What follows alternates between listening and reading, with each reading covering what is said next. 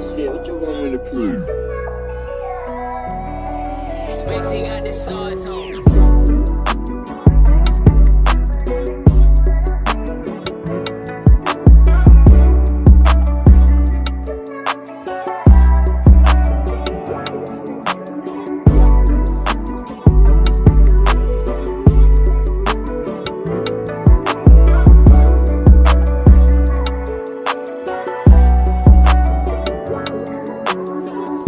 If you're watching the replay, you could always support the channel by sending a super thanks.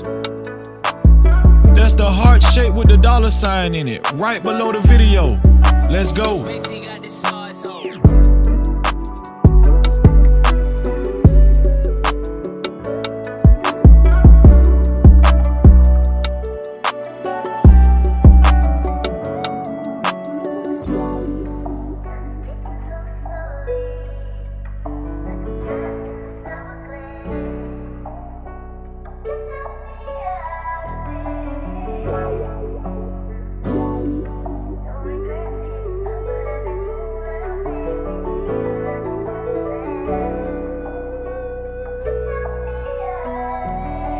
Spacey got the sauce on.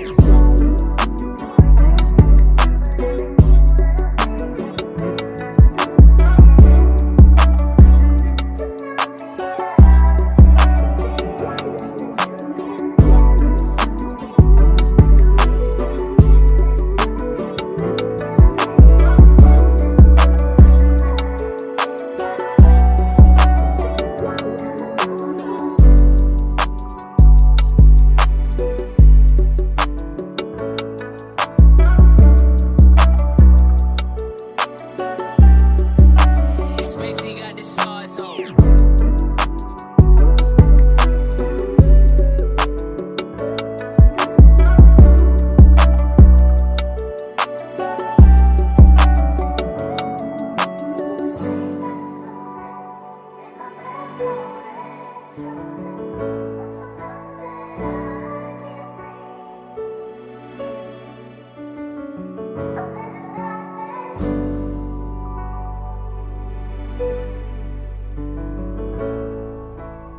Activity with your boy Freezy. Join in tonight. No captivity. Only the boss motherfucking bitches fuck with motherfucking Freezy. No captivity. Get into it.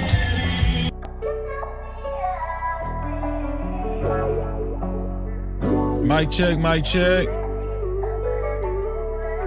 I'm humbled to be in the presence of the world class, What you want me to prove? the world famous No Cap crew. Spacey got the sauce on. Shout out to the early No Cap crew in the building. Let's get in.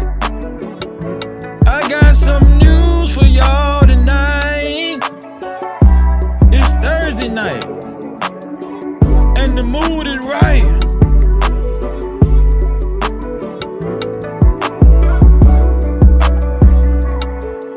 Make sure you hit that like button as you come in.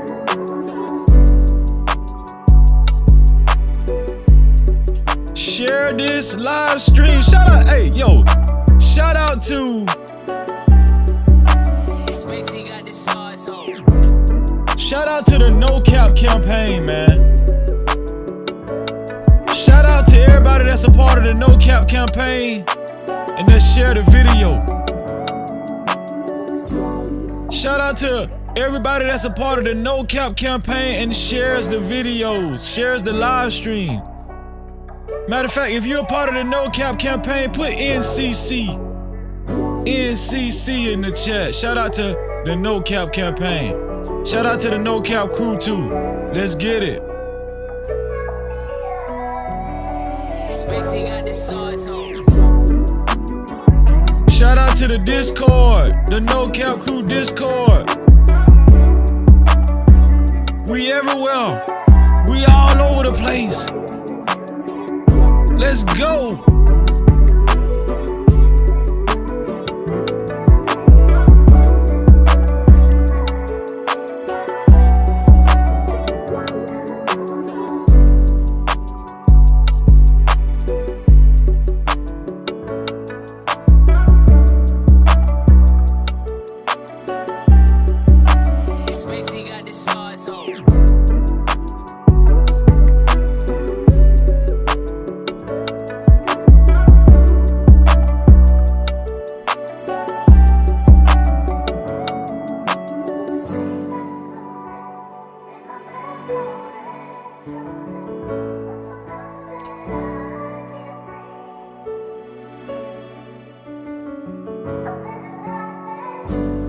We do have some interesting topics tonight.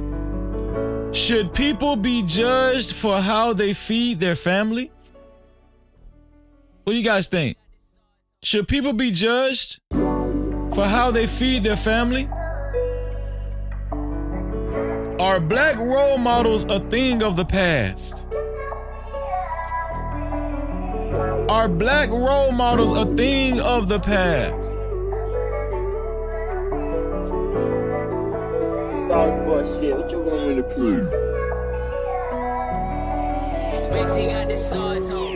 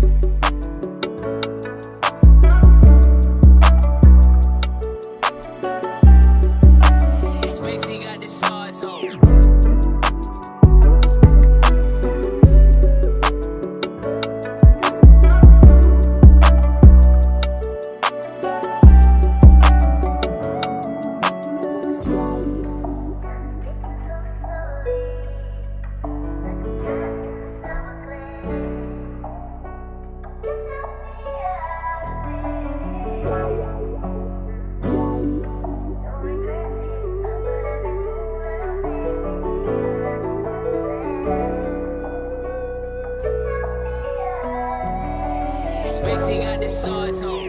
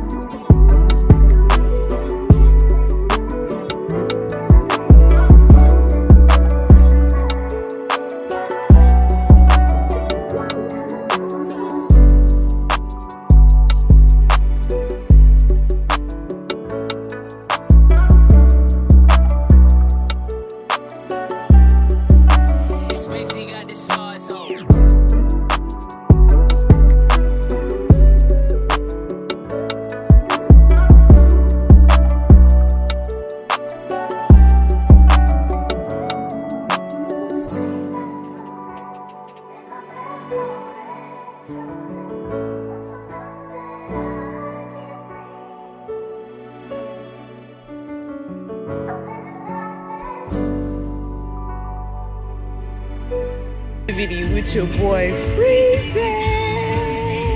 Join in tonight. No captivity. Only the boss motherfucking bitches fuck with motherfucking Freezy. No captivity. Get into it.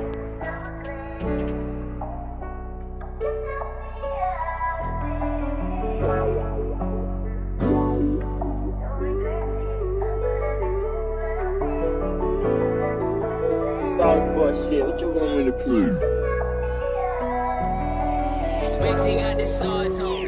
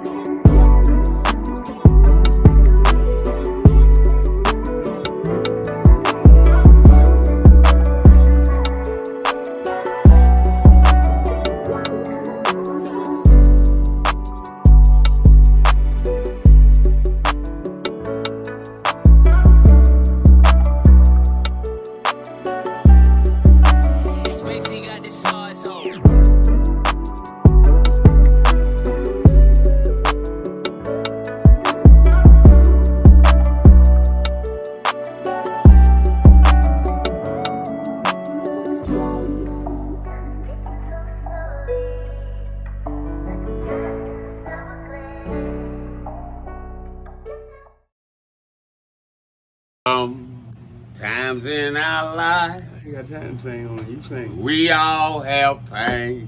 So then you gonna sing. We all have sorrow. Then I look at Wayne, and I know that he will be ugly tomorrow. Lean on me when you're my cousin, and I'll be your friend.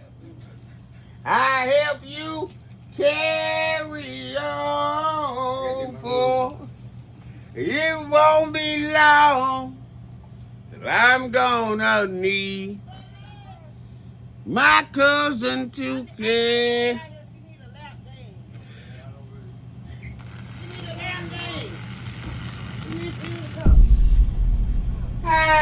No Cap-tivity. Freezy.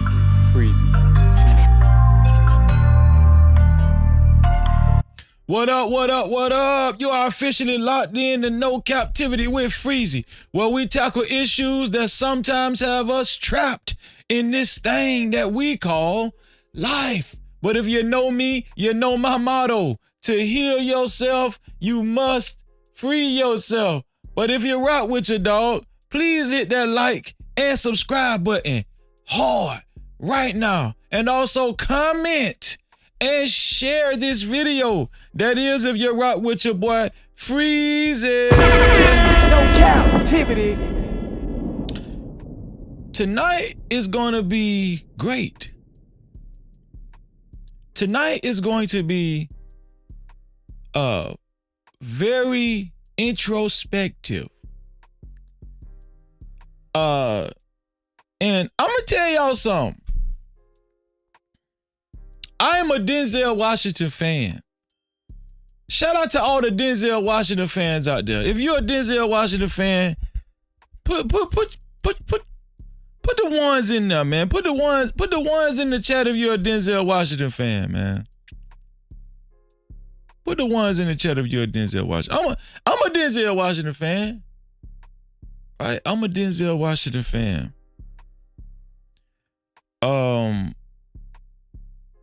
Times are changing though. Times are changing, y'all. I damn near cried today. I'm gonna let y'all be the judge. Maybe I'm jumping the gun. I don't know. But that's why I got the world famous No Cap crew with me. And y'all gonna help me sort this stuff out tonight. Yes, she is. Yes, she is. It's another edition of Grams. Y'all know this is our thing, man. It's trademark. This is us. And one thing we won't disappoint on is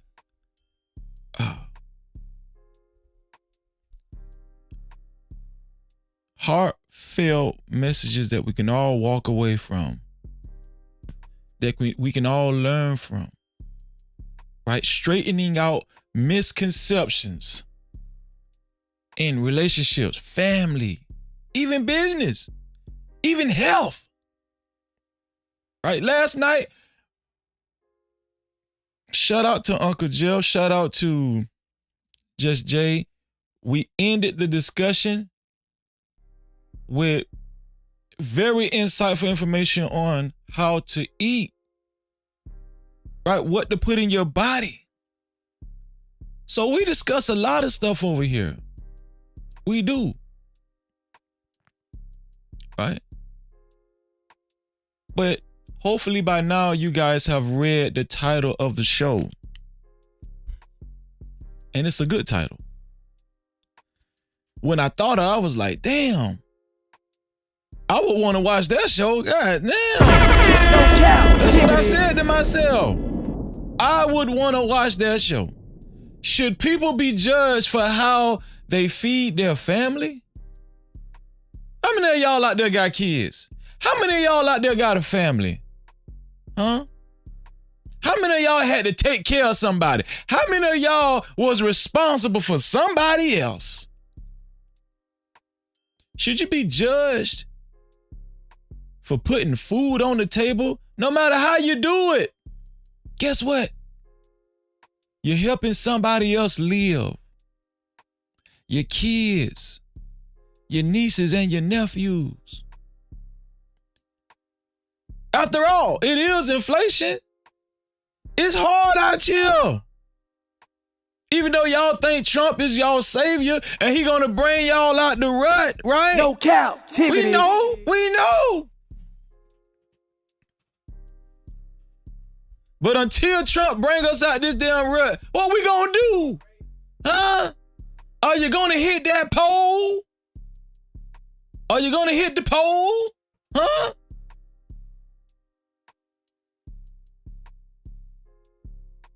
Should you be judged for how you feed your family? That's what I want to know tonight.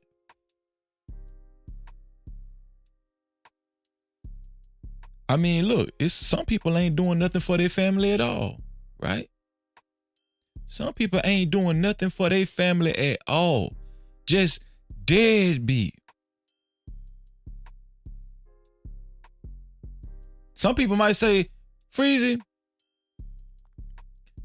compared to what some people is doing nothing for your family at all, doing nothing for your family at all might be a little better. This one here for the thug. Some people might say that, doing nothing for your family at all compared to what some people out here doing, Freezes, huh? Might be a little better, right? But we're gonna examine this topic right along with the other topic as well.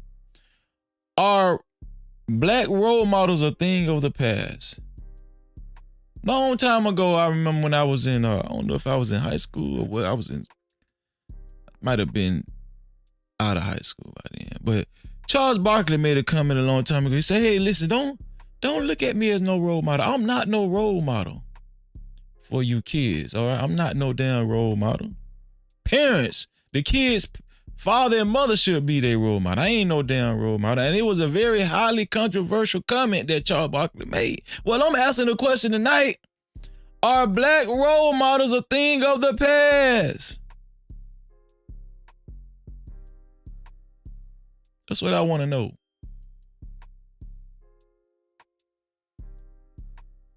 I'm going to just be honest with y'all. I think these are the end times. I think this is the end of the world. Now, some of y'all might not be that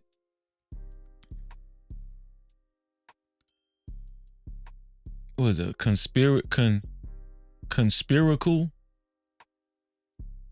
if you may. Some of y'all might not be that conspiracal. But I do think this is the end of the world, and I think it's just gotten worse and worse and worse, and it's going to get worse and worse and worse. That's what I think. Right? I think that people are just living life, conforming to whatever they need to conform to, right? Survival of the fittest. This is the mentality that we see mostly with people. Well, me, not I ain't gonna speak for y'all, me. This is the mentality I see mostly with people. Hey, survival of the fittest. Get it how you live, dog. Get it how you live, dog, right? Get it how you live. So are black role models a thing of the past? Y'all let me know. What's really going on? I got some videos of ground spam. I got some interesting things I want to show y'all too. Some new stuff that I never heard before, but it's just surfacing and it's just coming out. And it's almost unbelievable what I'm about to show y'all. Some of the stuff that I'm about to show y'all is almost unbelievable. They might have fooled us all these years with what I'm about to show y'all. They had us thinking one way, and they fooled us all these. I don't know if it's true. I don't know. But what I'm about to show y'all, I guarantee you never heard this before. What I'm going to show, one of the things I'm going to show y'all tonight is going to be it's going to make you rethink everything that you thought of in history of your life. What I'm going to show y'all tonight. This is going to be life-changing what I'm going to show y'all tonight. Because when I seen it, I was like, if that was never true, if this particular thing was never true, well, what is? What else did they lie to us about? What else did they lie to us about? Have they been lying to us the whole time? What is it? What can we believe? What can we believe? I can tell you one thing you can believe. You can believe the No Cap crew. No Cap-tivity. I can tell you that. You can believe the No Cap crew. Shoot. No captivity. No captivity. No captivity. Y'all know what time it is. It's time to go ahead and see who's all in the building. Let's check in and do the roll call. Shout out to Living Humbly in the building. What's going on, Living Humbly? Shalom. Much prayers continuously goes out to our brother Living Humbly, and he know what I'm talking about. Shalom to Living Humbly. We love you, bro. Shalom. No Cap-tivity. Also, shout out to my brother Emperor Kojak 313 the Great. He wrote in the chat during the intro, he is a part of the No Cap campaign. And just in case some of y'all don't know what the No Cap campaign is, just in case some of y'all don't know, Emperor is a part of the No Cap campaign because he shares these live streams and he shares the platform to his friends and family or to his in one of his social media platforms. This is why Emperor said he's a part of the No Cap campaign. And you too can be a part of the No Cap campaign. Shout out to Emperor Kojak 313 Great. Make sure y'all subscribe to his gaming channel. Right? No Cap-tivity. Shout out to Emperor, man. Shout out to my dog, Antoine. Antoine, how you feeling today, bro? He say greetings and salutations, everybody. Shalom. No Cap-tivity. Shout out to Rush Enterprise Stars. He say salute. What's going on, Rush? No Cap-tivity. Great to see you, bro. There you go. Emperor say, yeah, I'm part of the No Cap campaign. Smitty's Corner. It's always great to see my dog Smitty, man. What's going on, bro? No Cap-tivity. Salute. Shalom too, bro. Shalom. Shout out to my sister, our sweetheart, the resident sweetheart, Cassandra B. She said, hey, Freezy. How you doing, Cassandra? No Cap-tivity. Shalom to you, sis. And shout out to Bree Nicole. What's going on, Bree Nicole? She said, hey, Freezy. How you doing, Bree? Hope you're having a blessed day. No Cap-tivity. Shalom. And also, shout out to my brother, my dog, Ashton Weems in the building. He say, what's good, everybody? No Cap-tivity. Make sure y'all subscribe to Ashton Weems' channel, man. Make sure y'all subscribe to his channel. I appreciate y'all. Shout out to Ashton Weems in the building.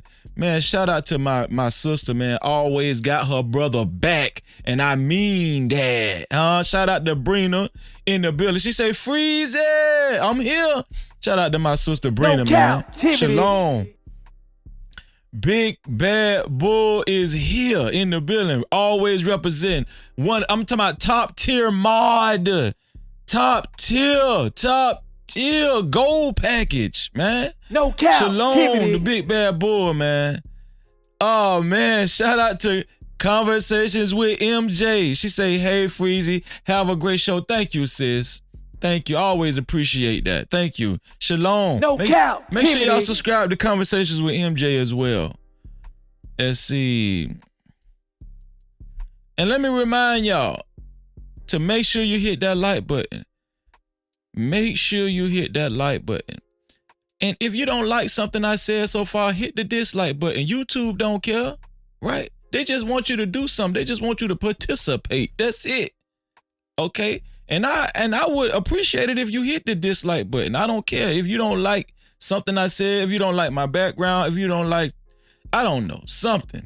If you just don't like, right? Just hit if you don't like the like button, hit the dislike button. I don't care. All right? But to everybody that participates and hit the like button, right? Or the dislike button, I wish that God gives you $1 million. I don't care. I wish that God give you $1 million tomorrow. All right? I pray that on you. I really do. I thank y'all in advance. No man. Cap-tivity. And listen. To support this platform, to support stories of this magnitude, more importantly, if you would like your comments read and highlighted, okay, I'm going to be very strict tonight. If you would like your comments read and highlighted, and mods, please remind the chat and everybody that's watching and listening the very same thing. If you would like your comments read and highlighted, you could either leave a super cap, aka super chat, or you could leave a cash cap, aka cash app to $ no cap freezy. That's $ no cap freezy. And cash apps, I'm telling I like all of them, right? But the cash apps is kind of dear to my heart. I ain't gonna lie. No cap. Shout out to everybody. Whatever you do, I appreciate you. Okay, because either way, you know, you could become a sponsor of the show, and to become a sponsor of the show, it has to be $20 or more. Sponsor of the show, $20 or more. I appreciate y'all. Y'all, listen. I got some things I want to say. I want to talk about. I got videos queued up, shocking videos that, you know, that took me by storm. And I'm going to show you guys. One of the first things I'm going to show you guys, there's been accusations about one of my favorite singers of all time. I grew up listening to this guy. No, it ain't R. Kelly. It ain't R. Kelly. No Cap-tivity. No. It's Stevie Wonder, y'all. Stevie Wonder. And I'm going to show you guys what I recently learned about Stevie Wonder that you guys never ever knew. When I show y'all this, I guarantee you're going to be shocked. But before I do that, super chat. Shout out to my sister, Conversations with MJ, for the $20 super cap. We love you, MJ. Thank you. Thank you, MJ. I really appreciate you so much. MJ says, I'm at work, LOL, but I'm setting the tone. Support the brother. Man, shout out to my sister, MJ, man. No Cap-tivity. Shout out to my sister. And she knows I support her too. Man, shout out to MJ. And have a lovely day at work too. Is it? No, night. Have a lovely night at work, because I think she's on the East Coast as well. Shout out to MJ. Thank you, MJ. She brought out the sponsorship guy too. And listen, I'm gonna tell y'all something. MJ is the official sponsor of tonight's show. She's the initial sponsor of tonight's show.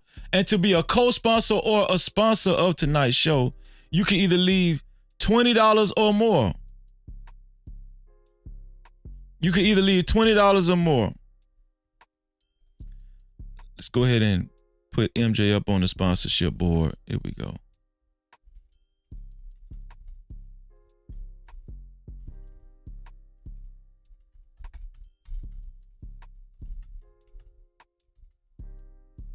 There we go.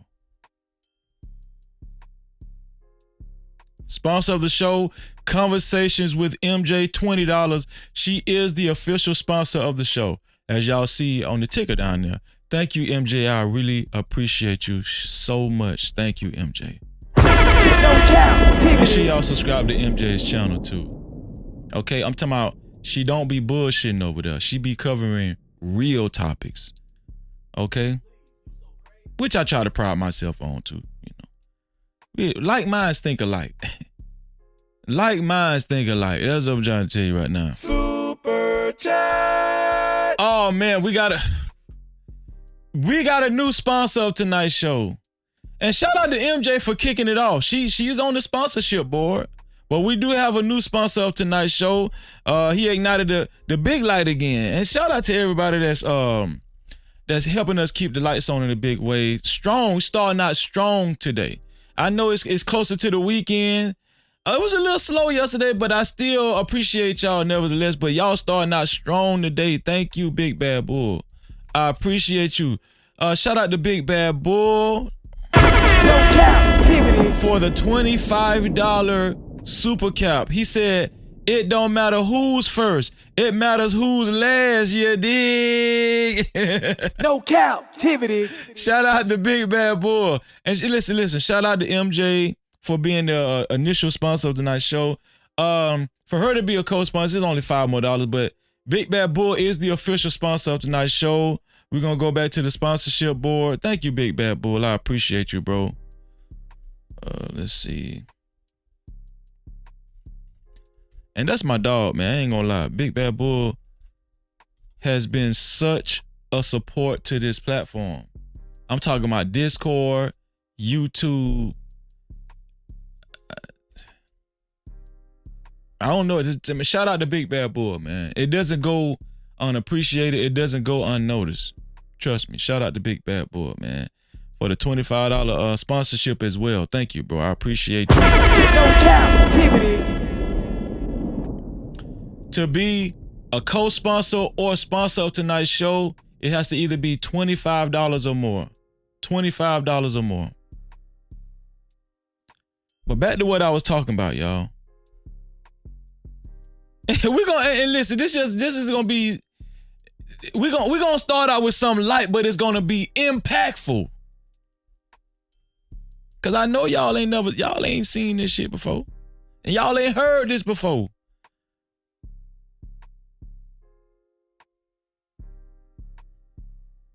Let's see. Let's go over here.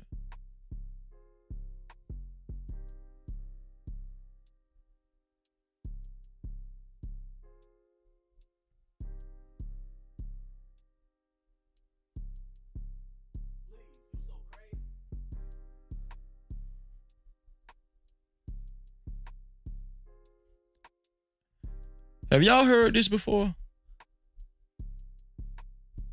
People are saying that Stevie Wonder can see. People are saying that Stevie Wonder can actually see, and he's been fooling us all these years.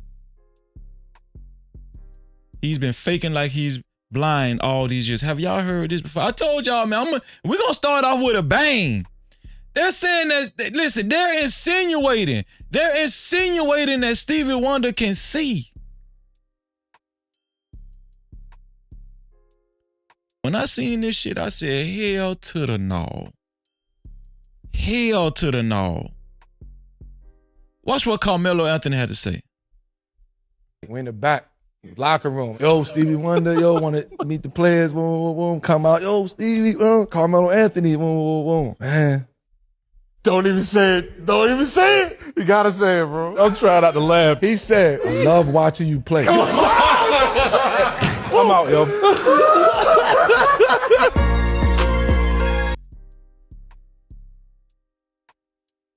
Do y'all believe Carmelo Anthony? Do you guys believe that Carmelo Anthony actually heard Stevie Wonder say, yo, Melo, I love watching you play, man. I love watching you play.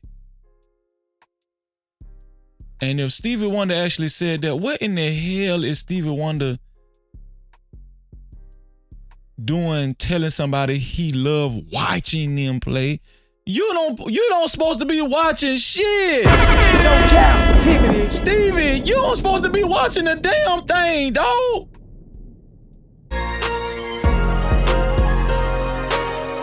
Start week in LA. We in the back, locker room. Yo, Stevie Wonder, yo, want to meet the players, come out. Yo, Stevie, Carmelo Anthony, man. Don't even say it. Don't even say it. You gotta say it, bro. I'm trying not to laugh. He said, I love watching you play. I'm out, yo.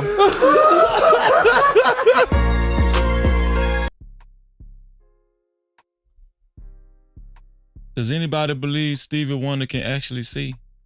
Does anybody believe Stevie Wonder been lying this whole time? I'm gonna be honest with y'all. If Stevie Wonder actually been lying about him being blind, I'm gonna cry. I'm gonna cry. Like, this ain't right. If Stevie Wonder could actually see this whole time, and this just been a part of his act, his prop, the sunglasses and stuff, and then when you take the sunglasses off, his eyes go up in the, in the back of his head, If that shit been an act the whole time, I'm gonna cry.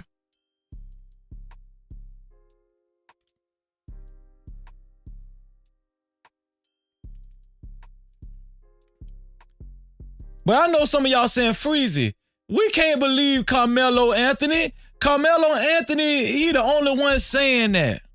Oh, yeah? Yeah, Carmelo the only one saying that. Oh, all right, okay. Guess what? Somebody else just did an interview. Somebody else just did an interview by the name of Fredro Starr. And let me show y'all what Fredro said about Stevie Wonder. Watch this right here.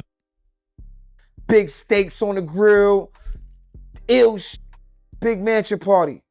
First time I see Floyd Mayweather, too. I see Floyd Mayweather. He there. He got the short mink on with the haircut. I'm like, who this nigga? Hey, look like he got some bread. Who this nigga?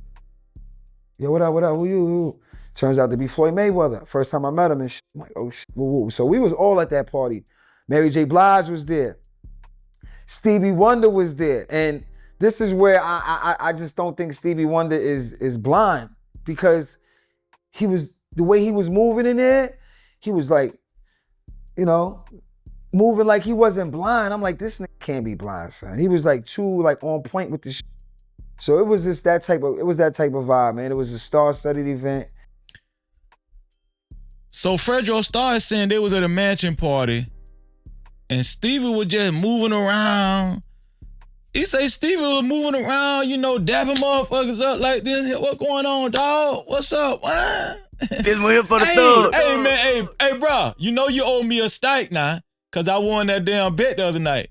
Hey, man, pour me some of that Hennessy, bro. Man, pour me some of that Hennessy. That's how they say Stevie was walking around the damn mansion party. And when he came up to Fredro Starr, he said, hey, what's up, man? Give me a hug, man. Give me a hug, man. Shit. And yeah, Stevie Wonder was doing, you know, Stevie Wonder was that nigga, man. I love Stevie Wonder. But yeah, man, Mary J. Blige was there. We had a great time. And went home. That's it, man. So he was moving around like he wasn't blind? Nah, because I was wondering, like, if he's blind, then how the fuck he knows how to walk and where to go and do certain things that a blind person shouldn't know how to do. So I was like, Fredro Starr saying Stevie was walking around without no cane, no guide, no nothing. Doing backflips. No hand. Like, And he was walking around with nobody. Crazy, right? He didn't have nobody guiding him. Nobody got him. He was just walking around, and maybe he can't see that good. I don't know. But that's always been the mystery with Stevie Wonder, if he could see or not. Because nigga said he was blowing kiss, somebody blew a kiss at him and he blew a kiss back. How the fuck you do that? Fredro Starr say somebody blew a kiss at Stevie Wonder, and right after that, Stevie Wonder blew a kiss right back. How in the hell you do that? No Cap-tivity. Right after, he blew a kiss right back. From across the room. Hey, Stevie. Stevie say, what's going on? What you doing after this? What you doing after this?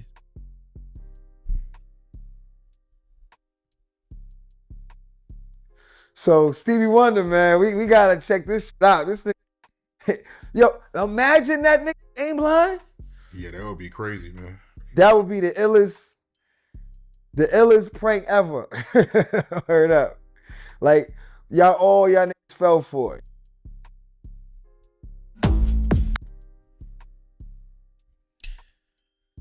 Yeah, that's how we was gonna start off the show, y'all. Okay. Now I'm gonna tell y'all the truth. I feel funny even saying this. I hope Stevie Wonder is blind. I shouldn't even say that. You know, that don't even sound right. But I'm just saying, if he ain't blind, if he really ain't blind, man, that shit gonna crush me, man. Y'all pray for Freezy, man, okay? because this shit ain't right. I just don't understand life at this point, right? But hey, man, Stevie, man, hey, listen, I ain't mad at you. Get your money, dog. Get the bag, Stevie. I ain't mad at you, dog. I'm not mad at you, Stevie. Get your bag. Stevie been fooling us this whole damn time.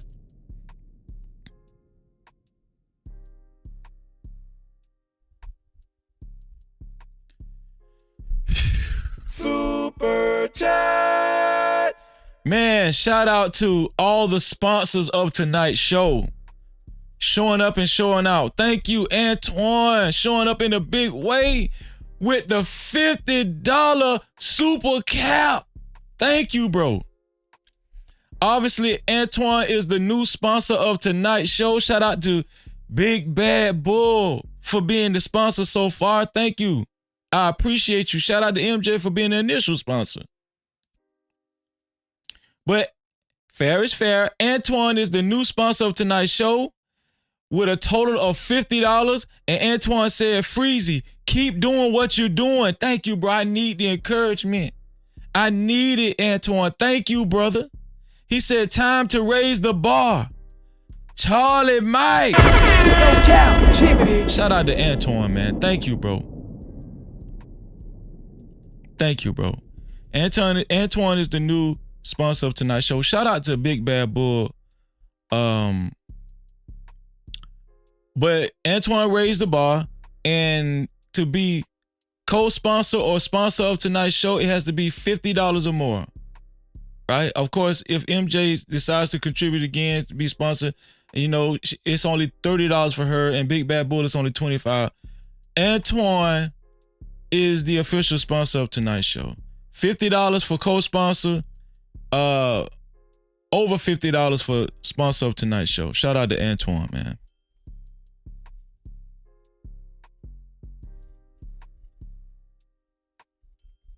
There we go, Antoine.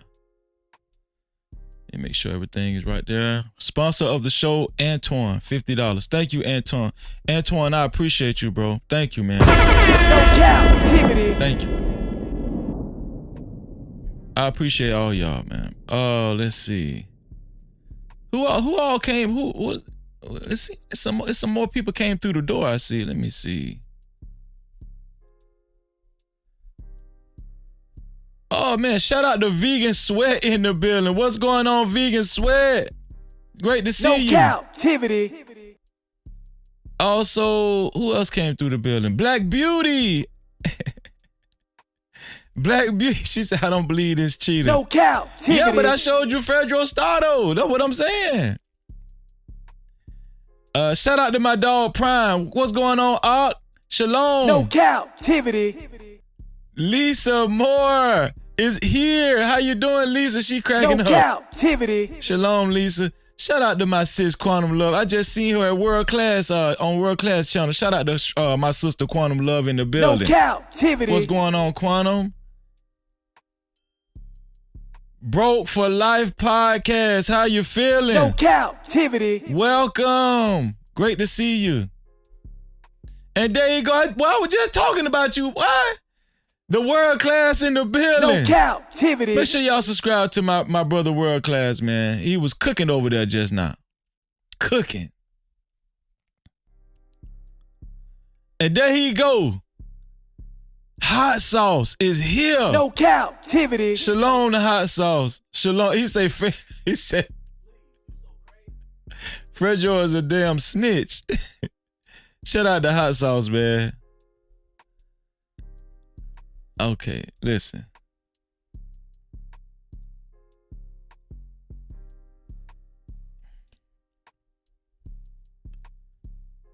Let's go back to the ground spam, y'all. Okay, so we found out about Stevie Wonder. We know Stevie Wonder he lied his ass off. All right. Okay, what was it? I want to go in order. Let me see. Let's go in order.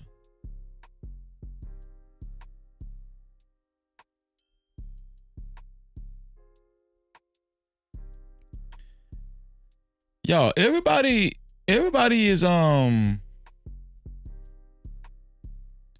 like Like black people are really getting into the country genre now. Have y'all noticed that? Black people are really getting into the country genre now. Do y'all think black people are going to like really excel in country music? Now I know, what's the guy's name? Shabuzi. I think his name Shabuzi. Everybody at the bar getting tipsy. I think he had the #1 song on Billboard Hot 100. But it just seemed like more, and we know how black folk is. It's a copycat. You know, if one person take off doing something and doing something new, you're going to see a lot of black people trying to, you know, copycat and do the same thing. But it just seemed like black people are getting heavy into country music now. I'm talking about Quality Control, the same record label that the Migos was signed to. They got a damn black female country group. Look at this. Look at this, y'all. Black female country group by the name of Boykins. Quality Control. There's Coach K and there's the dude P. Look at it.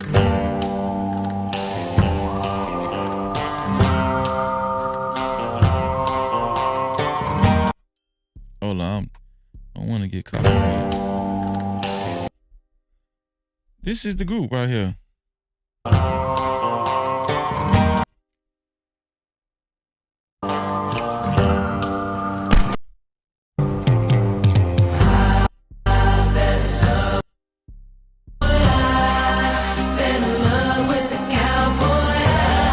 Okay, that's enough.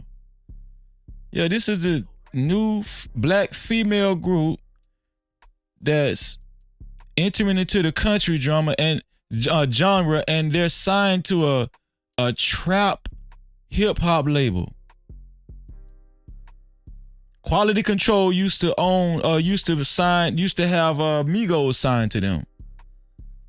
It's the new group. Push it. This it. A whole group, y'all. When I seen this, I was like, you know what? The No Cap crew might not even care about this, but this shit caught my attention. I was like, it throwing Hail Marys, ain't it? Do y'all think white people will accept a lot of black people coming into country music? See, I'm looking at the future. How do y'all think this is going to pan out for black people? How do y'all think this is going to pan out for future black artists that floods country music? Do y'all think this is going to end well? How do y'all think white folk is going to react to a lot of black folk going into country music?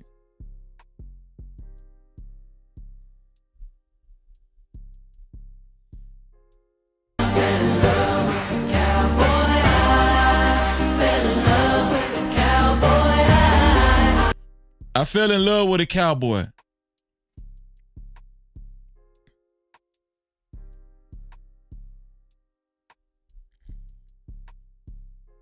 It's gonna be some white boys wanna have sex with these black girls too now, you know, but I'm gonna tell you who gonna show enough be upset. The white girls is not having it. The country white girls is not having this shit. Now the white boys, you know, they're gonna act like they don't like it, but they gonna be looking at the black girls out the corner of their eyes. But the white girls, they ain't having that shit. Them the people that's gonna really give these women some hell.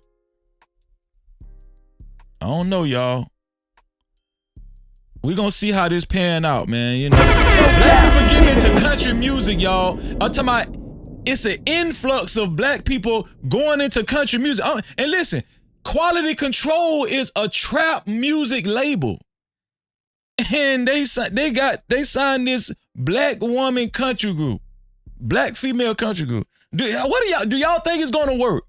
Put a 1 in the chat if y'all think white people will accept just an influx of blacks just flooding the country music market. Put a 1 in the chat if y'all think it's gonna work out pretty good. It's gonna work out just fine. Let me say it the country way. Put a 1 in the chat if you think it's going to work out just fine. Huh? Okay, Antoine say he think it's going to work out just fine. He put a 1 in the chat. Who else think it's going to work out just fine? Cassandra say, no, they say we not welcome. We not welcome. What I said. Okay, Brenda says she love it, but do you think it's going to work out though? World Class said, he said -0.6. -0.6. Okay. Lisa said, yes, it's going to work out because I wanted to work, Freezy. Big Bad Bull said, yes, it's going. Also, you guys are very optimistic. You guys are very optimistic with boykins and an influx of blacks going into country music. Y'all think this is going to work?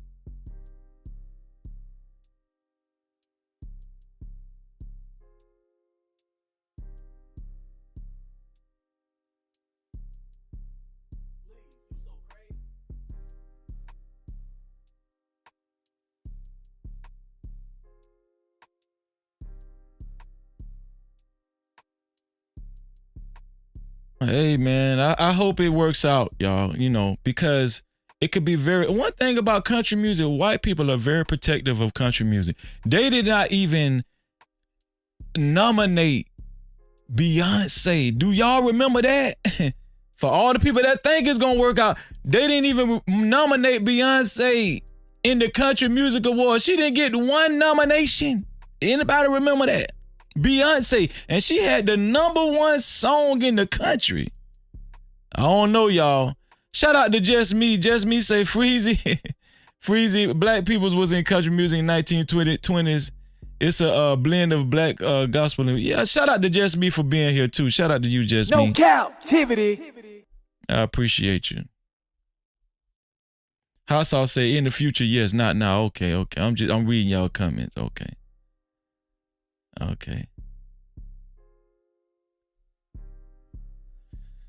Well, let's see what's next. Let's see what's up next on Gram Spam, y'all. Let's see what's up next on Gram Spam. I had saved some stuff on Twitter too.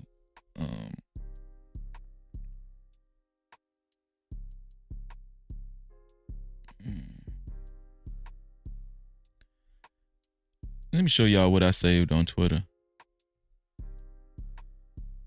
Here we go. Y'all got to look at this right here. So, Cardi B was criticized. Right? Cardi B was criticized. Let me see what happened. Just a reminder, she tried telling millions of people Kamala Harris was the right choice. What exactly happened? I'm trying to remember the backstory on this, but Cardi B posted this about Donald Trump's. Oh, okay. Somebody criticized Cardi B cause, you know, she dressed half naked and she was representing for Kamala Harris. She was campaigning for Kamala Harris. But do y'all know who this is? This is Donald Trump's wife. Why they put the Ogle office, the Ogle? How do you pronounce Donald Trump's wife's name? Iyanla Van Zandt. How you pronounce it? But yeah, so just so Cardi B could fight back, just so she could fight back at the Republican Party, she posted Donald Trump's wife's old pictures when she used to strip and do sex work. What's Donald Trump's wife's name? What her name is? Anybody know how to pronounce her name?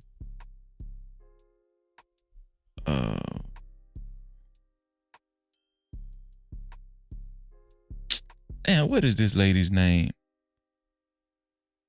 Trump, Ivanka. Is it Melanie Trump? Is it Melanie Trump? Melanie, it's not Ivanka Trump, it's Melanie Trump, right? Melania Trump or whatever. Yeah. So, you know, she acts like she's very prestigious and everything because, you know, she's the first lady.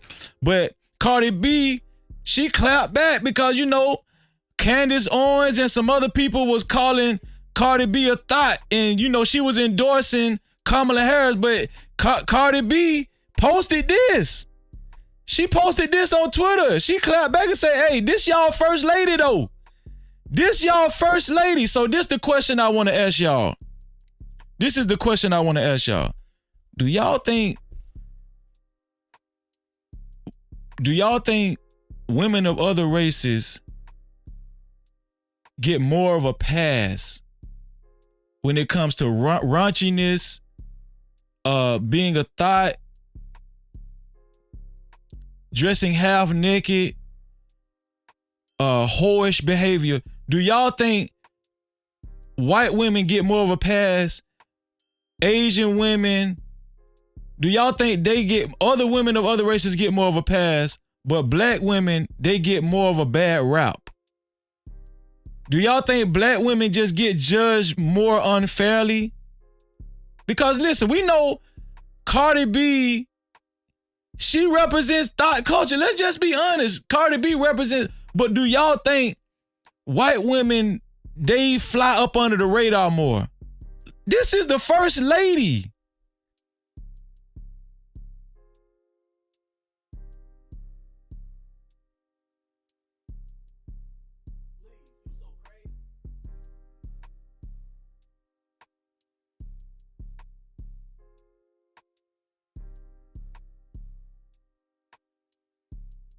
Let me see.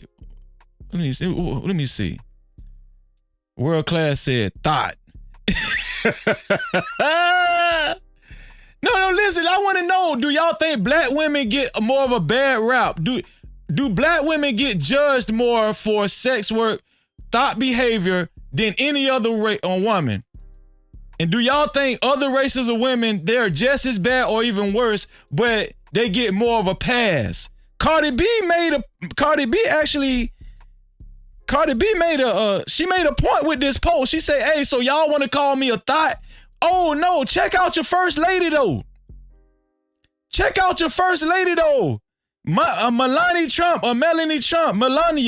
Melania Trump, my bad. I said Melania Trump. It don't matter. Shit, it don't matter. What do y'all think?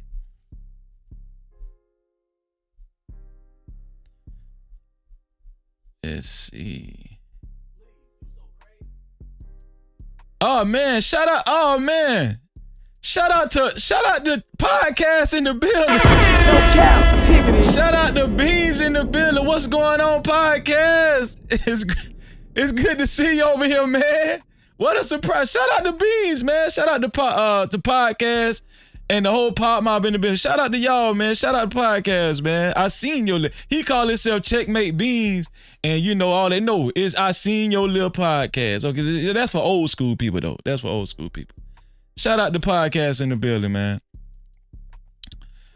So yeah, I want to show y'all that. Let me see. What else I'm gonna show y'all? Oh, I gotta show y'all this shit. Speaking of Donald Trump, right? I have to show y'all this shit right here. Melania, no, I'm talking about Donald Trump. No, but I'm talking about Donald Trump. My wife say, Melania, it ain't Donald Trump. No, I'm talking about Donald Trump right now because I mentioned Donald Trump. I know.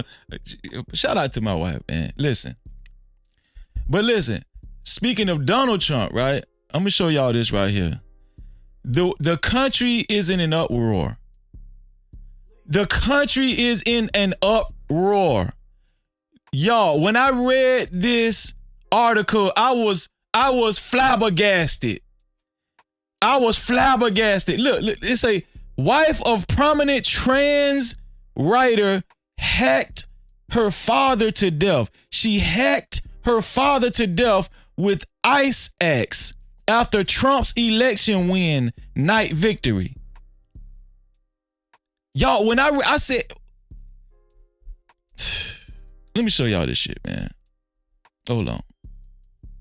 Court documents say 33-year-old Corey Burke admitted the crime to police. According to the report, Burke told investigators she ambushed her dad after an argument about turning the lights off in the house. Police say afterwards, Burke went upstairs and reportedly smashed several windows in their house, leading neighbors to call 911. Burke has no known criminal history. She is now charged with murder. Her bail was set at $2 million. Yo, look at this shit. A space rocket program manager butchered her father with an ice axe. This lady right here butchered her father with an ice axe on election night after a breakdown. This lady had a breakdown. This lady had a breakdown following President-elect Donald Trump's victory and was found smiling and clapping after she chopped her damn daddy up, y'all. No captivity. All because Donald Trump won. Yo, the LGBTQ community is up in arms about this Donald Trump victory. Y'all better lock y'all doors. They coming for y'all next. Let me tell y'all something. This lady was smiling and clapping as she was chopping her father up, and her father had nothing to do with it. Maybe her father was a Trump supporter, I don't know. But that ain't got no reason for you to chop your damn daddy up. Listen, covered in her loved one's blood, she was laughing and smiling and clapping, covered in her loved one's blood. Look at this shit. Watch this. This shit gets more unbelievable. Watch this. Corey Burke. Now, she used to work for Elon Musk. She worked for Elon Musk. She was a damn, what does it say she was? A space rocket program manager. Space rocket. So the lady is very intelligent. A space rocket program manager. Corey Burke considered the bloody rampage in which she allegedly strangled, bit, and hacked her 67-year-old father in the $800,000, damn near $1 million Seattle home they shared. An act of liberation, she called it.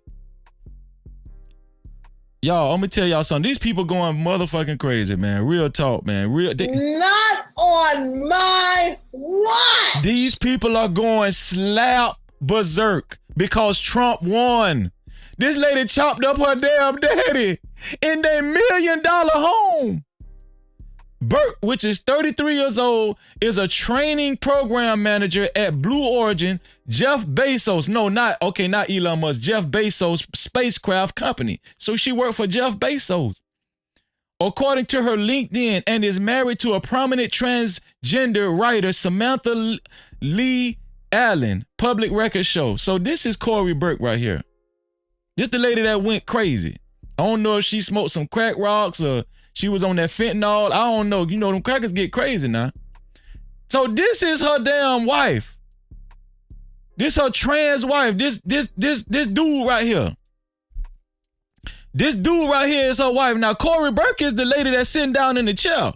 That's the lady that chopped up her damn daddy and was smiling and laughing and clapping in the pool of blood, her father's blood, when she chopped his ass up. All of this is because Trump won, y'all. Now, y'all might not find this shit crazy as hell, but when I read, I said, I don't give a damn if nobody like this shit. I said, I'm going to report on this shit because this shit was weird as hell. She's married to a trans man, a trans woman, which is, you can see his jawbone.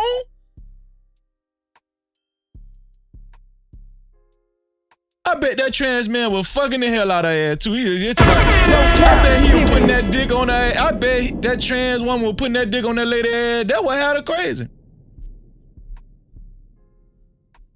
There she go right here. Corey Burke works for Blue Origin, the spacecraft company founded by Jeff Bezos.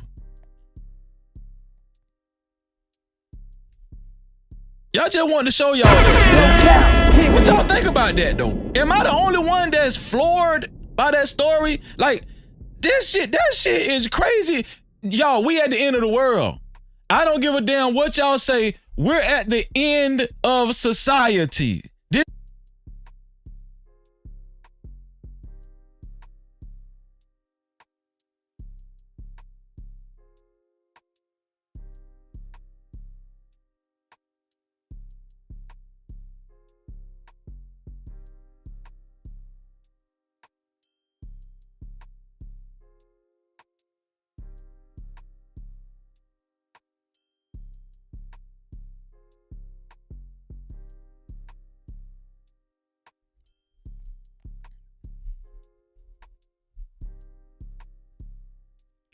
Shout out to my sister, Lucky Marie in the building. No Cap-tivity. Make sure y'all subscribe to Lucky Marie's channel.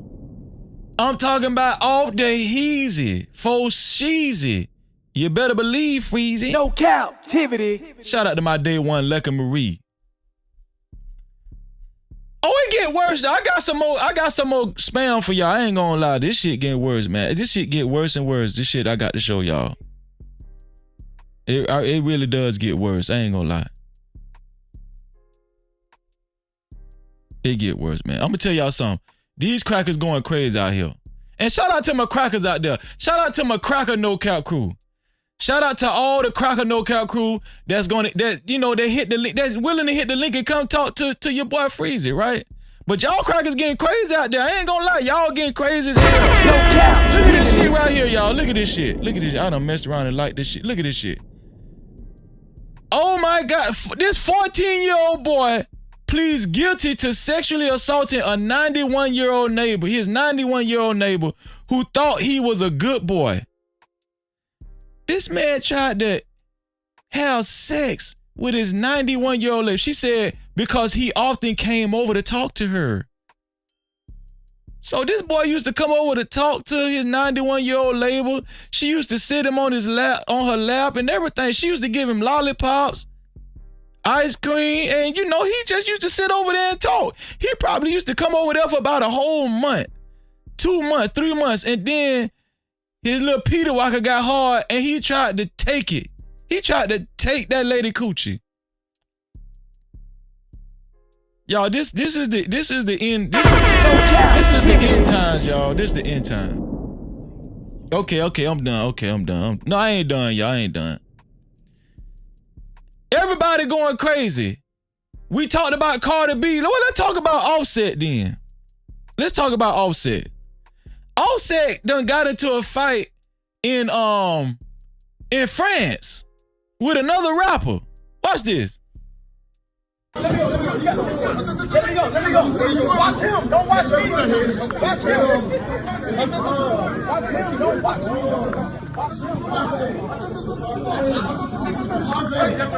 me. See how I'm connecting this? Quality Control, Migos, Cardi B. Yeah, Offset and his homeboys fighting a rapper's entourage. Another rapper. This rapper right here, the rapper to your right there. What his name is? French rapper Gazo.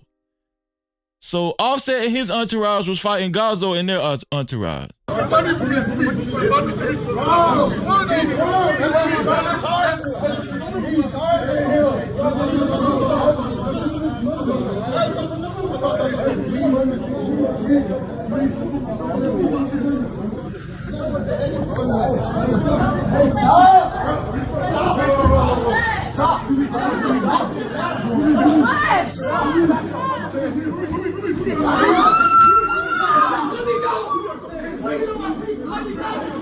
You can see it better from this angle right here. That's Offset right there getting out of the truck right there. That's Offset getting out of the truck right there, y'all. Shout out to Windchime. What's going on, Windchime? No Cap-tivity. So you can see it a little better right there. Offset getting out of the truck. All right, he with his bodyguard. Here we go. Okay, now I think that's the French rapper in the black t-shirt, or maybe that's part of his entourage on the other side right there that just walked up with the necklace on.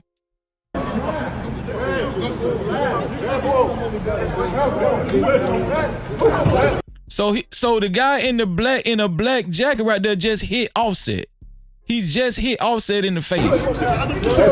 Right there with the black hat on. I think he's part of the French rapper's entourage.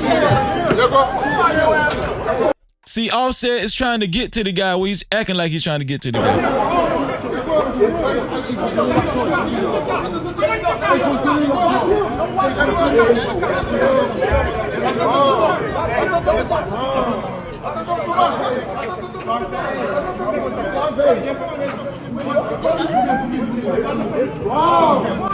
Yo, do we have any black role models anymore? That's part of the questioning tonight. Are black role models a thing of the past? Are black role models a thing of the past? When the last time y'all even heard that word pertaining to, you know, somebody in the black community, the black race? When have y'all heard that? Are black role models a thing of the past? I'm gonna tell y'all something. Even the guys, even like these social media personalities with a larger subscriber, I'm just saying, who is a real role model nowadays, especially with black people? Who?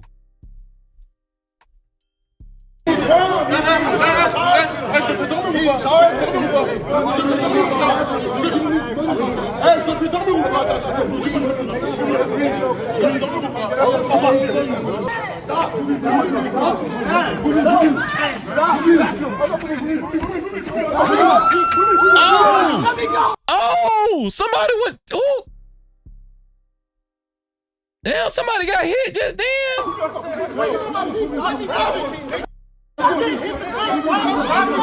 But them French boys, hey, them French boys getting to it. Them French boys, no cap. Them French boys ain't bullshit. Come on, Offset, man. Y'all gotta represent, man. Come on, Offset, man. Damn.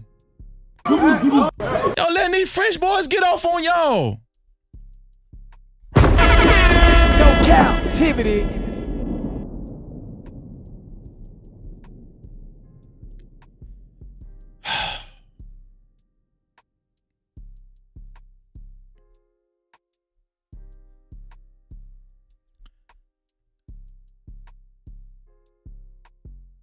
Speaking of Donald Trump again, right? Do y'all remember the comedian Tony Hinchcliffe that made those tasteless, distasteful jokes at Donald Trump's rally? Do y'all remember that? Those racist jokes? Do y'all remember him? Well, he spoke up. He said he's not apologizing. He spoke up. He said he's not apologizing, and you know he's sticking his chest out now because Trump won. What? Look. I gave a speech. I don't know if you've heard about this. It was a speech about free speech, believe it or not. And I'm currently under attack. I'm the news. I don't know if you guys know this, but on my speech on free speech, I referenced Puerto Rico, which currently has a landfill problem in which all of their landfills are filled to the brim. I guess I'm the only person that knew about this, unfortunately.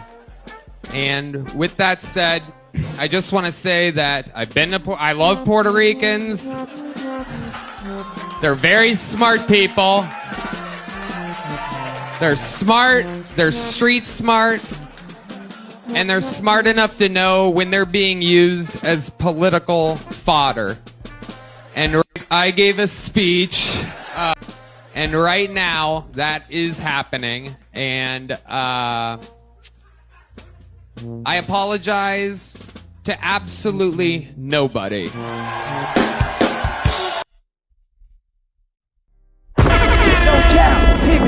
So this guy's sticking his chest out. Trump won. He said he ain't apologizing to nobody. We got LGBTQ and trans people going crazy because Trump won. This guy said, listen, let me tell y'all something. The country is divided. Do y'all think it's going to get worse? I told y'all this is the end. I'm telling you, this is the end. Do y'all think it's going to get worse? The aftermath of Trump winning, it has been such a ripple effect. Right? This guy said he ain't apologizing for shit. Not to the Puerto Ricans, not to the whites, not to the blacks, not to the Palestinians, not to the Jews, and nod to my own mother, who I made fun of during the set. Nobody clipped that. No headlines about me making fun of my own mother. Perhaps that venue at that time wasn't the best fucking place to do this set at. And right. So this guy said he even made jokes about his own mother. I don't think he made any jokes about white people. I don't think he did, but he said he's not apologizing. I think the reason why he's sticking his chest out is because Trump won. You know. And there's no stopping him. There's no stopping him. No stopping. Trump done won this motherfucker today. He done won it. Trump won it. And let me tell y'all something.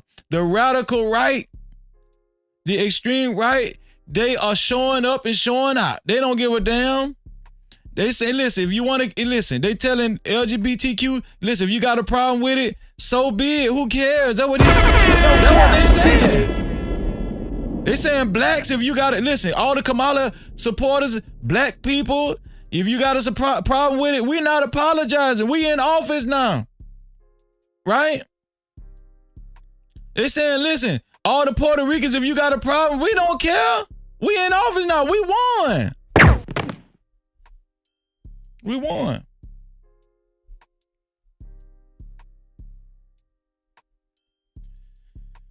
Oh, man, listen.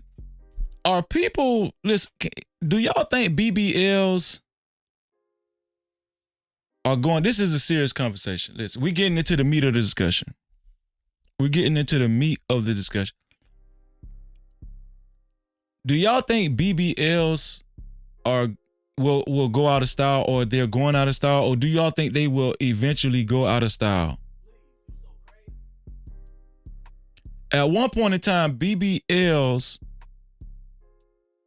was highly sought after. A woman wanting an ass was a very big deal. It was very popular. But do y'all think BBLs will eventually go out of style? Do y'all think women will say, you know what? I don't want no BBL no more. I don't want that no more. We've had women remove their BBLs. We've had K. Michelle, right? What's the other girl? Black China, right? They're removing their BBLs. And I'm seeing a change of mind when it comes to cosmetic surgery with BBLs. It's something. And I don't know about the titties now, but the ass, they, you know, some of these women are removing they asses. Right? We got one woman right here that said she says she regrets. This woman right here says she regrets getting her BBL. Y'all know who this is? This is SZA. This is SZA. SZA says she regrets getting her BBL. Right here. SZA reflects on getting a BBL. I'm so mad I did that, but I love my butt. She, well, hold on. You love your butt. So she says she regrets getting a BBL, but she loves her butt. Why? Okay, so that's oxymoronic. Let's read what she said. I'm so mad I did this shit. This is what SZA said. I'm so mad I did this shit. I gained all this weight from being immobile while recovering and trying to preserve the fat. I was just so stupid. Do y'all think a lot of people have this sentiment after they get a BBL? Do y'all think a lot of women secretly regret getting their bodies transformed? Secretly. They're not gonna, of course they're not gonna say it, because you know they got to show out, they got to shine. They got to shine, they got to put on for the city. But secretly, do y'all think a lot of women that get these, a large percentage of women that get these body surgery, these BBLs, do y'all think they regret it? After the fact, right? SZA said, I'm so mad I did that shit. I gained all this weight from being immobile while recovering and trying to preserve the fat. It was just so stupid. But who gives a F? You got a BBL. You realize you didn't need that shit. It doesn't matter. I'll do a whole bunch more shit just like it if I want to before I'm fucking dead because this body is temporary. So she's justifying it by saying, listen, life is temporary. Right? That's what she's saying. Life is temporary. It don't matter if you regret getting a BBL. Get a BBL. It don't matter. Even if you regret it in the end, even if it tears your body up, get a BBL. It don't matter. What do y'all think? Do y'all think the BBLs will soon go out of style? Did I ask this before? Let me see. She also said, it just wasn't super necessary. I have other shit that I need to work on about myself. So she's saying it really wasn't even necessary for her to get the BBL because she got other shit she needed to take care of and work on about for herself. Like probably mental health. That's what, probably mental health. She said, I need to get my effing mental health together. Look, I didn't even read the next sentence. Listen, I promise on everything I love, y'all, I didn't even read the next sentence. Before I thought of what I said about mental health. Y'all, come on. Y'all got to give Freezer some damn credit, man. Come on, man. No Cap-tivity. I got to give me some damn credit, man. I be on point like a mug. Shout out to Venus in the building. No Cap-tivity. Shout out to my sister Venus, the voice of Venus in the building. Make sure y'all subscribe to Venus channel, man. Yeah, so she said, I need to get my effing mental health together. Not to say you can't do those things simultaneously. Just for me, I realize wherever you go, there you will be. But I love my butt. So obviously there's a lot of vanity, right? This is very confusing. On one note, she's saying she could have did better things with her life besides getting a BBL, like work on her mental health, like putting money more towards working on her mental health, or putting her time more towards getting her mental health in better shape, right? She says, don't get me wrong, my booty look nice, and I'm grateful that it looks pretty much. I don't know, sometimes natural, but I don't even care. It's something that I wanted. I'm enjoying it. I love shaking it. No Cap-tivity. She said, you only got one life to live. We ain't gonna be here long. I'm gonna tell y'all something. The more and more, especially these celebrities, and it's a lot of everything. I'm gonna tell y'all what I heard in that. I heard a lot of demonic confusion in Scissor's post. Just a lot of demonic confusion. First, on one hand, you're saying that you regret it, and then on another hand, you're saying, but hell, I'm not gonna be here forever. And sometimes my butt looks natural. Like, reading this is giving me a headache. It really is. And it's going to show, it goes to show just how confused and lost our people are. Are there any more role models? Are role models a thing of the past? Are role models a thing of the past? What do y'all think? Let me show y'all this right here. Let me show y'all what Mike Tyson said. Y'all know Mike Tyson is about to fight tomorrow, right? Mike Tyson is about to fight tomorrow. Y'all know, I think he's about to fight Jake Paul tomorrow. Mike Tyson is.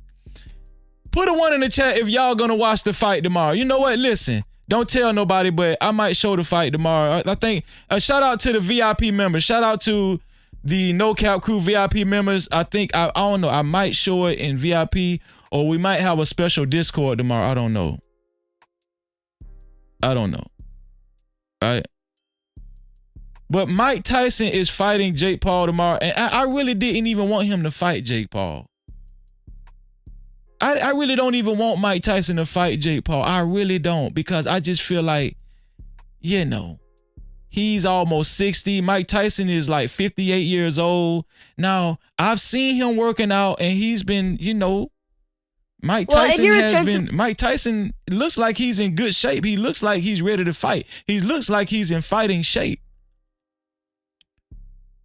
But that's not what I'm showing this about. Okay, so I'm connecting this to what SZA said. SZA said, listen, we ain't gonna be here long, so do what the hell you want to do. Are there any more role models? Now, this girl right here, I've been following this young girl. She's been doing her interviews online on social media for a long time. This young girl she goes by the name of Jazzy's World TV. I don't know if you guys have heard of this young lady, but she goes by the name of Jazzy's World TV. She's interviewed the likes of Jay-Z, Beyonce, Busta Rhymes. The list goes on and on. Kanye West. Have you guys seen this girl before? This young lady is a great role model for other kids. And I'm gonna tell y'all something. You would be surprised how long this young lady has been in the social media business, the interview business. A lot of celebrities know this young lady, Jazzy's World TV. If you haven't checked out Jazzy's World TV, make sure y'all Google Jazzy's World TV. So obviously she ran into Mike Tyson. I asked this for a reason. Are there any more role models in the black community? Are black role models a thing of the past? I want y'all to listen to what Mike Tyson had to tell this girl. I said, Mike Tyson, one thing about it, once y'all hear his interview with this young lady, first of all, y'all gonna be like, you're gonna put your head down and be like, Mike, what the hell is you doing? Right? But then on another note, you're gonna be like, oh, Mike is going to whoop the shit out of Jake Paul tomorrow. Mike Tyson is going to whoop the shit out of. Once y'all hear this interview right here, you're gonna be confused again. Once y'all hear this interview that I'm about to show y'all, the reason why I'm asking y'all, are black role models a thing of the past? This is one of the reasons when I heard this damn interview. Watch this shit. And Mike, listen, you would think Mike would be more kosher in front of a child, right? But watch this damn interview, y'all. This shit is crazy as hell. Watch this. Well, in your return to the ring for this fight, you are setting a monumental opportunity for kids my age to see the legend, Mike Tyson, in the ring for the first time. So after such a successful career, what type of legacy would you like to leave behind when it's all said and done? Well, I don't know. I don't believe in the word legacy. I just think that's another word for ego. Legacy doesn't mean nothing. That's just some word everybody grabbed onto. Someone said that word and everyone grabbed on the word, so now it's used every 5 seconds. It means absolutely nothing to me. I'm just passing through. I'm going to die, and it's going to be over. So Mike says he doesn't believe in the word legacy. He said he gonna die. He's talking just like SZA. That's how black folk talking nowadays, y'all. This just how we talking. Listen, we don't believe in legacy. Listen, get as much body surgery as you please, so well please. It don't matter. You're not gonna have your body forever. Just disrespect your body. Yeah, we don't believe in legacy. You're gonna die. This how black folk talking nowadays, y'all. Look how he talking to the girl, y'all. I hope and this girl should be mature enough to handle these type of interviews, but it's just so sad the way these grown ass black folk is talking. Watch this. Let me rewind it. Here well, in your return to the ring for this fight, you are setting a monumental opportunity for kids my age to see the legend, Mike Tyson, in the ring for the first time. So after such a successful career, what type of legacy would you like to leave behind when it's all said and done? Well, I don't know. I don't believe in the word legacy. I just think that's another word for ego. Legacy doesn't mean nothing. That's just some word everybody grabbed onto. Someone said that word and everyone grabbed on the word, so now it's used every 5 seconds. It means absolutely nothing to me. I'm just passing through. I'm going to die, and it's going to be over. Who cares about legacy after that? What a big ego. So I'm going to die. I want people to think that I'm this, I'm great. No, we're nothing. We're just dead. We're dust. We're absolutely nothing. Our legacy is nothing. Well, thank you so much for sharing that. That is something that I have not heard before, someone say that as an answer. Can you really imagine somebody say, I want my legacy to be this way when you're dead? Why do you want somebody, you think somebody really wants to think about you? What's the audacity? I think I want people to think about me when I'm gone. Who the fuck cares about me when I'm gone? Well, my kids, maybe, or grandkids. Who the True. fuck cares? And again, thank you so much for sharing that. Oh my God.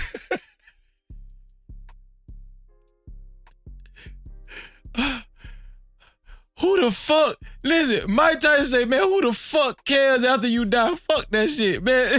First of all, Mike, listen, Mike, listen. This a child, Mike. This is not DJ Academics, dog. What's wrong? Can somebody tell me what's wrong with Mike Tyson? But when I seen this interview, I said, Mike gonna whoop that cracker ass tomorrow. Mike is crazy. We need the crazy Mike in the ring tomorrow. Now, don't get me wrong. We need the crazy Mike in the ring. But come on, whoever Mike's manager or publicist or PR manager, they should not have let Mike Tyson do this damn interview with this child. Man, Mike said, who the fuck? Let me show you. Who the fuck cares if, after you're dead and gone? Who the fuck? Nobody gives a fuck. Man, why are you talking like this with this girl? It's gonna be over. Who cares about legacy after that? What a big ego. So I'm gonna die. I want people to think that I'm this, I'm great. No, we're nothing. We're just dead. We're dust. We're absolutely nothing. Our legacy is nothing. It's just so negative, though. Why are you so... Listen, I hope that girl's father was somewhere close so he could actually give her a hug and pull her to the side and say, baby, you're gonna have a legacy. Don't worry about it, okay? That's just Mike Tyson. He don't got no damn sense. That girl probably went in the car and cried on the way home as her mother and father drove her home. What's wrong, Jazzy? Mike Tyson say, nobody gives a fuck about me. I'm not gonna have a legacy. Man, look at Mike. Mike say nobody gives a fuck. Man, Mike crazy, man. Our legacy is nothing. Well, thank you so much for sharing that. That is something that I have not heard before, someone say that as an answer. Can you really imagine somebody say, I want my legacy to be this way when you're dead? Why do you want somebody you think somebody really wants to think about you? What's the audacity? I think I want people to think about me when I'm gone. Who the fuck cares about me when I'm gone? Well, my kids, maybe, or grandkids. Who the fuck cares? And again, thank you so much for sharing that.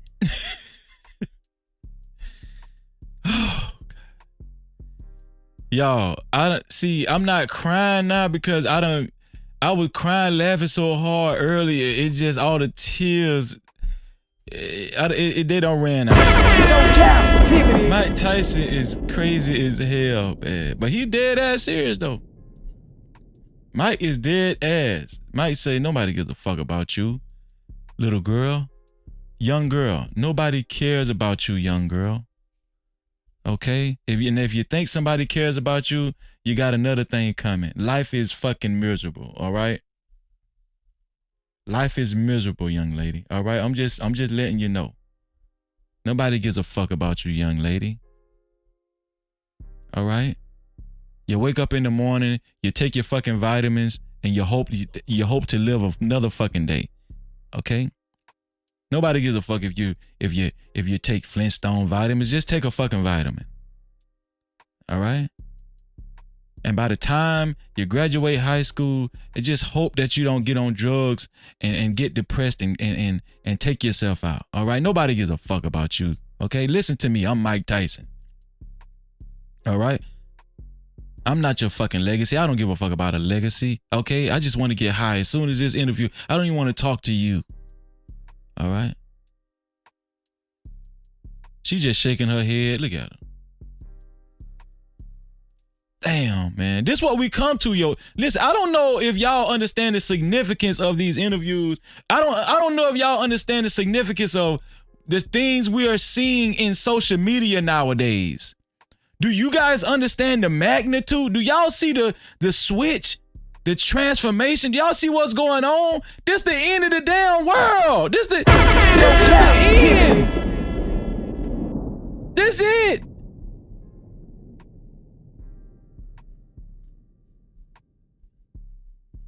The No Cap crew need to reach out to that girl, man. We need to tell that girl, don't worry about Mike, man. Mike crazy as hell. For real, man. Y'all, let me tell y'all something. This the one that broke my heart. I ain't gonna lie. This the one right here that broke my heart, y'all. Let me take a moment of silence before I show y'all this. And listen, I'm hoping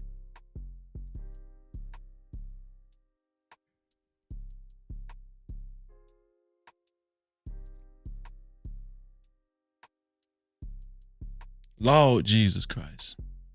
I didn't even want to do this story, y'all. I didn't even want to do this story. This is the main event. This the main event. And guess what? The video ain't even that long.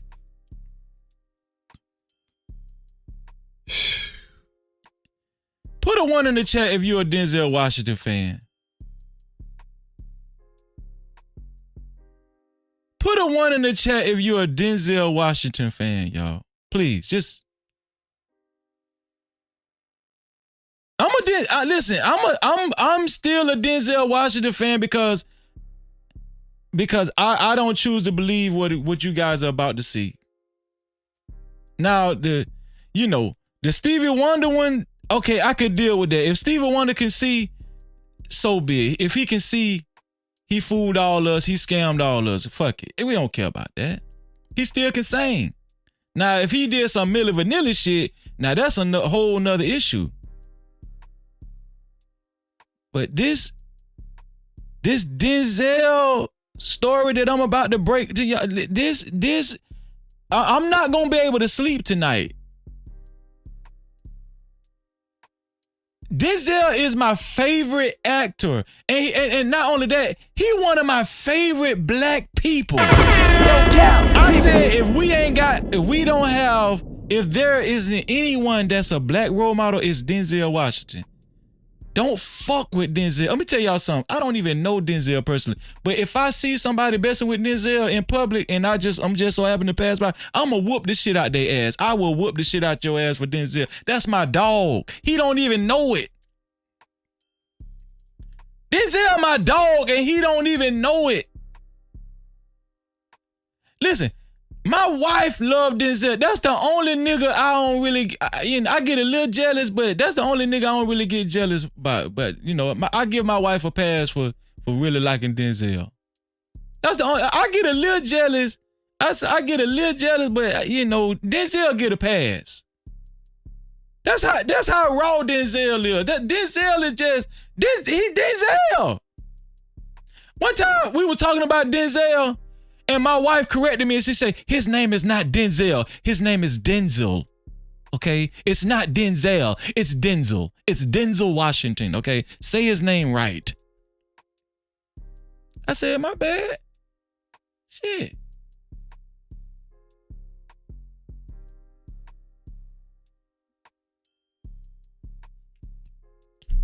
But listen, I'm gonna show y'all this shit, man. I really don't want to show this shit to y'all.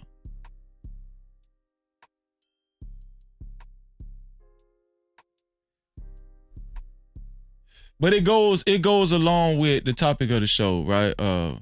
Are black role models a thing of the past? Should people be judged for how they feed their family?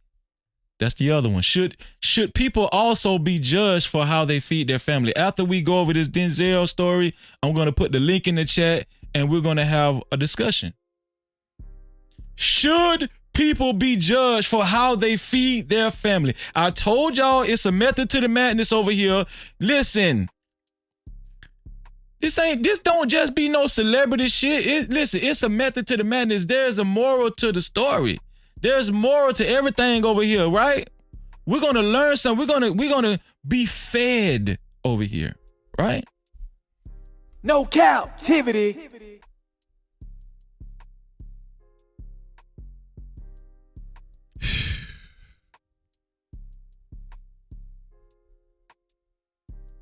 Your character makes.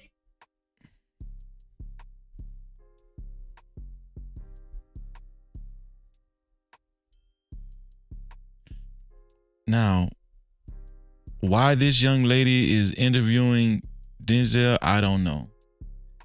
Now, here's the thing. I'm hoping that this is some AI. I'm hoping that this is some AI shit. Now, the platform that I got this interview from, they did not say or stipulate that this was AI or this was fake. They're saying this is real. They're saying this is real, but I'm going to play this, and what I'm going to do you guys a service and look and search for this interview again on Twitter to see if this is real. But if this is real, y'all, I'm gonna just be honest with y'all. I'm gonna be so heartbroken by this, y'all. I ain't even gonna lie, y'all.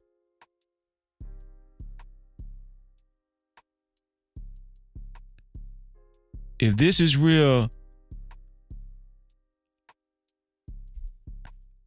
I don't even want to look at no more movies.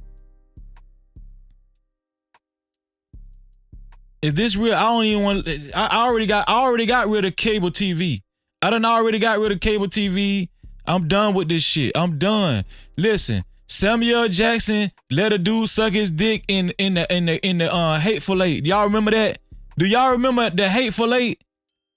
The Quentin Tarantino movie? Do y'all remember the Hateful Eight? When I seen Samuel Jackson let a nigga suck his dick, it was a cracker. He let a cracker suck his dick. I was like, you know what? Fuck it, man. I'm done with Samuel Jackson too. Man, fuck that shit, man. For real, man.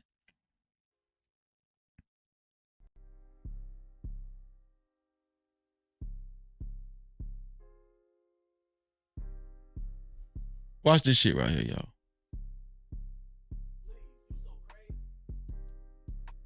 Your character makes a few remarks throughout the film about having a relationship with other men in the film. So I wanted to ask how.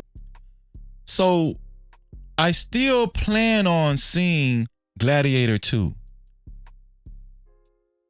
Okay?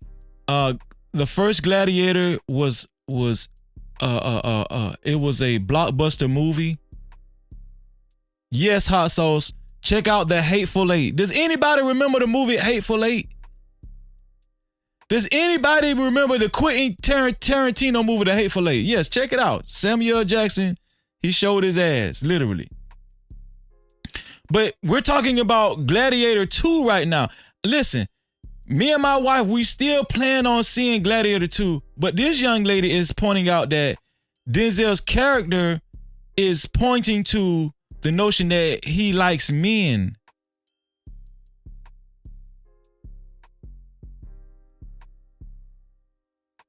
It's pointing to the notion that Denzel's character in Gladiator 2 likes men. I never knew that.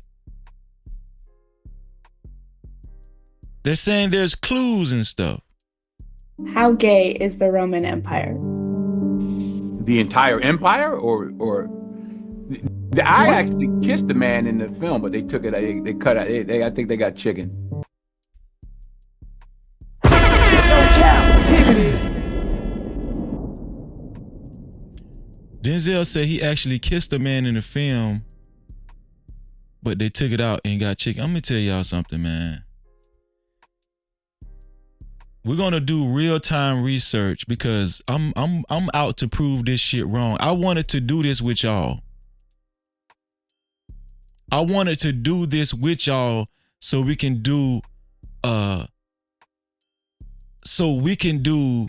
a extensive research to see if this shit is AI or is it lies.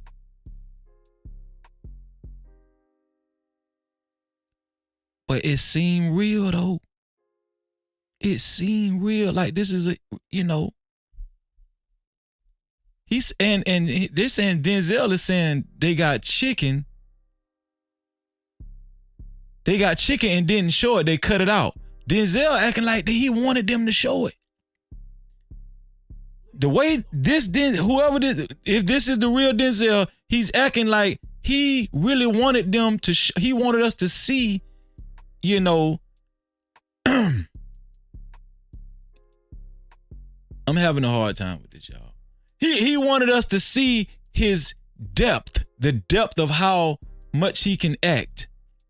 He wanted us to see it, but the producers got chicken and cut it out. That's what Denzel said. And even this girl who's looks like she's a part of the LGBT community, she's even shocked. Right? Because obviously it's not in the movie because they cut it out, right? But he's saying he actually kissed a man. I just can't, I don't believe this shit. I don't believe it, y'all. I'm telling y'all, this shit is so shocking. And I say, listen, this is why I know y'all ask me, Freezer, why are you asking are black role models a thing of the past? Because if Denzel kissed a man, it ain't no more black role models. I don't give a damn. I don't care. I was going to ask because I just heard about the Paul and Pedro forehead kiss that apparently got cut from the movie. I'm not sure about that one, but yeah, I kissed the guy full on the lips, and I guess they weren't ready for that yet. Your character makes a few remarks throughout the film about having a relationship with other men in the film. So I wanted to ask, how gay is the Roman Empire?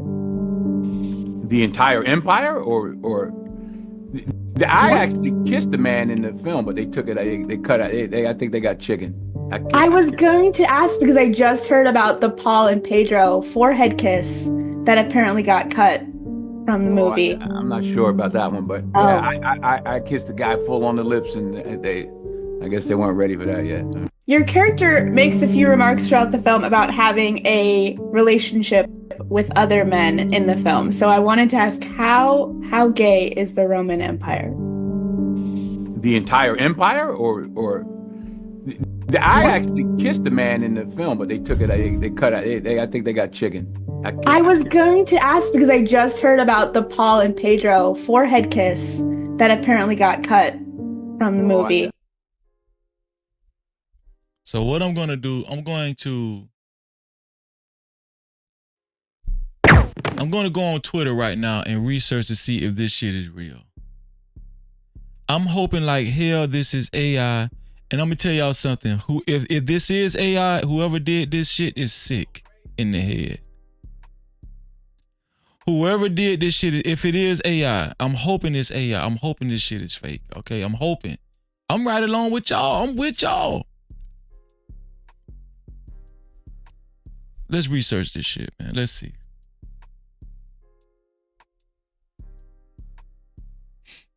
Denzel Washington.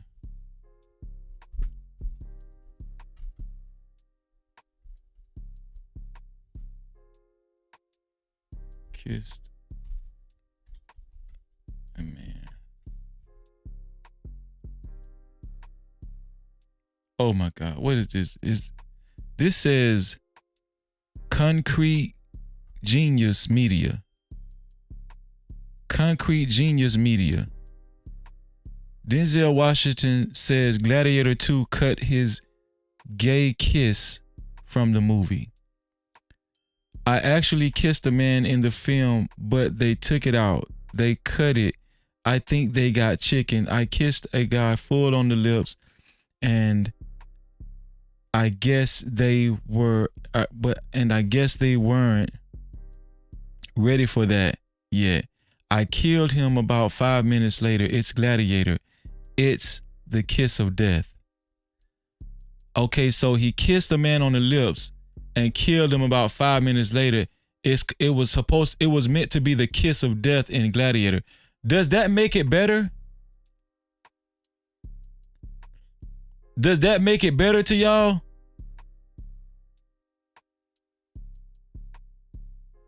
Look what somebody wrote. Come on, Denzel. I've been in plenty of shootouts and I've never thought, let me give this nigga a kiss just in case I don't make it.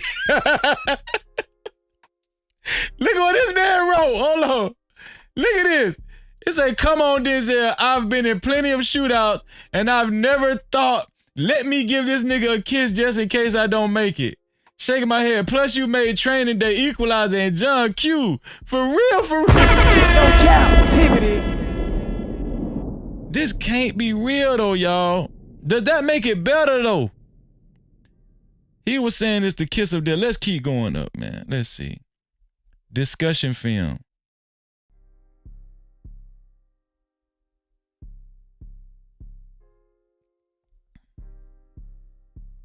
See Denzel. So this is supposed to be the guy that he kissed. It's the guy he kissed on the lips. The gladiator. Look how they got it. Come on, man. My nigga. Damn. Look how they got no! No Cap-tivity. Why?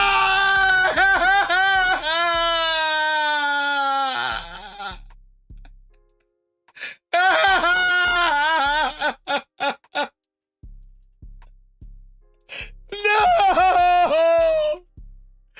Please, God! No, God, please! Please don't do this to me, God, please! Say it ain't so! Say it ain't so, God, please!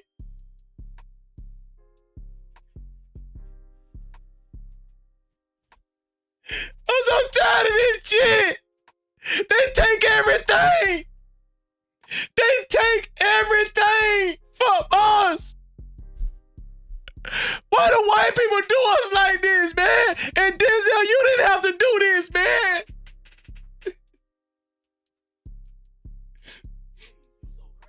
Denzel, you didn't have to do this, Denzel! You didn't have to do it, Denzel. You didn't have to do it, no.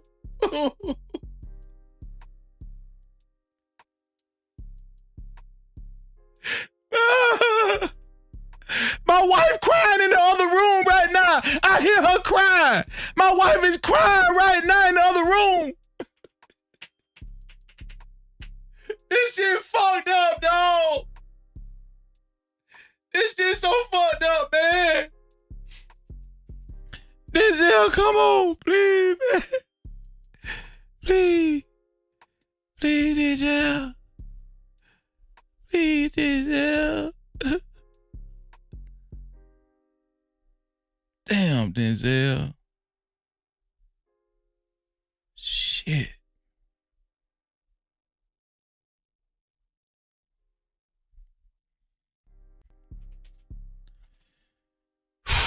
I'm sorry, y'all. Just had a little. That was serious, man. Damn. So listen, let's get to the topic, y'all. For real, man. For real. We still gonna go watch the movie because they didn't show him kissing nobody. So damn, he shouldn't even said nothing. But I don't know if that's how confident Denzel is. You know what I'm saying? I don't know if that's just how confident he said it. He just, you know. But he said it was supposed to have been the kiss of death. Full on the lips. Full on the lips, right? So does that make it better? I don't know, man. Come on.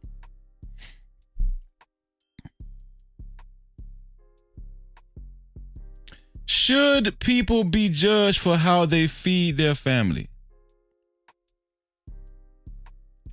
Are black role models a thing of the past?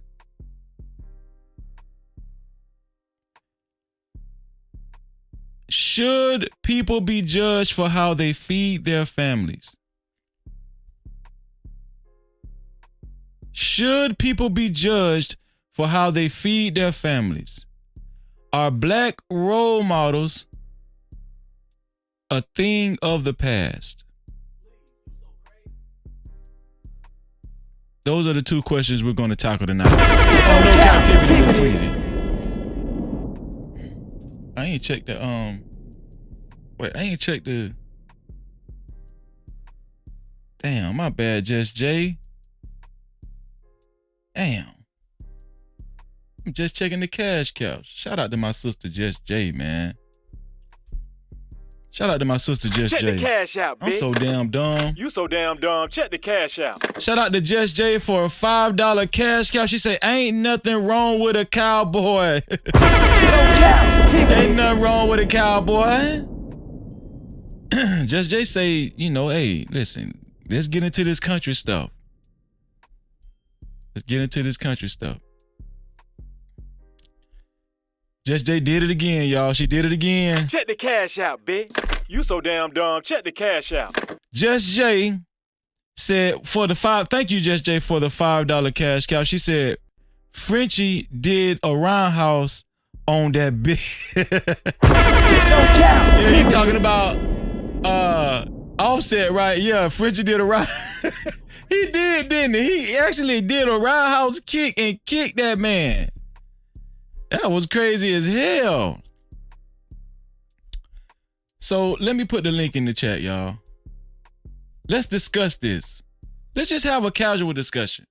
Should people be judged for how they feed their family? Let me say this one more time so y'all know what the discussion is about. So when y'all come up, men and women, let's have a family. Let's do it. Let's have a family affair, right? Men and women, right? Should people be judged for how they feed their family? And are there black role models? Are black role models a thing of the past? Are black role models a thing of the past? Those are the two topics we're going to discuss tonight going into the evening. Let me put the link in the chat, the no cap link. Before I put the no cap link in the chat, I'd like to say thank you to everybody that has contributed to tonight's podcast, to tonight's live stream. And thank you for recognizing that your boy put his heart and soul in these shows. Listen, I go hard for the team. You feel me? It's for the thug. I work hard for the money. So hard for the money.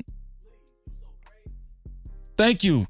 And listen, shout out to the sponsor of tonight's show, Antoine again. Shout out to Antoine, the official sponsor of tonight's show, for his $50 contribution to be a co-sponsor or sponsor of tonight's show.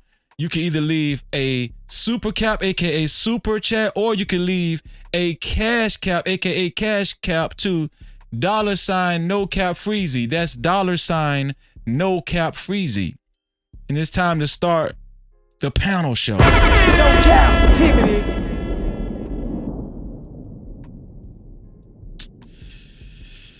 Let's put this link in the chat. Let me get my family up here. It's a serious discussion, but we can cross our legs and talk about this and give our opinions on this. No cap link. Here we go. Here's the no cap link. I'm gonna go ahead and pin it to the top right now, so we won't have to worry about it later on. Pin to the top. And listen, make sure y'all check out our Discord. We're almost 100 strong. We only need 7 more people. We're almost 100 strong. Big Bad Boy has been doing an excellent job putting the Discord link in the chat. Any of the mods, if you have access to the Discord link, put it in the chat, flood the chat with the Discord link, so anybody that's interested can hit that Discord link and join Discord. Now, I want to remind you, because Uncle Jeff, shout out to Uncle Jeff for joining the Discord last night. I want to remind you guys that you do have to create a Discord.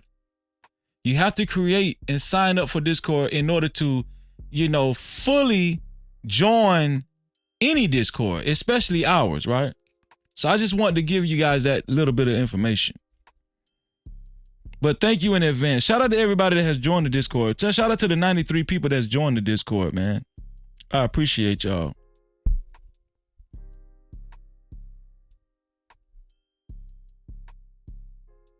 There we go. But here's the deal. So often we talk about bad parenting. We talk about deadbeat dads, deadbeat moms, right?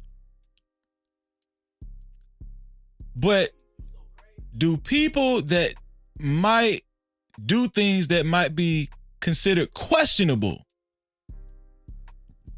to raise their families, to feed their kids, to feed their family, to put food on the table, to keep the lights on,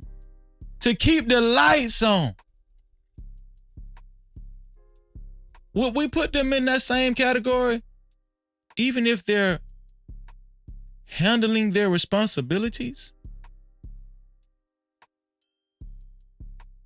Would we put them in that category even if they're handling their responsibilities? You don't have to be a role model to handle your responsibilities, do you? You don't have to be a role model to put food on the table, do you? Black Beauty said, I would join, but I only use it for gaming. Black Beauty, wait, listen, join the Discord, girl. We play games too. Black Beauty, we play games too in the Discord. That's what I'm trying to tell you. Join the Discord. We play activity games in the Discord. Shout out to my brother from another mother, Ashton Weems in the building. No Cap-tivity. Ashton, let the young ladies hear your voice. You know, everybody doing all right? Yes, sir. How you doing, Ashton? How you feeling, man? Trying to get it like you, big dog. Nah, you got it already, dog. You got it. Hey, So, I joined the Discord, Freezy. Y'all be in there, motherfucker. Yeah. Hey, man, I appreciate you, dog. No Cap-tivity. I appreciate you, man. What you was waiting on? Don't Man, worry I about told it. Fanny P to send me. Don't worry about it. Don't worry I about it. told Fanny P to send me the link. She ain't even send it to me. Listen. So, have you seen a large part of the show? Have you seen, at least a percentage of the show since I've been going tonight? Yeah, I came in the first 30 minutes, then I had to do something, and I came back.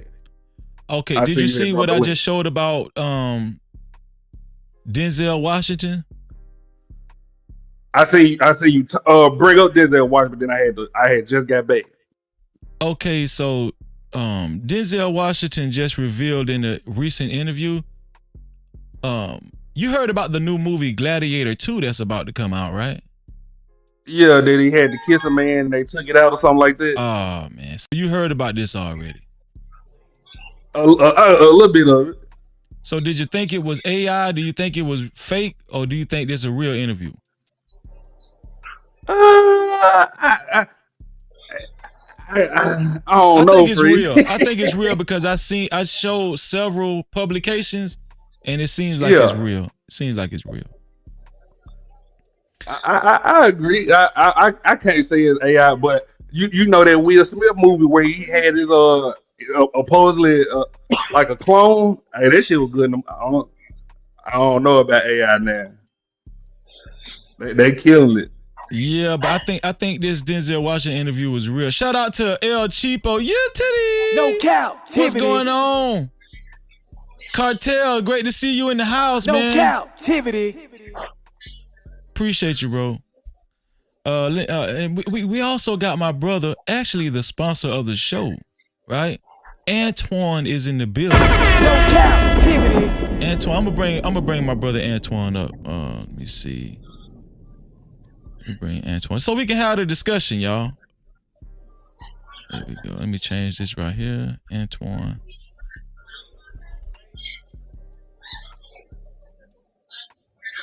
There we go. Yep. Antoine, how you feeling, bro? What's going on, Freezy? Greetings and salutations. How's it going? Man, just chilling. Where you at? Look like you on the beach or something in the background. No, actually, I'm at the laundromat right now. I'm actually washing some clothes right now at the moment. That's all. The good thing is that they stay open late, so that's a cool background, bro. Thanks. I like what they did is that this place was closed for a period of time because of the shutdown and everything else. Yeah. And this one couple, they just bought it and they just opened up and did some renovations about almost a year ago. So yeah, a little over a year ago. And they did a great job. It looks a whole lot different than it was before, trust me. So I gotta give a shout out to them. If you don't mind, I'm gonna finish my my conversation with Ashton. So Ashton, so let's say I believe that interview is real with Denzel, right? I believe it's real. Okay. Let me ask you something, Ashton. Should the first question of tonight is, should people be judged for how they feed their family? No matter how they feed their family, should they be judged for it? Me personally, I don't care.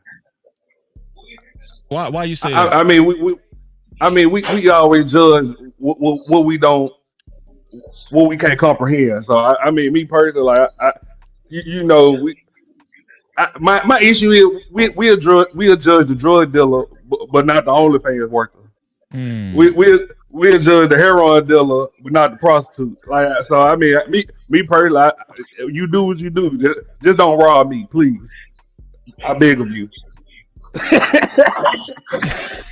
Okay, so let me ask you something. So let's say a person that has decided to go into those lines of work, let's say selling drugs, or let's say sex work, like you say, OnlyFans, stripper, yeah, or even something more extreme, like, you know, prostitution or something. We don't know. But there's a list. There's a laundry list of things. No pun intended, Antoine. But there's a laundry. Listen, there's a laundry list of things that we could think of where people will try to shame someone for, right? But when I went to thinking about it, okay, what these people are doing, if they do have kids, they're making money. They're making money to, you know, potentially take care of the responsibilities that they might have at home, especially if they have kids, right? But I wanted to connect this topic, what we're talking about, as far as should people be judged for how they feed their families, with role models, right? Now, if you have kids, if you do have kids, should you try your best to be a role model, or is your primary goal to just handle your responsibility? Make sure your kids have clothes on their back, food on the table, lights, water, right? All the necessities, right? I would say it's more of a handle your responsibilities. I mean, I grew up with the don't be like me, be better than me type of daddy. You get what I'm saying? He drove trucks. And I'm like, man, I want to drive trucks too. But I mean, again, it was still the whole, you know, don't be like me, be better than me. So I mean, I can't judge somebody for what they do, because at the end of the day, we ain't gonna judge the stockbroker that got a pyramid upon the scheme, but we'll judge everybody else that's doing illegal activity. Like that, it's all in a nutshell to me. Do you think kids need role models? Say one more time, freeze. I went out. Do you think it's important for children to have role models? Yeah, for sure. But I mean, today I feel like they looking up to anybody. So I ain't gonna. I mean, it's slippery slope. Okay. Shout out to Ash. No Cap-tivity. Antoine, what do you think, man? Should people be judged for how they feed their family? Ultimately, should you be judged for how you feed your family? I mean, after all, you are feeding your family, right? True. Paying the bills. Honestly, I could be honest. I knew some people who are in the adult industry. I remember when I was in college, there was this one woman who was working as a stripper, and her mom, the grandmother, was helping her raise her son. The grandmother had picked the son up from school, took care of him until she came home from working working the club and everything else. And to me, I saw it as, you know what, you gotta do what you gotta do. I'm not judgmental or anything else. I remember one time I chatted with this one content creator on Instagram, and she does adult content. And we talked for maybe like a good 45 minutes to an hour. This is a woman that has 2 kids. She's going to law school. She's now getting married. I think she's married now because I remember following. I still follow her on social media. She posted when she got engaged, and all we did, we just talked like a good hour or so about life, family, school, everything but what she does. And she liked the fact that we talked, and I never judged it because the fact that she does what she does. To me, I don't see a big deal about anyone going to the adult industry or being a content creator on OnlyFans, mini bits, so on and so forth. There's one content creator that I follow. I remember she was doing stuff when she was with child. And hey, if you gotta make that money, make that money. I'm never gonna be that fidgety or that, judgmental about a person or what they choose to do. I remember some time back there was a woman who was going to Duke. She, white woman, worked at strip clubs and everything else, wrote a book about her experience working at a strip club and going to college. She was a New York Times, I think she became a New York Times bestseller. No one made a big deal about it.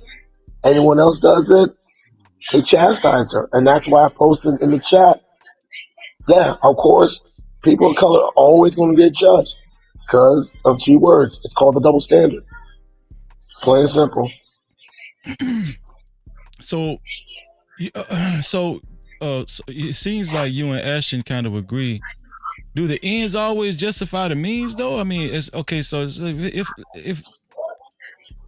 like, yeah, your kids are getting fed, and they're going to school. They got school supplies. They got Christmas gifts and all kind of stuff. And we know that some of these professions that people will probably deem ill-advised, right, or questionable. Some of these professions bring in a lot of dough, bring in a lot of money. I mean, That's true. Have we? That's true. So you don't think we've sacrificed in these days and times? Y'all don't think we've sacrificed more? We've sacrificed money over morals. Freeze. It sounds like somebody got a TV on a movie in the back. I think that's me. I'm at Antoine. He's in the laundromat. Oh, okay. I didn't want to make sure. Now, at first I thought it was you, but it's not you. You don't have an echo. It's just yeah. I knew you gonna blame the young nigga. Look. No,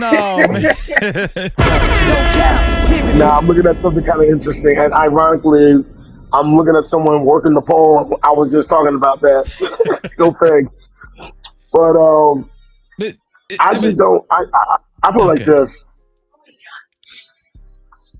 Back when this country was established, the colonizers had this holier than thou morality nonsense about what a woman cannot do to provide for her family, so on and so forth. And it gets to a point where sometimes people are in a situation where they got to do what they got to do to take care of their children. And I've heard stories. I've heard the stories of what some women have done just so to make sure that their child has bread, milk, diapers, or medicine, things like that. Sometimes that's just how it is. I'm not saying it's right, but that's how it is. And I remember my wife and I had this discussion about prostitution. And I've been overseas. My sister lived in France. I've been to Germany. I've been to Italy. And it's a legitimate business over there. It's run as a legitimate business. Even in the Netherlands, too. It's run as a legitimate business. As long as you have 2 consenting adults, one willing to provide the service, one willing to pay for the service, where's the issue? And the one thing I remember my wife kept saying, oh, well, what about the drug game and so on and so forth? And I told my wife, sweetheart, you've never been outside the U.S. I've seen it run as a legitimate business. I remember when Germany made it legalize prostitution. One of the things the government did is they found out they had an influx of elderly people and they had a lack of nurses. So what they did was they started a program and they asked some of the prostitutes, if you want to make some extra money, you can sign up for this program. You go to school during the day. You get all the credentials you need to become a certified nurse. whether an RN or an LPN or a nurse practitioner, and you could do elderly care during the day and continue what you want to do at night. So here you are, a woman. Here's a woman in Germany, over the age of 18. At night she has this job, but during the day when she's not, taking care of gentlemen's needs and everything else, she's making sure that, elderly men and women have their needs taken care of. She makes sure they take their medicine, they make sure that they're fed, they make sure of all the simple things. And to me, I ain't see an issue with that. And that's why I try to tell my wife. So in today's society, well, let me ask Ashton before so Ashton, is it really money over morals nowadays, Ashton? Is it money over morals? Yeah. I ain't gonna hold you. So we should just get used to it, like it's just how it is. That's what y'all saying. I mean, are we not used to it by now? You'd be surprised if you aren't. So there's not a right way to live. There's not like a quote unquote right way to live. As long as you're handling your responsibilities and you're taking care of your kids if you have any, right? You're not starving, right? I mean, to be fair, Freezer, we as a black people, we'll talk even worse about you if you're homeless or if you ain't making rent. That's so a fact. Why not go ahead and no, listen, that was deep though. That was deep what you just said, because you absolutely right. Black people will talk worse about a person that's homeless than a guy that's flooding drugs in the community, right? That's true. They'll talk worse about a woman that's homeless, right, than a woman that's out there actually selling box. And Freezer, you let me make it even worse. I asked nigga to send me a cigarette one day. Instead of just going to, the nigga gave me a lecture about how I need to start buying a box. Bitch, just give me the cigarette. I ain't like an ad for it. Damn. But no, you got a point, bro. I mean, the real frustrating aspect is like I got this code. Mm-hmm. If you're gonna sell this, if you're gonna sell drugs, so be it. Don't sell to your own people. That to me, I got issue if you a dealer and you sell to your own people. If you sell to certain individuals of a certain background, that's one thing. But if you sell to your own people just so you get paid, I got a bit of an issue with that. And some people may think like I'm crazy, but I just got an issue with that. Plain and simple. Well, let's take it off of selling drugs. Let's take it off of that. Okay. Right? Let's take it off of sex work for a second. We can go back to sex work. Okay. As a matter of fact, I'm going to combine sex work with what I'm about to bring up. Politics, right? Politics. Okay. We know most politicians, they lie. They're going to give you empty promises in order to meet a goal, in order to achieve some type of election, right? Most politicians will lie to you and they will tell you what you want to hear, right? So they can achieve a goal of some sort. Ultimately, we know in politics, the end goal is the bottom line, is money. We know that, right? Because politicians, once they actually, if they're able to go deep into that arena, they're able to brand themselves to a point where they might become paid speakers. Right? They might become paid speakers, or they might get perks from bills that's passed, right? The politics game is wide open. And we know there's a lot of dishonesty and treachery and, there's a lot of backstabbing going on. But these people wear suits. They wear suits and they wear, the women wear pantsuits. Right?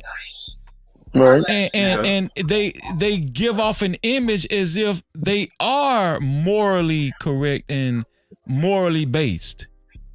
But is it all a Freeze, game? I'll be right back. Let me turn my headset up real quick. Okay, Ashton, is it all a game though? Like, should we actually criticize strippers and drug dealers and stuff when we got? And I'm just naming one other arena, which is politics. We know what's going on, right? But these are the same people that actually are able. They have the power to regulate laws and all that kind of stuff. What do you and shout out to make niggas great again in the building. No Cap-tivity. Go ahead, Antoine. I'm gonna let Hot Sauce get in there. Go ahead, bro. Okay. Excuse me. No, you got a valid point because I remember sometime back in the late '90s, around the time when Bill Clinton got caught up with the situation with Monica Lewinsky, there were certain politicians coming out and saying, "Oh, he needs to step down. He needs to resign." And some of these politicians that were calling out for him were like, I think Trent Lott was one, and they found out that he had an extramarital affair. I think Newt Gingrich was another one that was called for him to resign because of that situation. And I think he also had an extramarital affair. There were a couple of politicians that were just calling him out, saying he needs to step down, what he did was wrong, what he did was immoral. They tried to play that card. And yet, when people looked into their background, they found out that some of them had dirt as well. Some of it much worse than what Bill Clinton did. And yet, a lot of them stepped down from their high-ranking positions on certain committees. I remember because of it. So politicians think because they're in those positions of authority and they're wearing a suit and tie, that gives them a pass. But yet, you got certain politicians who've done things far worse than what other regular, everyday individuals have done. I mean, perfect example. Look at the individual who currently won the most recent election.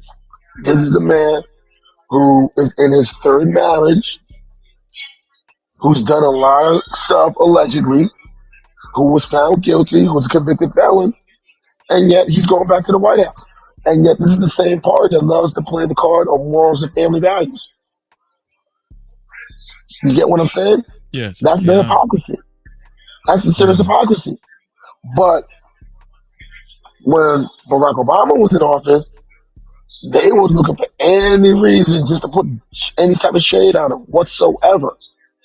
If Barack Obama had the same situation as Donald Trump, Barack Obama never would have gotten elected. Let's be honest. We're always going to be held to a different standard. And we're always going to be held to a standard much higher than these colonizers. Colonizers always find a way to say they're the exception to the rule, but they expect everyone else to abide by it. And even when we do, that's still never enough. Let me get Hot Sauce in the conversation. Hot Sauce, how you doing, man? Make niggas great again. How are you? How are you? Shalom to you, bro. Shalom. So Hot Sauce, we got a lot to talk about tonight, man. But the first question is, should people be judged for how they feed their family? Ultimately, should they be judged? I'm going to answer in two ways. If you have a community, yes, you should be judged. If you're living independently, as long as you're not harming anyone, then no, you should not be judged. So if you're harming someone, yes. Okay. If you're not harming someone, no. So if you're not harming anybody, no. So the way you live your life, if you're independent and you're not physically harming anybody, it's okay. Right. Yeah. So is it possible if the way somebody is living, if it's not physically harming them, but it could actually, their behavior could just be a bad example of how to live? Is that? If you're harming yourself but not others, then that's on you, right? Because you have autonomy over your body. As long as you're not hurting other people. If you're physically hurting other people, then you need to be judged for that. But if you're not hurting anyone, then it's on you. So, I mean, people talk about deadbeat dads all the time. No such word. Okay. And I think a deadbeat father is a man, definitely a man that just does nothing. He's just he's an absentee father. He doesn't do anything for his home. Also, a deadbeat mother. I do think there's a such thing as a deadbeat mother, and I think a deadbeat mother is this. I share the same opinion about a deadbeat mother, right? When I think about it, but you're hurting the child though. But you're hurting a child. So at the end of the day, I'm saying as long as you're not hurting someone else. So a deadbeat mom or a deadbeat dad typically is called that because they're hurting the child, right? Yeah. Right, but go ahead. I'm sorry. So I mean, as long as you're not hurting someone else, it's okay. But if you're not, I mean, even if you're hurting yourself, but no one else, then okay, fine. But if you're hurting someone else, then you need to be judged for that, right? I think freedom is something you're allowed to do. You have the freedom to do something for yourself, but you do not have the freedom to hurt other people. Okay, so let me give you 2 examples, and I want you to choose. Let's say there's a guy that's not taking care. I mean, he's not taking care of his family because he's not working. Right? He's not working, and he's been trying to concentrate on his faith, right? He's been trying to concentrate on his faith, but he's not working. And his kids don't really see him because he's ashamed. And, but he's not doing anything morally wrong, you know. Let's use that guy versus a guy that's, let's say, in politics, and he has a lot of backdoor deals going on. And let's just say he's a part of the deep state, and he's a liar. He's lying to the public, and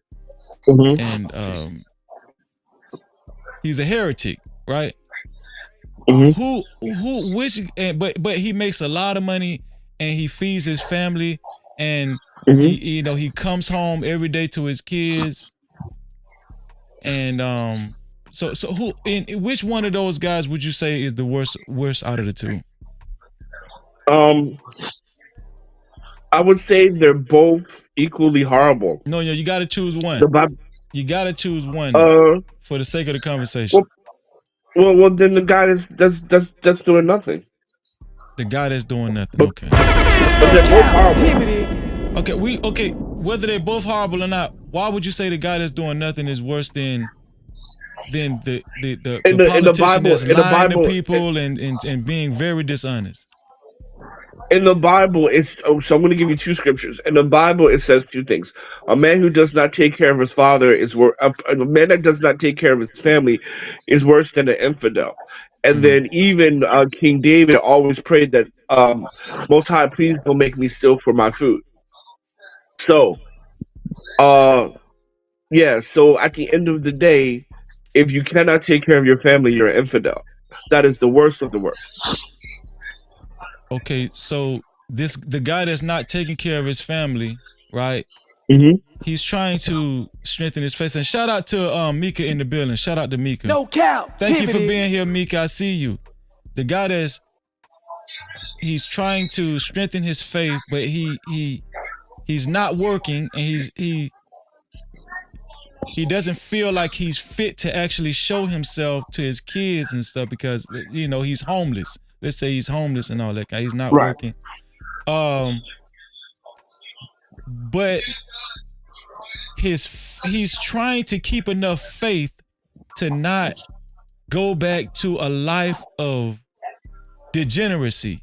Even if he's not putting anybody in harm's danger. He just doesn't want to go to a life where he deems as degeneracy, right? Are you saying he's still worse than the politician that wears a suit every day and he makes a lot of money and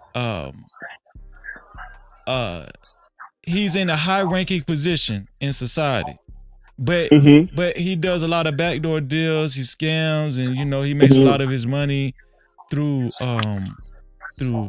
fraudulent means and all that kind of stuff. I understand very clearly. I'm clear. Yeah. So First Timothy chapter 5 verse 8. But if anyone does not provide for his own, and especially for those of his household, he is denied the faith and is worse than an unbeliever. So if he's truly trying to get right with the Most High, the people that we believe in, step one starts with getting income to provide for his family, or his prayers will not be answered. So the guy that's providing income from his family by dishonest means, you still would give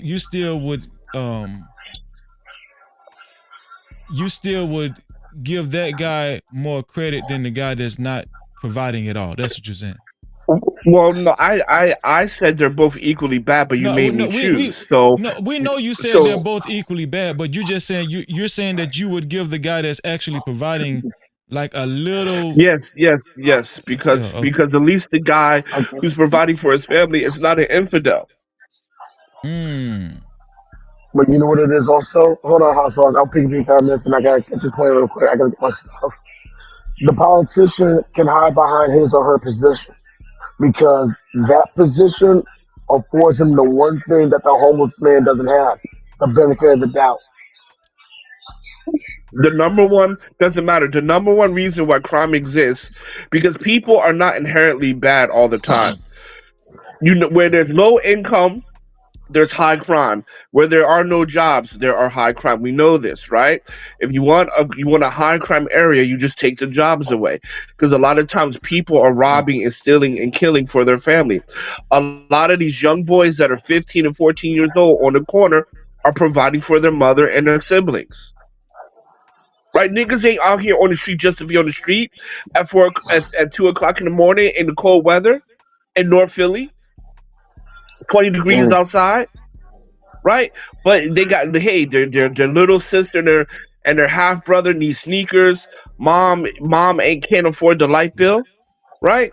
Like at least in my generation, all the dudes I knew was on the corner.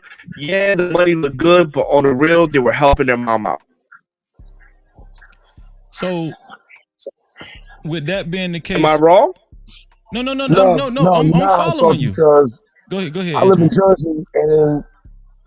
Jersey, and I've seen that a lot growing up, and I know guys who did that too. I know guys who dropped out of school just so they can do that to take care of their families, because the dad was either nowhere to be found, was no longer breathing, or was incarcerated. So you always had that one I don't know about now, but I just know like our generation. Yeah. I know what you're talking about. I don't know about these new niggas, but our generation. Yeah. That's what I'm talking about. I'm talking about our generation. I'm talking about the ones in our age group. Okay. Freezy and I are back in the same age. So that's what I'm talking about. Yeah, I've seen that. I guarantee Freezy's probably seen it. Anyone in our age demographic has seen it in some way, shape, or form. Freezy, just give me a minute. I gotta take care of these clothes and everything else. I'll try to hop back onto the panel, all right? All right, no problem. I'll bring you back when you get back, man. Gotcha. Hot sauce. It's hard out here though, man. We got inflation, right? But here's the thing though, like, it's very difficult to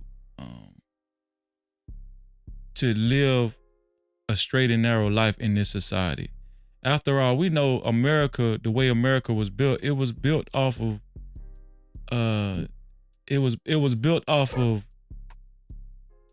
heathenistic activities, right? We know that. But here's the deal. We know the kids need some type of good example to look up to, how to be productive citizens, how to be morally productive and all that kind of stuff.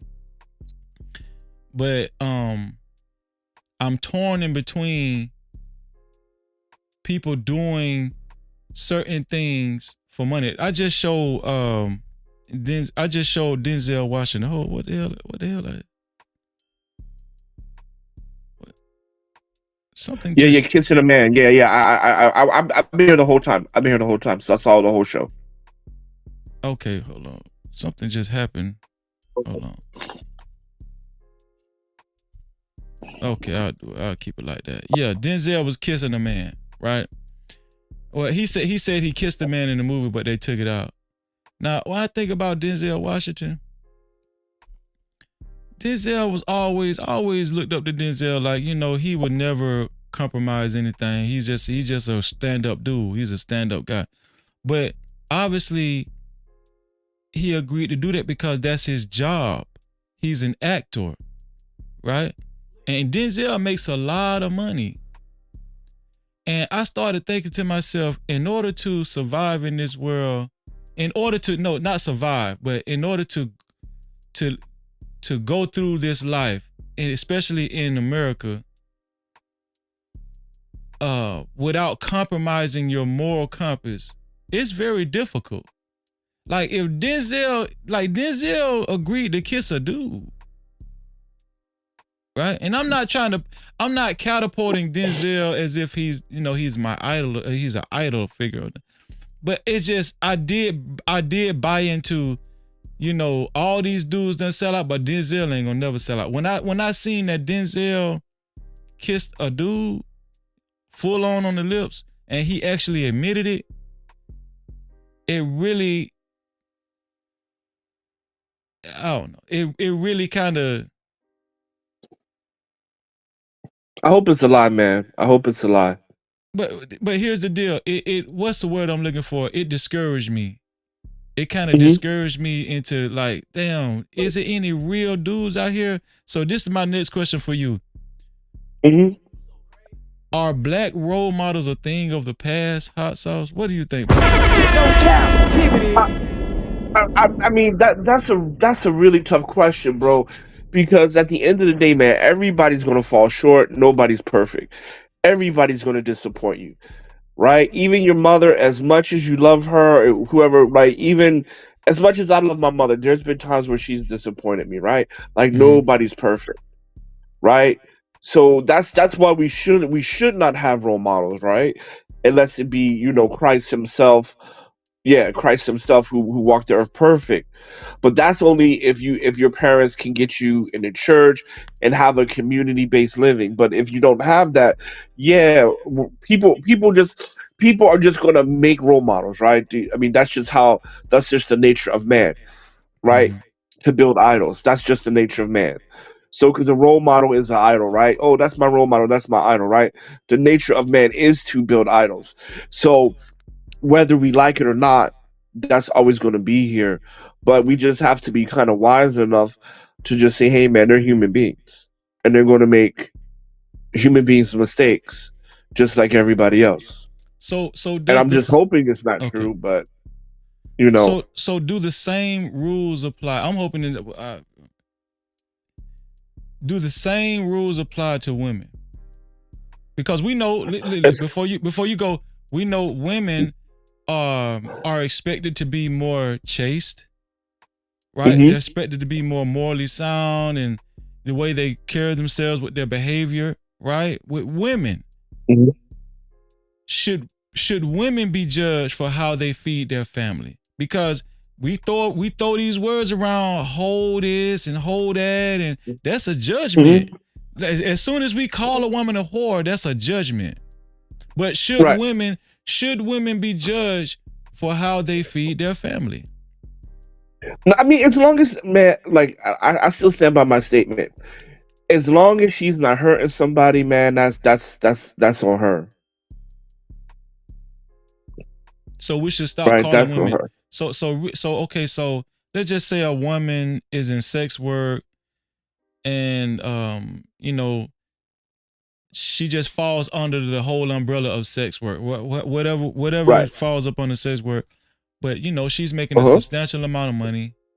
Her kids ain't hurting for nothing. They got food on the table. All the lights paid. They got a big ass house. They got shelter, all that kind of stuff, right? They go to school. They go to the best schools, but she does sex work. Should we call that woman a whore? I mean, If she's part of the community, yes. But if she's by herself, no. So that's the only time. That's the only time a woman should be called a whore, if she's a part of a strict religious sect. But if it's not, she's A not a whore. community. I'm not even gonna say a strict. I'm just gonna say a community, right? Because Community, community is gonna have guidelines and standards and stuff like that, right? So if you break the so if that community that she chooses to be a part of says, okay, this is this is our definition of a whore, and she does that definition, then yeah. But if she's out here lone wolfing it, no. Is this how the world is set up now? Like Are we supposed to be set apart? So it's always been this way, Freezy. Because hear me out, right? Hear me out. We're supposed to be set apart. So even amongst our own people who are genetically the same as us, we're even supposed to separate ourselves from them. Just like Abraham separated himself from his brothers and sisters, right? So I'm not saying going out and doing sex work is a great way for women to feed their families. I'm just saying I'm not going to judge them for it, as long as it doesn't hurt anyone else. Okay, so what our belief is, yours and mine, right? What our belief is. Right. So we live in the same. She's a hoe. But we're just saying we live in the same society that other demographics live in, right? We live in a We live in a capitalistic society.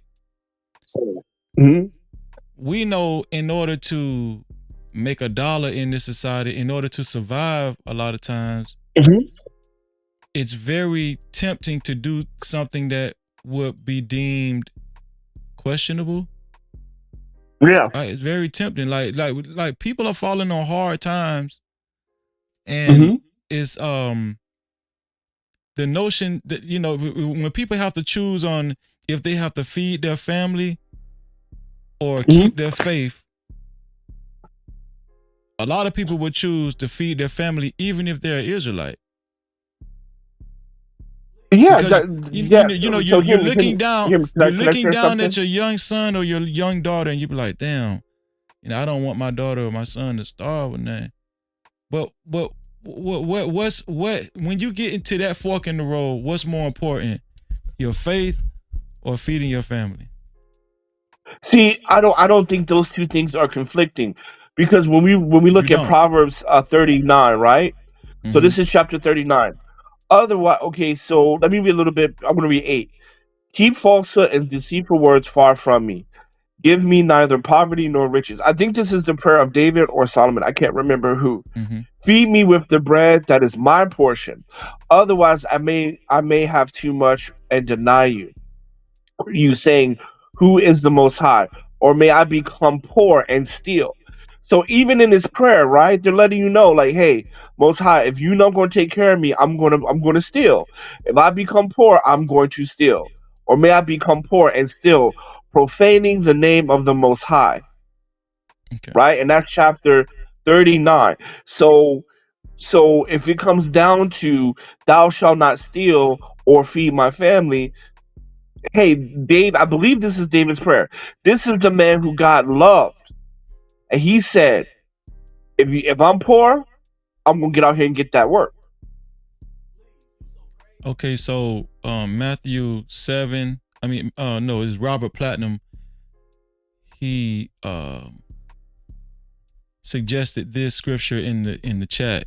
Is Matthew 7 chapter 1 through the 2nd verse 1 and 2. It says, judge not that ye be not judged. For with what judgment ye judge, ye shall be judged. By the same measure. And with what measure ye meet, it shall be measured to you again. So I think a lot of people kind of misunderstand this scripture, right? Basically, basically this scripture is saying, don't be a hypocrite. Like if you judge somebody and you're doing this, you're doing the same thing. Like if you judge somebody for cheating on their spouse, but you know you Right. got a side chick, you've been cheating on your spouse too, right? Okay, Yeah. this is what this scripture is saying. Judge ye that ye be not judged for the Absolutely. same thing. Absolutely. Right. Yes. So That's what it's yeah. It's really misunderstood. Yeah. Yeah, so it's not saying we shouldn't judge people, but it's saying be careful when you're judging somebody because you might have that same, those same skeletons in your closet, right? So, and I get the notion where even modern day Christians, I get why modern day Christians say you shouldn't judge nobody because 9 times out of 10, if let's just say you judging somebody for lying. Well, Freezy done lied before. Right? I think that's what Christians are saying. Freezy, if you done lied before, why would you judge somebody for lying? But I think what we're talking about is not really judgment. What we're talking about is how our community is. And should we be having these role models in our communities? Should we be judging on how they're living and how it affects a large group of people? Right? This is so much bigger than us just simply judging, because what you do inside the community affects the rest of the community, right? So this is not just a simple, oh, we're judging them for whatever. No, because we're looking at the effects of that, right? Like you said, right? Role model, right? If Denzel is the role model and he's out here kissing Spanish niggas, guess what's gonna happen? You're gonna have a whole bunch of niggas going up trying to be actors kissing Spanish niggas. Right? And thinking it's acceptable, it's okay because Denzel did it. Yeah. But this is so much bigger than that, man. We're talking about how it affects the group. So what have black people resorted to? Have they resorted to a way of life to where get it how you live, man? If Denzel is doing it, it's free game. How can you judge me? Bro, see, this is my problem, bro. This is my problem. Because Denzel was like, I'm not gonna kiss a white woman because I don't need all this and that. But he gonna turn around and kiss a nick. No, I gotta call Cap because they tried to kiss Julia Roberts. You remember that, right? Trying to kiss Julia Roberts. And you gonna tell me you rather kiss a man than Julia Roberts? Come on, man. Well, here's the thing. Denzel turned down a lot of sex scenes. He turned down sex scenes and a lot of kissing scenes because he said he didn't want to disrespect his wife. This is why what we just heard today, it took me by surprise. It took me by storm so much because I'm thinking along the same lines as you, Hot Sauce. Like Denzel has gone on record saying, he wants to respect his wife. He wants to respect his wife. And this is why I always felt like Denzel was one of the last of the Mohicans that was going to stand his ground, was going to stay 10 toes down with what he stand on. He was going to stand on it. But then when he said he actually kissed a white dude, bro, you gonna tell me that shit fucked me up, Hot Sauce? Bro, bro. This is why I gotta call Cap. You gonna tell me through your whole prime acting career, you don't kiss nobody. You got chances to kiss some of the baddest women in the industry. Then at 69, because that's how old he is. 69, he going, oh man. When you don't need the money no more. You don't think Denzel on the other side, though? Nah, man. Man, that'd be the greatest line the world has ever. Bro, how much is Denzel worth, bro? How much is he worth? I don't know. Let's look it up. Shout out to Bolo TV in the building. No Cap-tivity. Shalom, Bolo. Make sure y'all subscribe to Bolo TV's channel, man. Let me see. Let's look up. So, but I wanted to emphasize the point. If you're still into eat, that does not go against your faith. Or if you're still into feed your family, that does not go against your faith. I'm not saying go sell drugs because that goes against your faith, right? But stealing to feed your family is not against your faith. Are you kidding me? I'm serious. No, I'm talking about his net worth, dog. Oh. I did not know this man was worth this much money. Bro, look. Man, Cap, he didn't kiss no dude, man. Cap, you 69 years old, right? Average person lives to 80, so let's put him at 90 because he's super wealthy. He got all access to everything. So you gonna tell me the last 30 years you cannot 30 years, and even one of your sons is a multimillionaire. You gonna turn around and just start kissing niggas randomly for Gladiator 2?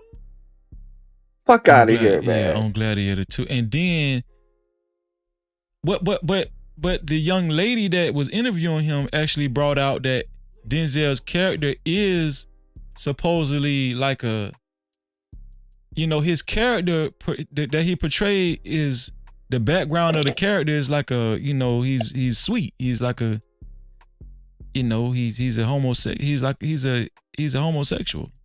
He likes men too. Maybe it's bisexual. I don't know. But Denzel's character likes men too. He's sweet on men too.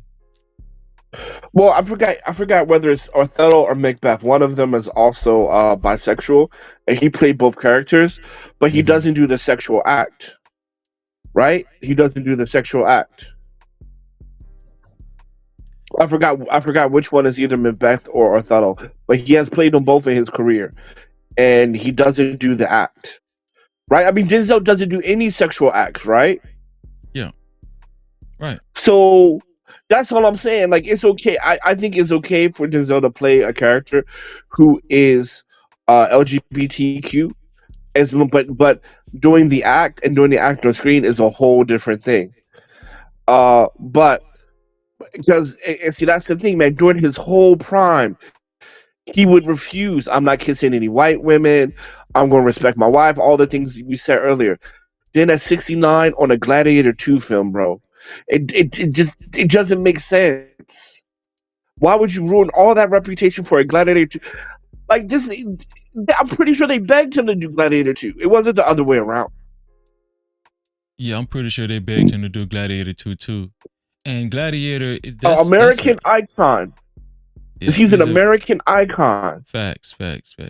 He's an American icon, and that movie is like that's an iconic movie. The first Gladiator was legendary, dog. That shit was. Yeah. Yeah, that's one of my favorite. I like Gladiator, and so when I found out that Denzel was in Gladiator 2, I was very excited. I'm still gonna watch it, but it was very disappointing, to say the least, when I heard Denzel say that. So moving on from Denzel, right? Mm-hmm. Men, leaders, black community. Oh, here we go. You don't feel like men, it's necessary to be a leader? I know. Okay, men are leaders of their communities. Men are leader of their household. But in this case, in the FBA ADOS case, this is not. This is not. Shout out to Just Jay. But this is not. We're just not. We're just. Our situation is different, man. It's very different. It's a very special case. So in this society, is it important for children to see good examples anymore? Is that even important anymore for children to see good examples of men? It's very healthy for children. It's very healthy for black children to see good and positive images of black men. What about women? Very healthy. What about women? Is it still important for black children to see good examples of black women? Yes, absolutely. So where do we draw the line? Because we're very hard on women, right? We're very hard. I don't think so. You don't think we're hard on women? No, hell no. Okay, explain yourself. Go ahead. Look, I've lived in East Africa, Asia. I've been to the Middle East a lot, And if we're comparing how the women there are being treated and judged and handled to compare to how American women are, oh, nah, it ain't even close. It ain't even close. Right, culturally, right? I understand, but women are still heavily criticized in America. You don't think so? No, the vice president got her position from giving blowjobs. What are we talking about? Kim Kardashian is a billionaire for doing sex tapes. Cardi B drug and stole stuff from people. She's a multi-millionaire recording artist. What are we talking about? Are those things that you just said unacceptable? Or do you Yes, they are, but they're rewarded here. They're rewarded in America. There. Yeah. So, and you're saying the same people that you're talking about, they're obviously they weren't judged for how they fed their family or how they went on about life throughout their careers. Freezy. I kid you not. There was a girl in the mall who was going around the mall pickpocketing people, and this is in Shenzhen, southern China. So she pickpocketed me, and she pickpocketed a couple other people. The people grabbed her. They took her to the police station. We all go there to fill out a report. While she's sitting there, the police are yelling at her. One of the men that she stole from just flipped out, crashed out, got a keyboard, and it hit her over the face 3 times with the keyboard. And then on the 4th time, the police stopped her and sit him down. He filled out the paperwork and go. That is not happening in the U.S.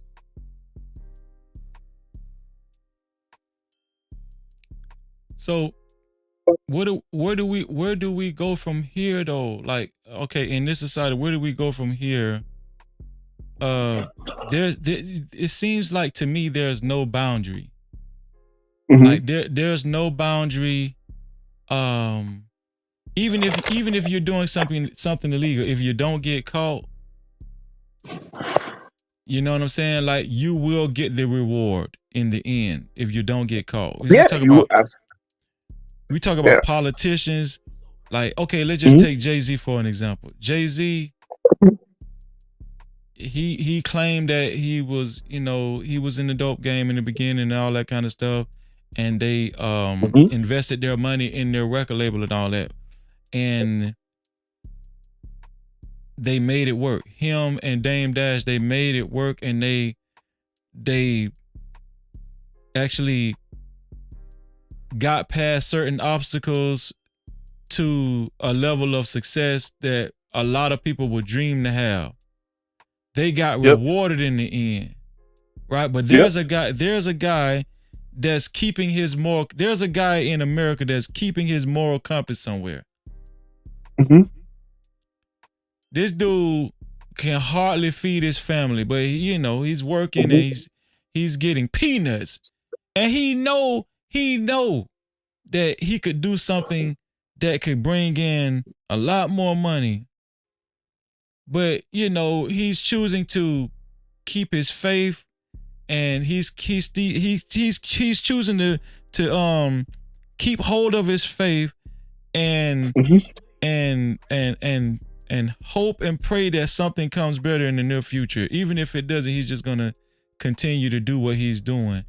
Jay-Z, Dame Dash, Cardi B, Kim Kardashian, they're gonna get more praise than this guy. Right. Until P. Diddy got caught up, he was highly coveted. Right.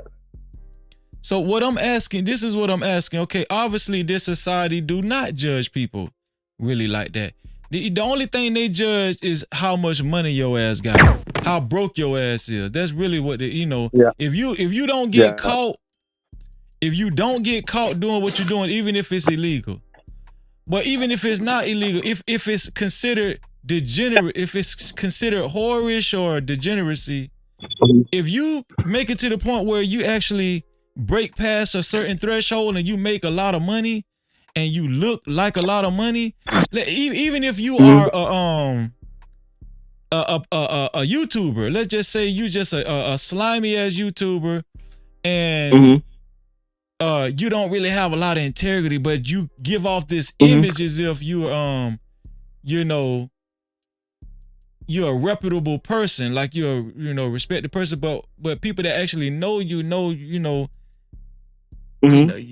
you ain't really you're not a respectable guy. If you you're slimy, you're shady. If you can pull off this image and fool a lot of people, you won. You won in society. You won. No doubt. But that guy that's keeping his faith don't make a lot of money. He's refusing to break his religion, faith. What'd you say? Religion his or religion, faith? his religion, his mindset, his faith. He's refusing to break it. He's not making a lot of money.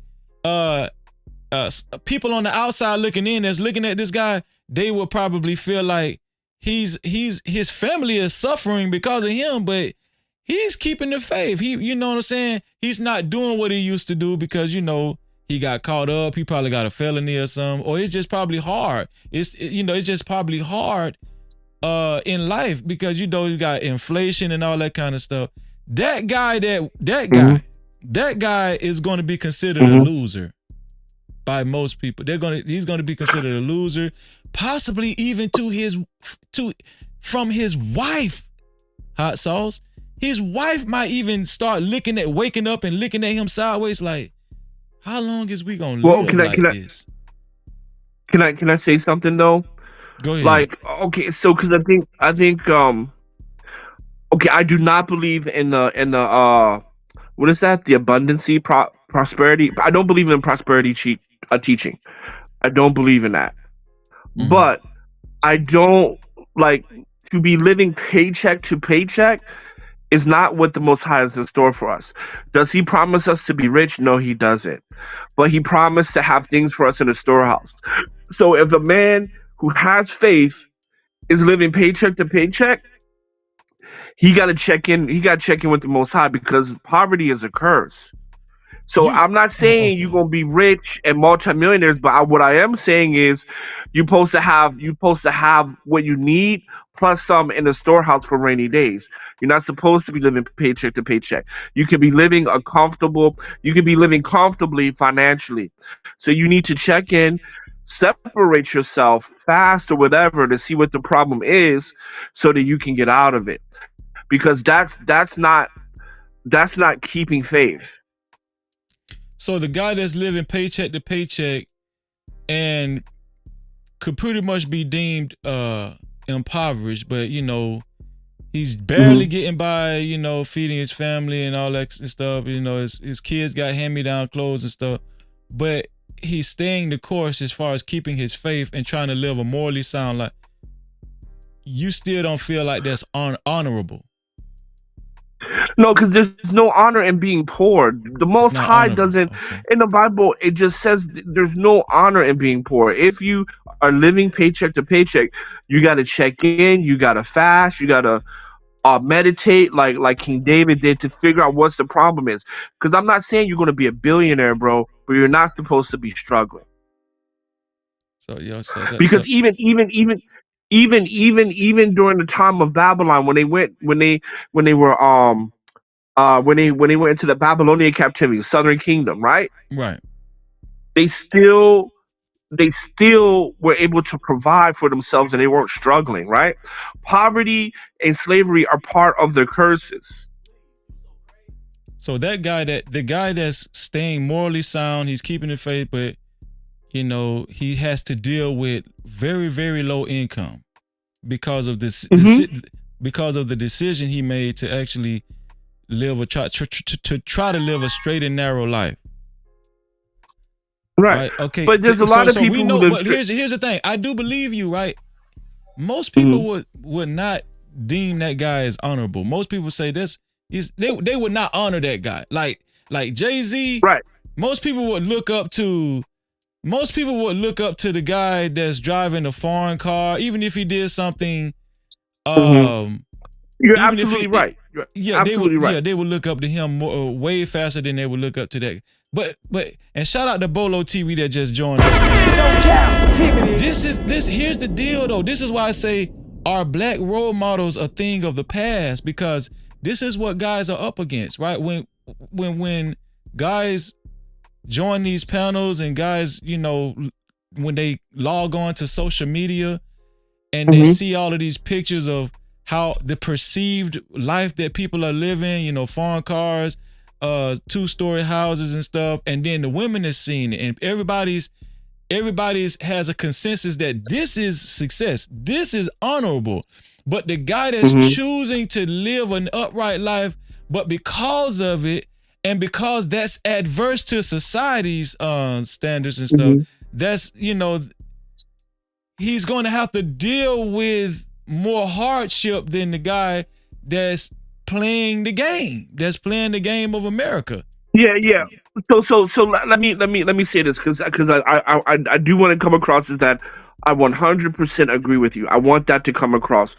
So, like, for example, when they do those street interviews in Miami, they say, do you want a 9-to-5 nigga or a scammer or drug dealer? They're all like, oh, I want a scammer, I want a drug dealer, I want that fast life, right? Young kids, right? Now, the 9-to-5 guy, he's not broke, right? Because I'm not saying that. A middle-class 9-to-5 guy. A middle-class 9-to-5 guy is not respected in Babylon. He's poor, though.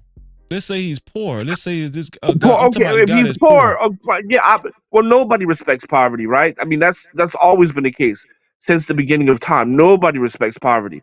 However, if you are poor, just a side note, you need to fast and meditate and pray so you're no longer poor. I'm not saying you'll be rich, but I'm saying you need to figure out how to not be poor. No Cap-tivity. Shout out to Bolo TV just joined us. Bolo, and you just the right guy for this discussion as well. Bolo. You know, we could chop it up as brothers up here. What's going on with you, Bolo? Can you hear me? Yes, I hear you very well. What's going on, Hot Sauce? How you feeling, brother? I'm good. How are you?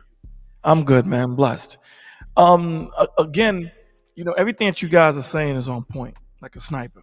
And it goes into the thought process of that said man or said woman, right? So again, my man Vaughn put in the chat that seek ye the kingdom first and all else shall be added to you.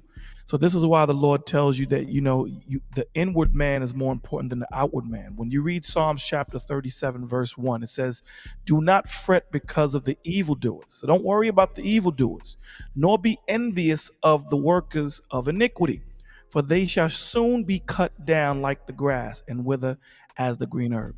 So in this world, they're going to prosper because they have befriended the world. So they're going to prosper. Right, when you look at the prophets of old, what they prayed for was just enough to continue moving for comfortability, like my man Hot Sauce was saying. You don't want to be rich in this place, and we talk about rich, we're talking about the billions and the millions of dollars, because what does it cost to get to that point? In most situations, right, it sometimes costs your soul. So the main point of it is, where are you? And if you know Diddy, your butt. Where are you comfortably in the Father?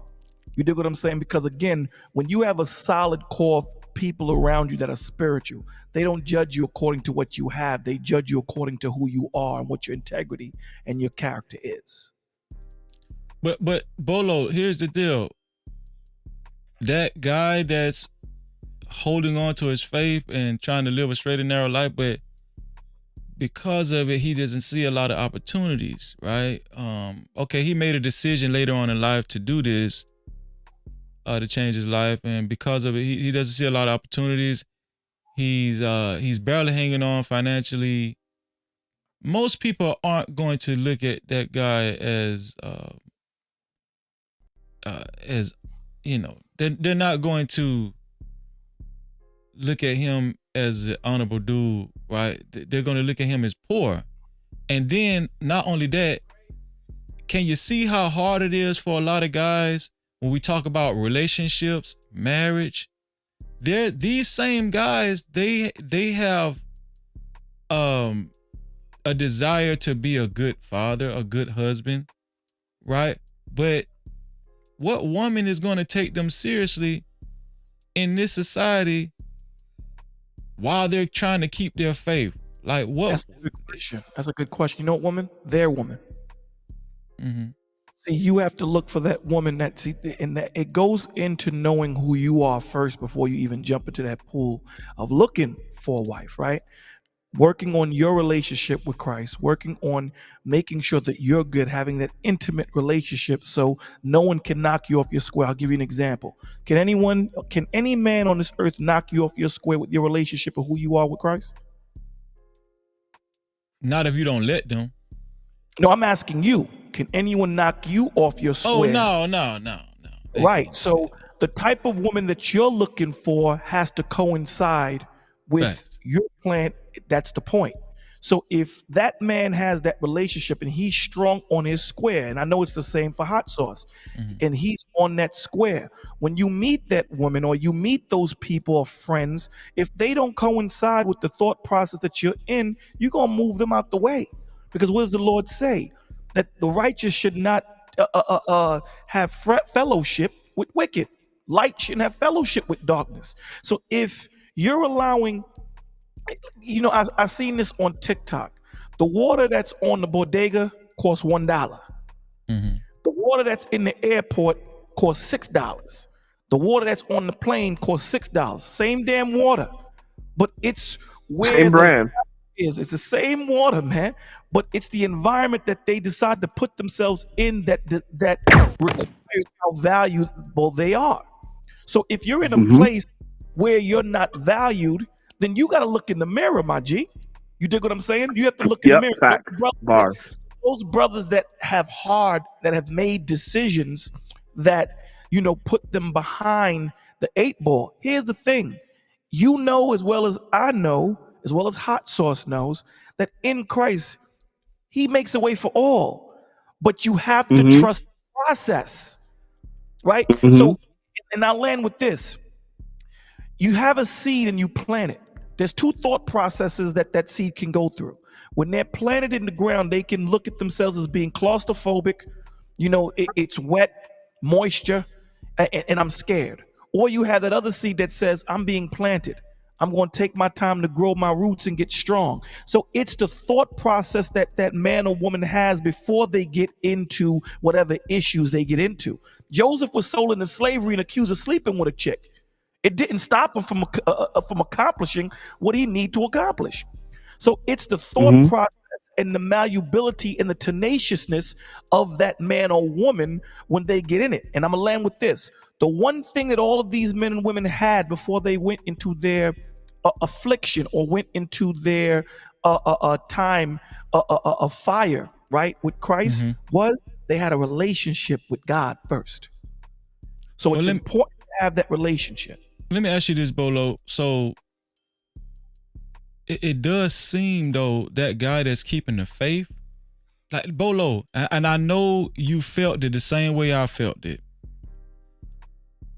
There are people that it just seems like they're doing way better than you.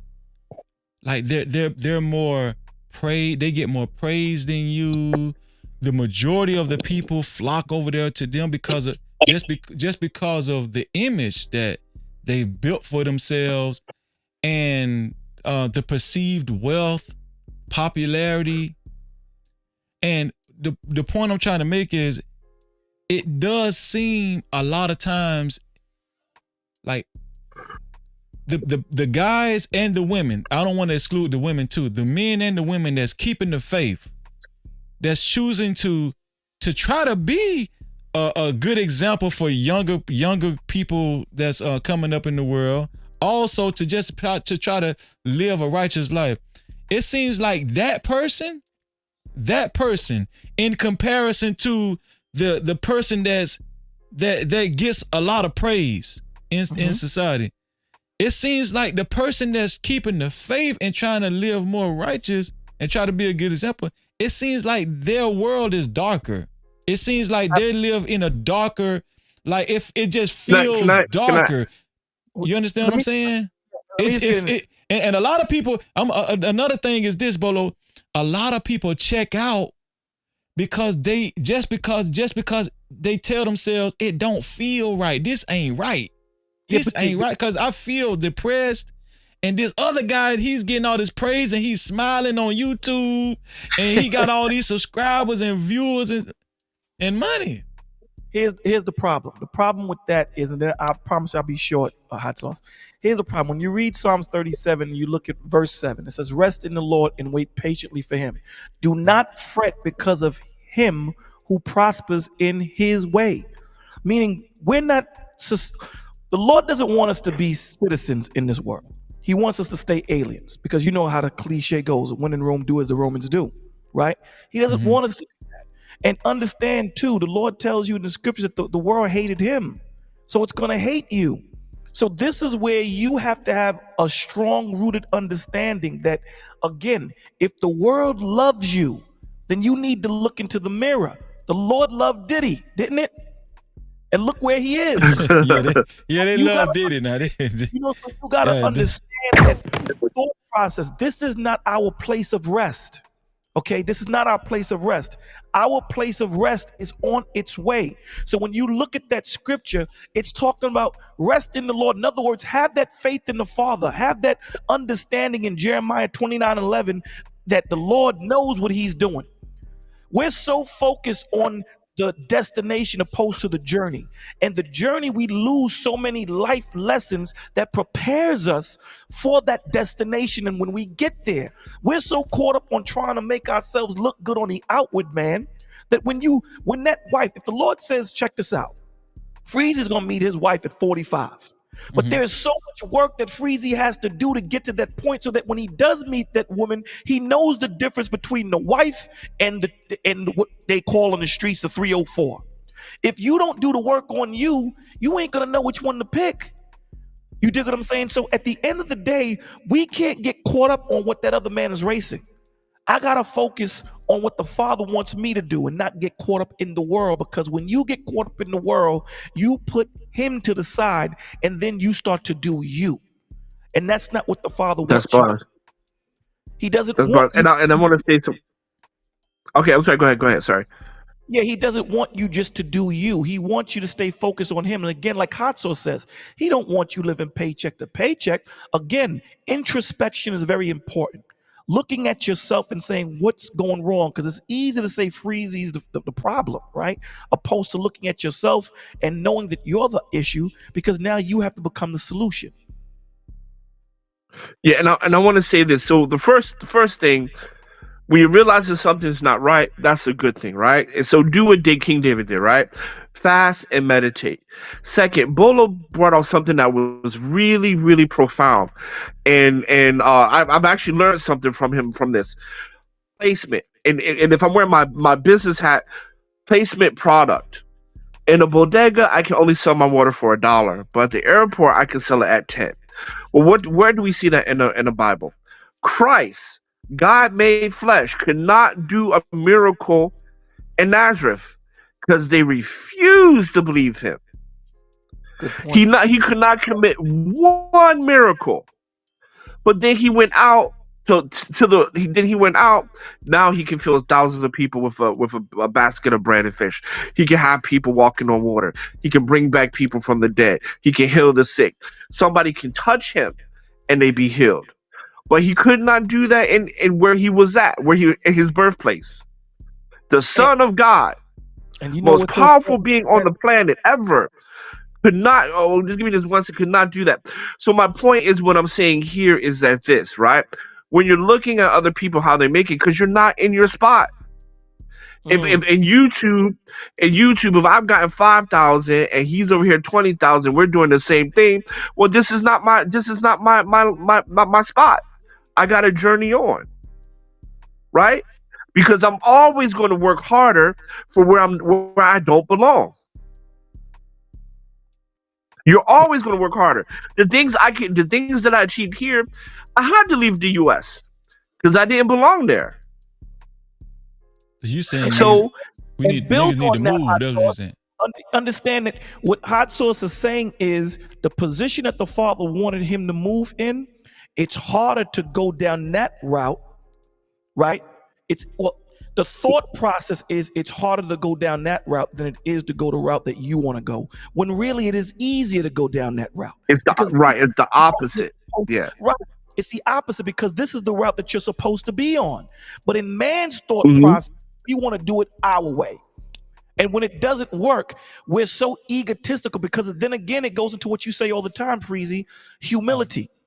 You have to be able to say, nah, this ain't for me. We're so egotistical that we're going to continue bumping our head on that wall till it's too late, till we're 98.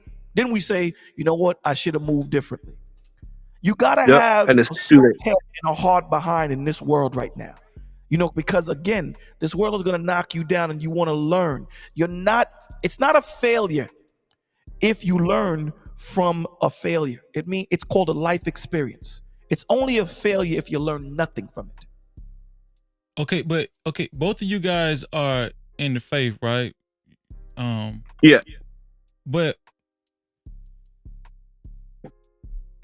even in the black church, for a long time, the message was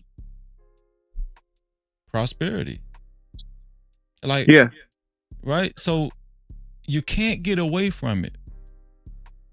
Like what you guys are saying is good, and I do believe how y'all believe. I do.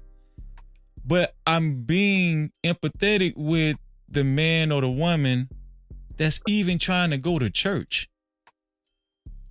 And they're listening to the pastor say, you're not living well because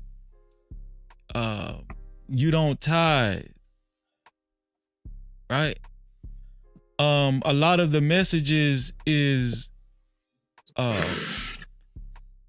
prosperity messages. Right.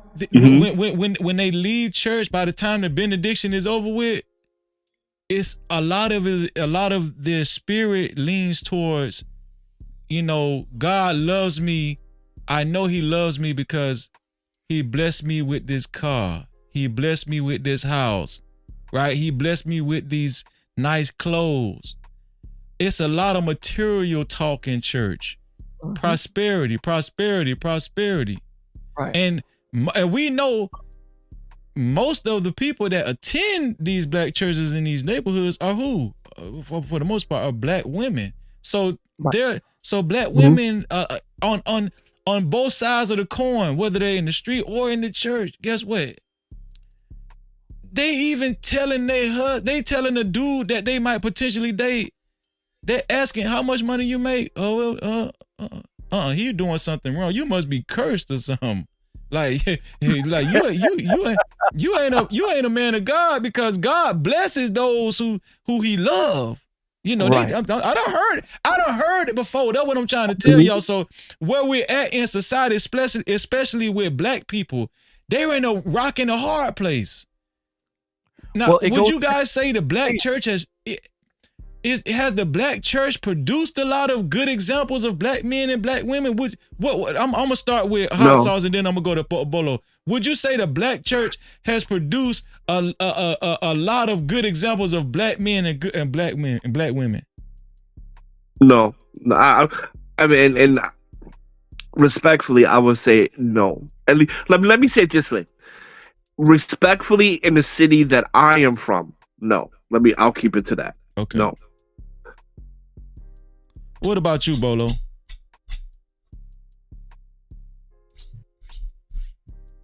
Are you there, Bolo?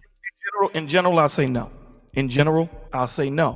And again, we have to look at the catalyst.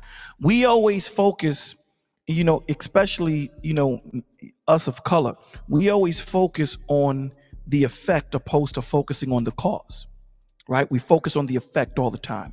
Again, if you're a man that is rooted in Christ the correct way, because we know Christ wasn't about bread. Here he is, King of Kings, Lord of Lords. He came in on a donkey. Why? It was about humility. It was about you looking at who he is inwardly opposed to who he is outwardly, right? There are many that honor me with their mouth, but their hearts are far from me. Hold on, wait, guys. Captivity. I had to give you the bomb on that one now. Thank you. So when you understand who you are and you're rooted, like Hot Sauce is saying, and you both were saying, when you're rooted in that relationship with the Father, you are able to cut through all that madness. And again, when I'm going to that store to look for candy, I got $5. I'm going in there looking for candy that costs $5. I'm not going in there looking for a $20 candy when I can't afford it. This is the thing. I did a video on false prophets, right? There was a shepherd and he decided to put it to the test. He had false shepherds come in and call his sheep. The sheep didn't even lift their head up, brother. They continue eating. When he came and called the sheep, guess what they did? They came to him. So what does that mean? It means that they had a relationship with him.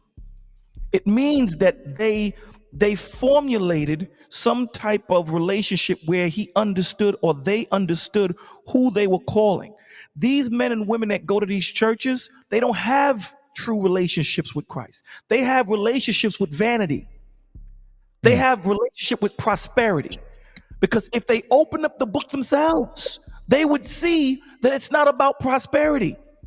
It's not about that. People always focus on Job and what he got back after losing what he lost. But the true meaning behind that was God was with you through your turmoil. God was with you through everything. That's the moral of it. No matter where you are, in heaven or in hell, Christ is there with you. That's the point. That's the moral of Job. But the prosperity gospel says, look at what he got. You know, God has to be blessing me because I got this and I got that. And if you don't have that, you don't open up the book to read it yourself. This is why the Lord says, study to show thyself approved, rightly dividing the word. If you don't open it yourself, you're doing yourself a disservice because now you're allowing this man to lead you or this woman to lead you astray. Who's to blame for that? I don't blame the pastor. I blame you because everybody has a Bible on their phone. Open it up. Damn sure do. You still there, Bolo? Yeah. I'm just saying that we got to start putting onus on ourselves. Again, I'm called a simp because when I hear these men talk about the women that they get or the women that they such and such or whatever, my question to them is, what's the common denominator in all those chicks you got? You're the common denominator. So your vibe attracts your tribe. Okay? You can't call a woman a dumpster diver when you yourself went to the dumpster to go get her. She was already in the dumpster, my G. You got out your bed to go seek that out. So who's really the sick one? Her or you? You're the sick one. So what you focus on, what they continue to be, come on, Freezy, you in these streets too. These dudes do 30-hour videos on chicks that they don't want and do a 10-minute video on the women that they do want. No captivity. Well, to be fair though, see, Bella, why you gotta ruin a good thing? We were all getting along. Let's do a U-turn, man. Let's just do a U-turn. All right, I'm trying to choose peace today. What I'm saying is, it starts with us. What I'm saying is, it starts with the individual. You dig what I'm saying? When you have that rooted, you guys are rooted. So when you go to the church and you hear this pastor saying all this stuff, you're able to say, this dude is talking nonsense.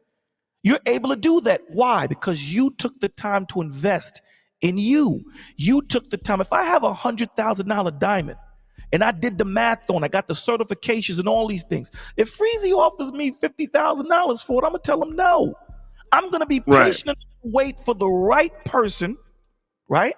That's going to offer me that $100,000 and I'm going to give it. Right? Because I understand what my worth is. Because once I know what my worth is, I can demand my value in my standard. So when these women see your standard, when these pastors see your standard, when these people in the world see how Freezy has integrity, Hot Sauce has integrity, their conversation is based biblically, and the way they talk and the way they walk, only certain people can talk to you. Only certain rooms you're going to be allowed in. Conversations change when you guys walk in the room. That's a good thing. Well, yeah, that's what I'm saying. Like originally, so like when for those people who feel like somebody else is doing better and things like that, sometimes you're just not you planet yourself in the wrong spot, and so you need to fast and pray and see where you belong. So that because I'm never going to say you're going to be a multi-millionaire guy has that in. I'm not saying all that, but I will say because just like your mother doesn't want to see you struggling, just like your father don't want to see you struggling, so much more is your father in heaven, right? Because there's a difference between struggling in poverty for keeping the faith, which is a false doctrine, than to being comfortable, being able to make ends meet and have things in the storehouse for emergencies. Well, listen, I'm gonna try to give for some grace a little bit, because a lot of the reason why these guys are motivated to carry themselves that way, to make it seem like, they balling and high value man, right? All that kind of stuff. They think that this is what the women want. When these people conduct these interviews on the street or on podcasts and stuff, and they ask women, how much do you think, what's a reasonable amount that you think a man should make annually? We've heard the numbers. Like a lot of women say 100,000, 200,000. So these men are saying, listen, this what they want. Bolo, this what they want. Hot sauce. Like we're not women. A lot of men would say women are the catalyst for why men feel like they need to get this and they need to get that and they need to do it like this or do that or whatever, right? What do y'all think about that? Can I say something? All right. So first of all, look, women love money and they want a lifestyle, right? That's going to be majority of women, no matter where you're at the planet. Not all women. That's going to be most women. Okay. And I'm not even saying that's a bad thing. I don't really agree with it, but I'm not going to say that's a bad thing, because I kind of get it, because women love the lifestyle, and if you can offer luxury and they can have the plausible deniability, they're going to love it, right?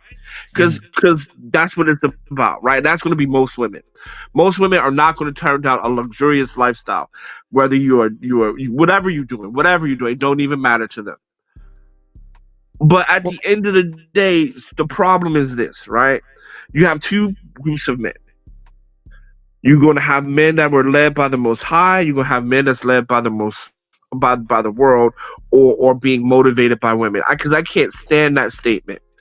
Real men are not motivated by women. Real men find their purpose in the Most High, go down that road, and then whoever is trying to be on that plan will follow him. Right? Men who need a woman to be a battery in the back, man, you're going to have, your life is going to be rough.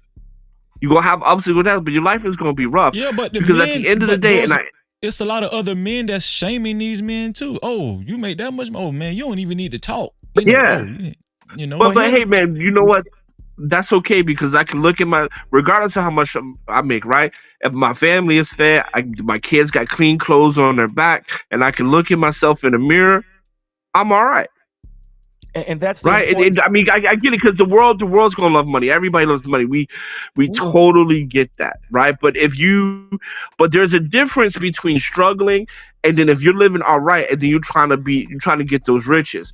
Now, if you're trying to get those riches for vanity's sake, now you need to question your inner man, or you need to die to that. You need to die to that lust, right? Because if you're trying to get riches to build the kingdom, one thing. If you're trying to get the riches to stunt on niggas, that's another thing, right? That's another thing, right? Because I don't know what the Most High has planned for you. Some he has planned for destruction, some that he has plans for great wealth, and some he has plans for martyrdom, right? Everybody has a role to play. Everybody has a role to play, and all our lives and all our roles are not the same. I don't right? think. I'm gonna let Bolo go after this, but I just want to say And I think. just want to lay here. I just want to lay here, please, Go if I ahead. may. So look, at the end of the day, and like if you're trying to live on that Biggie Small scene, like money, clothes, and hoes is all a nigga knows. Well, I mean, at the end of the day, most of these women are wicked, right? She brought sin into the world. So I mean, the last thing you want to do, and I'm not, and I don't mean no disrespect to women because there are good women out there, but the last thing you want to do is to tailor your life to a woman, and I'll move on from there. That's the last thing you want to do. I don't think a guy or a woman with a high moral compass in this society is meant to be rich. I just don't think so. I don't think a person with a high moral compass that lives in this society is just meant to be elite. I would agree with you in general. You know, and this is what I would say to that. Just because you're a high value man doesn't mean that you're a man of high value. There's a difference. You know, and this is what we have to understand. You know, you have a lot of dudes that, you know, that have bread, but they're dirt bags in their spirit.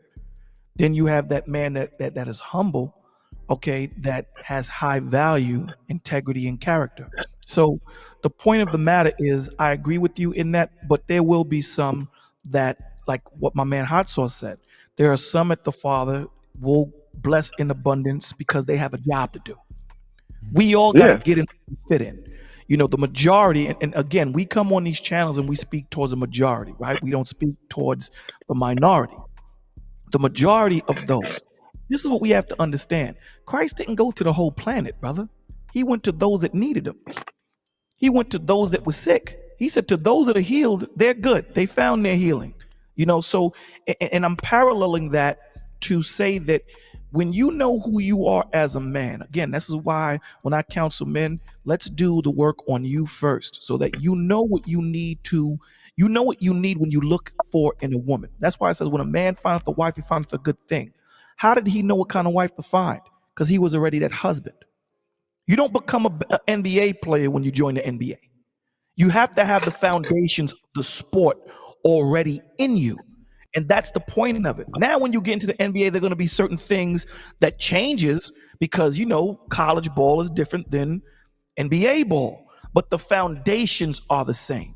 So when you know who you are, when you're on that trajectory, just to what Hot Sauce said, when you're on that trajectory, you know what you're looking for to that's going to boost you up, that's going to multiply what you have.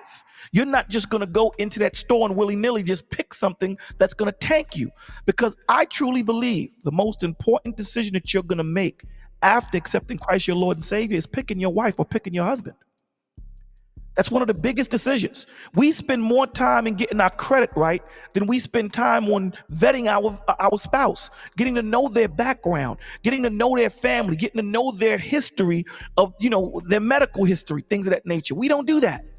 We don't move with a sense of urgency. This is why David said, Lord, bless me to know and have wisdom that my time is short. Why? So I don't waste time. Because we don't know when we're going to go. And that's why I like to be fair on both sides. That's why I don't play into that extreme manosphere rhetoric, because on the other side too, with women, like I think that the proper way for a woman to carry herself is to dress very modest, you know, chaste, right? But a lot of these dudes be talking about what they think a good woman is and how a woman should carry herself and how this woman should treat them. But most men that I've observed, they're not the type of men that would actually desire a woman that dress very, very modest, not revealing, doesn't really show her shape a lot, right? Don't be wearing tights and shit. Those women, I do think those women, a lot of men will look over these women if they're not showing their shape, you know, if they're not real gaudy. And I think, see, I kind of, I understand where women coming from too, because a lot of these men, they be talking all this shit and they be talking about how women should treat them, how women should carry themselves, but you really don't want the woman that God called women to be. You really don't want that woman. You really don't, just to be honest. You're 100%. That's a projection. It's the inadequacies in them that they project outwardly. That's the point. This is why we call men to work on themselves before you jump into that, because then you don't know what you're looking for. And the people that suffer for it are the children, because you have women trying to figure out what it is to be a wife and a mother, and you have husbands and you have men trying to figure out what it is to be a father and a husband. When you should have these foundations before you jump into it. So absolutely 100% what you're saying is correct. These men are projecting the inadequacies that they have within themselves. They wouldn't know what to do with a good woman anyway.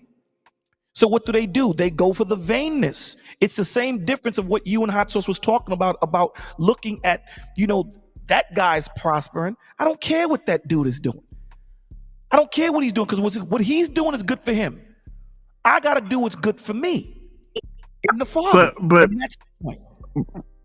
I gotta disagree with you, gentlemen, just a little bit. I think the average black man of the right age, like, 'cause if we're talking about 20 something, but a man in his late 30s, 40s, he knows what he wants. I don't think the average black man I do think the average black man wants a good, modest woman. I really do believe that. It could just be me, but I do believe that, yes. I think that shit sound good on paper. Yeah. Okay, bro. But I mean, of course not all, but I would say like at least 60% of black men do want a good, modest woman. But he did preface the men on on YouTube. Yeah, that was what social media. Yeah. He Well, said I'm gonna say here. Like, I would say most of the men in Freezy's chat would want a good, modest woman. Yeah, but let's take it out of my chat. Listen, I'm Okay. saying And on YouTube, whatever. This what I'm saying, flat out, on social media and in real life. I believe the majority of men, from what I observe, that shit sound good. That a woman should be a good woman and she should behave like this. And stuff. But behind closed doors, most of these guys, they desire a woman that dresses like Cardi B or Sexy Red. That's what they want. If that woman shows them some attention, they going fast. They going, dog. We're complaining. I'm gonna say this too. I'm willing. Hold on, Bolo. Let me say this. I'm willing to bet that the women that have Instagrams that dress very modest and have flowy dresses and big dresses and stuff, they don't have as nearly as many men in their inbox as the women that's half naked, very revealing, right, shapely. I guarantee you the women that's more revealing, I guarantee you it's not even a comparison on how many men that's in their inbox compared to the very modest dressed women on social media. You're absolutely right. But that woman who's modest, she still has more followers than the average attractive male bodybuilder IG male model. But Promise you that. We're not comparing men to women. Right. No, but he's not comparing what he's saying. No, but because I'm just showing the conflation. Because the conflation is this. Because I'm not saying hoes ain't getting dick. Absolutely. And hoes are going to get more dick than a modest woman. Absolutely. But that still does not negate what men want to marry and settle down with. It's not dick. Attention. Oh, fine. Attention too. But men do not want to settle down with that, Freezy. That's the point. They don't want to settle down with that. I don't believe that. But listen, the point of the matter is, I don't know what I want if I've never had it and I've never been shown it. That's the point of it. How do I know that I want a modest woman if I've never been taught what a modest woman is? We have to understand Fair point. everything is Instagram, everything is social media, everything is let me follow what the next dude is doing because he must know better than I do. No one is thinking individually in the aspect of let me understand who I am and what I need in a woman. You Right. understand what I'm No, saying? Everybody is following. I do understand what you're saying, but what I'm saying is that people do know modest women, and if you have the option, because I would agree most men don't have the option, so I'll give you that. But where there is an option, most men are going to choose the modest woman to settle down with. My G, hot sauce. The women that are getting married are the 6s and the 7s. The 9s and the 10s are not getting married, brother. It's the 6s right. and the modest women, modest 6 and 7s. But dudes ain't trying to grab 6 and 7s because they're so caught up in what the world wants in the 9s and the 10s. These are what they're searching for. These are the ones that they're going after. They're not going after. But now, goes to Freezy. This goes to what Freezy was saying, or at least the part of the conversation you two were having, being focused on the world opposed to being focused on what you need as the individual man going into it. I'm focused on what everyone else is trying to bag up, opposed to me saying, I need a woman that's going to multiply what I have, that's going to be a praying woman, that's going to hold me down, that's going to be my pillar of rest opposed to my pillar of stress. These guys are caught up into what the views are, what the clicks are, walking down the street and having that chick with that, hourglass figure so that everybody can lust after her. This is what these dudes are searching for. But they're not marrying these 9s and 10s. They're not marrying these IG models that are scantily clad clothing women. They're not marrying them. I agree with yes, you. They're searching for that. I can yes, because hoes are going to get more attention than anybody. Yes. But here's the point. But they're not marrying either. You dig what I'm saying? Because at the end of the day, that's the point. If you don't know, and that's why I said that when you know what your value is, you demand your worth in your standard. When you have a man that is on trajectory with his business, with his personal life, with his relationship with Christ, he already knows what he needs to add to that to complete his puzzle. He's not going to go out there willy-nilly and get that messed up. He's not going to do that. The same thing with the woman. When she's on her trajectory and she got her life together, she got a relationship with Christ or whatever, she knows what she needs in a man to lead her. She's not going to go out there and just grab any dude. So it goes both ways. And that's what Freezy is talking to. He's talking to that these dudes are caught up into the world. So I'm empathetic towards it, Freezy. So this is why I say to the dudes, separate yourself. The women ain't going nowhere, bro. They're always going to be here. Let's focus on you first. So because what you're doing is you're foggy. You're seeing things through the lens of man opposed to seeing through things through the lens of God. And that's the problem. That's why we have this issue. Because we're so caught up into thinking that we know opposed to saying God knows. Let me see it from his perspective. He knows better than I. You know what I'm saying? So let me just sit back and look at it from that perspective. We're so caught up in the world, that we take what the world says to us. This is what beauty is. This is what love should be. This is what this should be. You two men were talking about before I came was, no, but that's totally opposite of what God says. So we all know that God is coming for a remnant. He's not coming for the whole circumference of the planet, right? For many are called, few are chosen. So when you're a man of God or a woman of God, you have a minimal pick of people that you can link up with that is going to be on the same trajectory with you. So this is why it's important to make sure that the man or the woman you pick is in alignment with you, because they can tank your trajectory. That was never a contention. Because I'm pretty sure, like, what does it says, right? Be careful who you choose because a woman has destroyed kings. So that was never up for debate. I'm just saying that I just think that the average guy is not as horrible as we paint him to be. That was my only point. But everything else, I can align with you, especially when we're talking about a remnant and coming back for. So we're on the right page for that. But at the end of the day, I just getting back to the topic, and one thing I wanted to say before you close up is that when we talk about role models, I do kind of have an issue for that because I look at that as being an idol, right? And so, like my kids, I would be very uncomfortable if they told me that such and such was their role model, because I look at that as idol worship. So I'm very uncomfortable with I that. don't. What I mean, you think being a role model is synonymous with being an idol? Yeah, I'm kind of uncomfortable with that. Yes.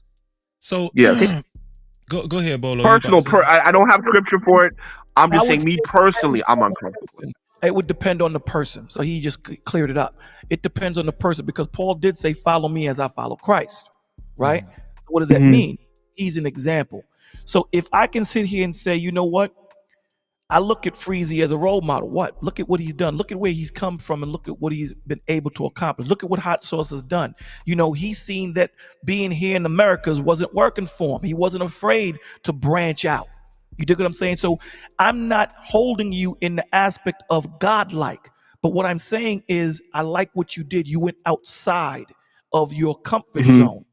So there are things that I've heard Freezy talk about as a man, right? In air quotes, as a man, you know, these men wouldn't be so vulnerable. You dig what I'm saying?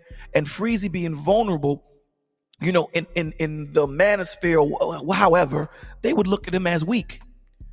But, you know, in his weakness, he's strong because he's able to be that beacon of light for those men that don't have a voice and that are looking for someone to speak to, and he stands up as that light. And this is what Christ tells us to do, tells us to be, right? Be that light for those in darkness. So right. Again, well, okay. Then let me just clarify this really quick. I understand your point when you're saying it's easy to get caught up into holding someone as an idol. I get your point, or a role model. I get the point. So I'm not saying that it's on the individual, and that's what you said. It's on the individual on how right. Because I would let me just say this real quick, and I'll give it right back to you. Because it's like, okay, with things that Freezy done, I found very inspiring. I find his stories very inspiring. If my kid says something like that, okay, cool, right? Or I can learn from him. I can learn from them, or something like that. But when it comes to the point of like role model or something like that outside of Christ, for me, it would be uncomfortable. But can we learn from one another? Absolutely. Can we be inspired by one another? Absolutely. Can we inspire others? Yes, we can. And I think we should do that as a community. But I don't know. But the role model thing, in my understanding definition, is a little bit uncomfortable. But I'll pass the mic. Well, I think that I think my definition of being a role model is just being a certain type of example for someone to follow, right? Especially the younger generation, right? The future generation to follow, right? Now, going with that definition, are black role models a thing of the past? Let me start with Bolo, and Hot Sauce answered it already, but I don't think Bolo answered it. Do you think black role models are a thing of the past as a whole in general? No, I don't think it's a thing of the past. I just think that it's hard to find good ones. There are so many that are off, that it's just hard to search through, you know, the madness and search through the muck and the mire and the fog to find that good one. You know, and when you find that good one, he may not be on that level of those that, you know, that people hold in high esteem.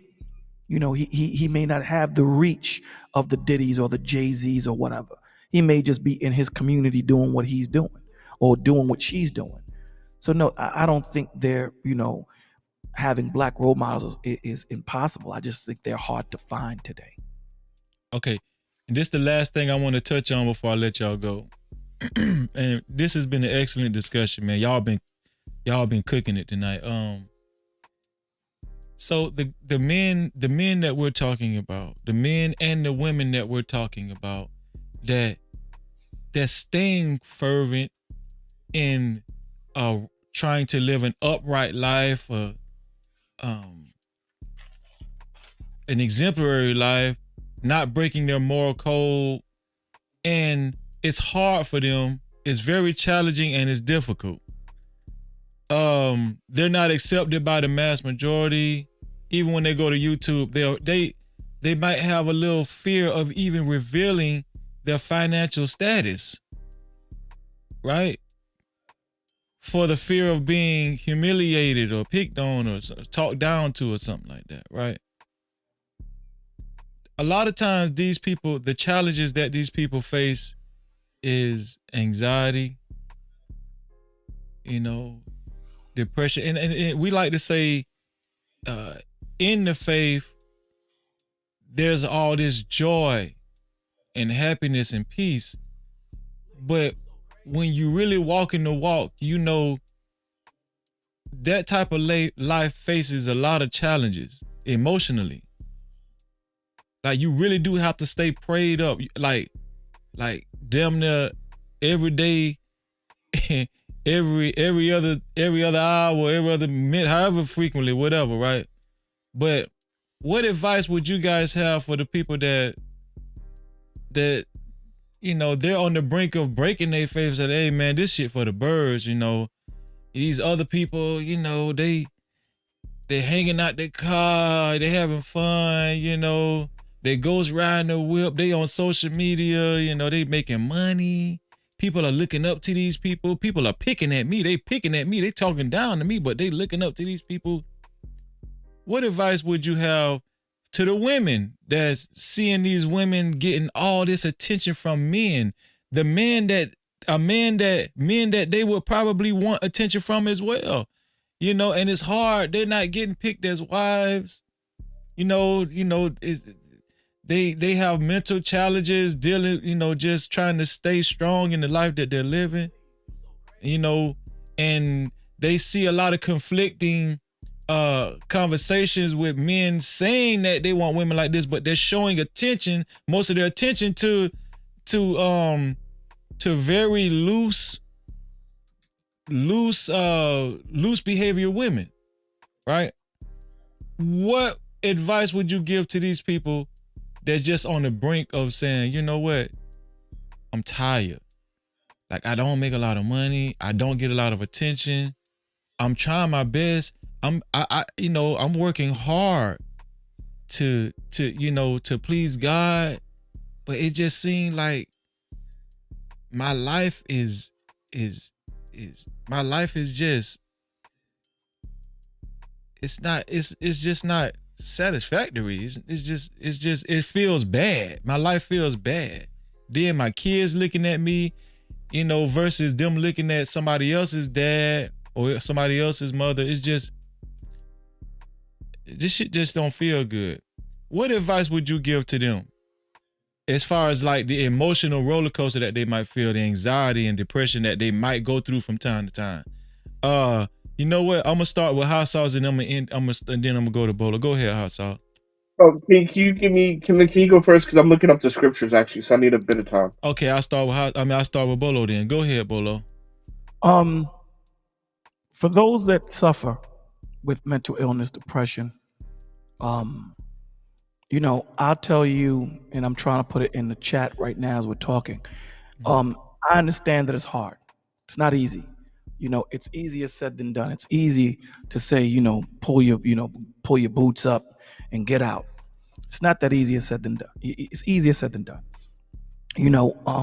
This is where what you was talking about, empathy. Empathy is putting yourself in that person's shoes. And a lot of the times we think we do and we don't.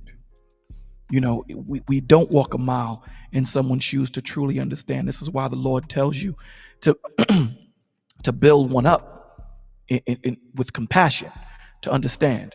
And I know it's not easy, someone that's made something habitual in their life to just stop it at 40 years old. To tell them, here's a scripture and good. It's not feasible. It doesn't work that way, right? This is something that you have to work with. A lot of the times the difference between depression and anger is anger. I'm mad at Freezy. I know what Freezy did and I'm upset with him. With depression, they have not pinpointed where that anger is, so it implodes. Opposed to, so it takes work. It takes being patient. It takes having time to sit there. And this is what we do in the village. So, those of you who are suffering, those of you who may not have insurance or things of that nature, the only two things we ask you to pay in the village is pay it forward and pay attention. So my number is in the chat. If you want to talk, if you have issues, mental illness, depression, or whatever, and you want to kick it and you need someone to talk to, give us a call, leave us a voice message. Someone will get in contact with you, because we need boots on the streets. We need to get our black men, our Latino men, our black women, our Latino women. We need to get them back. And it's not just a black and Latino thing. You know what I'm saying? Because we need to get us back to where we need to be, first in the Father. But it starts with you, the individual, the woman or the man. So again, when we're having conversations, we're speaking in general, but we all know on the stage that it's more work than what we're saying, right? We know it's more work. So if you guys, again, want to talk, you're having conversations and you're going through something and you feel like you're alone and you have no one to talk to, 347-394-5954. Call the village. Man, shout out to Bolo TV. No Cap-tivity. Bolo, man, you don't understand. Thank you, Bolo, for coming up and giving us, all the strong words of wisdom that you contributed to tonight's show, man. And make sure y'all go over to Bolo's channel and subscribe, man. And I'm glad he left the number. He recited the number, so even if you missed it, just rewind it back to this point and get the number, man. Bolo he's just a real stand-up dude, and he's very strong in the faith. Bolo, thank you, bro. I appreciate you. Thank you for having me. Hot Sauce, thank you for having me, guys. Y'all have a blessed night. Yeah. Love you. Yeah, Yes, man. sir. It's a Love pleasure you too, talking man. to you as always. No Cap-tivity. Hot Sauce, what do you want to say to these people that just feel like giving up, man? They tired of they tired of trying to be a good example. It's not paying off, Hot Sauce. It's just not paying off, and they tired of feeling depressed and a lot of anxiety and stuff. They tired of feeling like shit. They tired of seeing these other people balling and stuff and getting all this attention. What do you say to these people, Hot Sauce? So first, I want to go back to what Bolo said, because Bolo said something very, very, very important, right? If your life is fucked up, you can't hear the scriptures yet, right? And that's bars. So if you're in that situation, God, most high forbid, but if you're in that situation, I think the first thing you need to do is probably contact that brother and deal with that stuff first, because I believe we have a misconception that scriptures come before everything else, and that's not actually what the Bible says, right? Because he says he cannot hear the scriptures if he is hungry, right? And that's Proverbs 28 and verse 9, right? So if you have ailments and pains and you need healing and stuff like that, Christ didn't come with the scripture first. He came with your remedies. Then you get into the word. And for the folks who don't believe me about poverty as a curse, Deuteronomy chapter 28 talks about that, right? And then in Deuteronomy chapter 15 and 7 talks about how to get out of it. I'm sorry. Deuteronomy, where is it? Deuteronomy 6. I don't know. But Deuteronomy 28 talks about it being a curse. Deuteronomy 28 talks about being a curse. Proverbs 28 verse 27 talks about how to get out of poverty from a spiritual point of view. 28:27. So you guys want to read, fast, and meditate on that. And the last thing I want to say before I'll let you go, because I know you want to get out of here because it's late for you guys, is the last thing I'll do is say this, right? You got to make sure you're in the right spot. Like, for example, you can look at Pastor Dow. Pastor Dow's not in this section of YouTube. He's in another section, right? He had 200,000 subscribers, right? So you got to remember, man, this place is Babylon, right?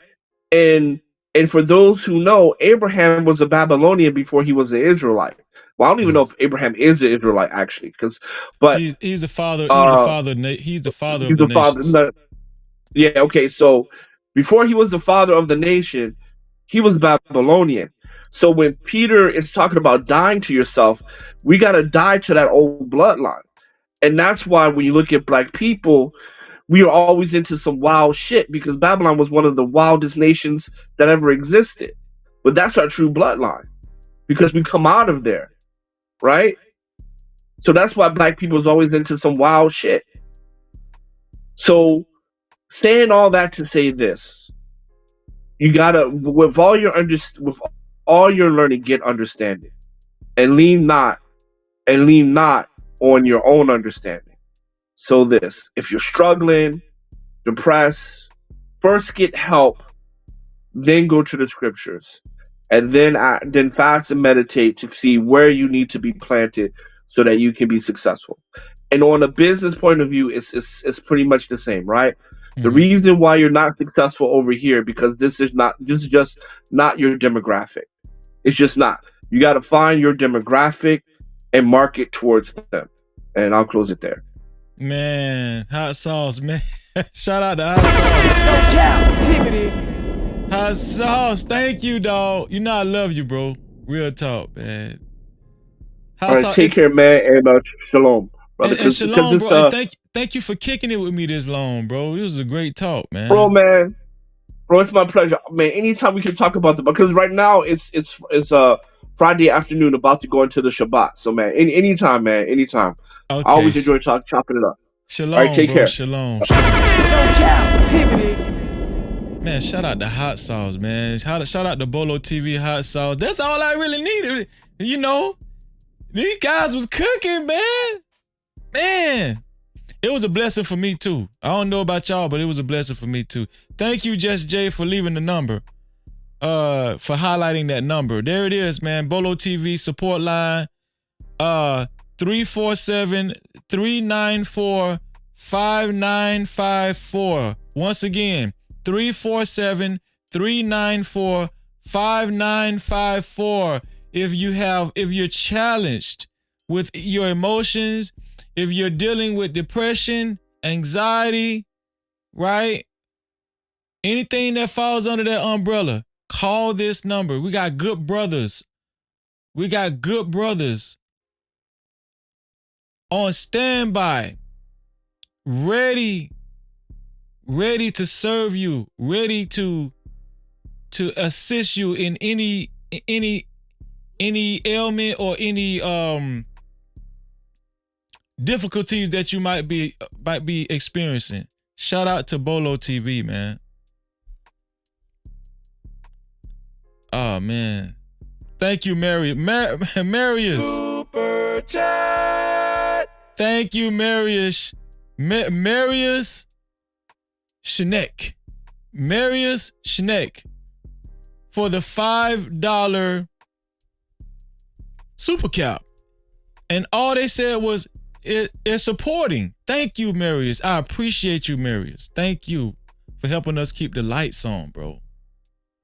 I really appreciate you, bro. No Cap-tivity. Anybody else that desires to support this platform, y'all see what we're giving to the people. We're helping people. If you want to support these type of messages, y'all know we always end with something that's going to strengthen you and uplift you. To support this platform, you can either send a super chat, aka super cap, right? Just like Marius just did. You know, even if you want to do it before I end the live stream, or you can send a cash cap, aka cash app, to $NoCapFreezy. That's $NoCapFreezy. Thank you. I appreciate you. No Cap-tivity. Or, right,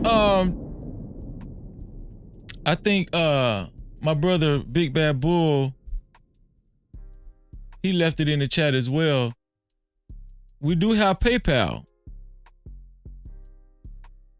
We do have PayPal right here, right? It says, let me see, PayPal me, right? This is the URL, paypal.me/ /no captivity with freeze without the Y on the end. With freeze without the Y on the end.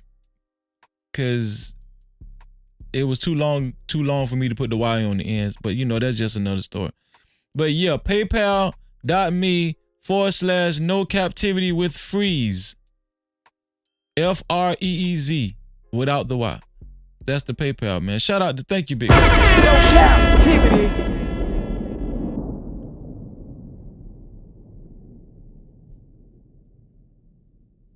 Oh man, thank you, Von. I appreciate you, bro. Super chat. Thank you to Von Bryant for the $5 super cap. Thank you, Von Bryant, for helping us keep the lights on. Von said, peace. I mean, let me read it how Von would say it. Thank you, Freezy, thank you for giving us a blessing tonight. All right. God has used you tonight along with Bolo and Hot Sauce. I really enjoyed the live stream tonight. And I just want to say peace, joy, and grace in abundance, Freezy. Yes, thank you. No captivity. Shout out to Von Bryant, man. My brother. Appreciate you, Von. Just say, laugh out loud. Don't do Mr. V. No, that's my brother. He know that's my brother. I got Von down pat. Shoot. Listen, y'all know I love y'all, man. Von said you almost got it. You almost. No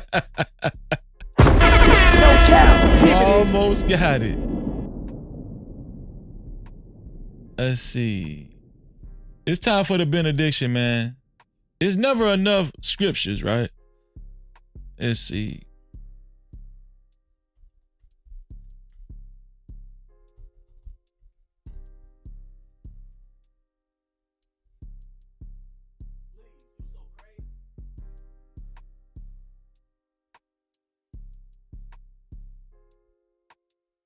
As a matter of fact, no, I'm gonna read the one that Bolo.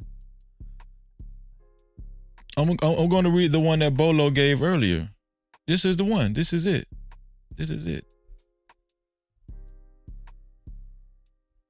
Yeah, this the one that God gave us right here. Psalm 37 and 7. Right here it says, rest in the Lord. Rest. Rest in the Lord. Be assured that the Most High, He gonna take care of it. Whatever you going through, He's gonna take care of it. Whatever you need,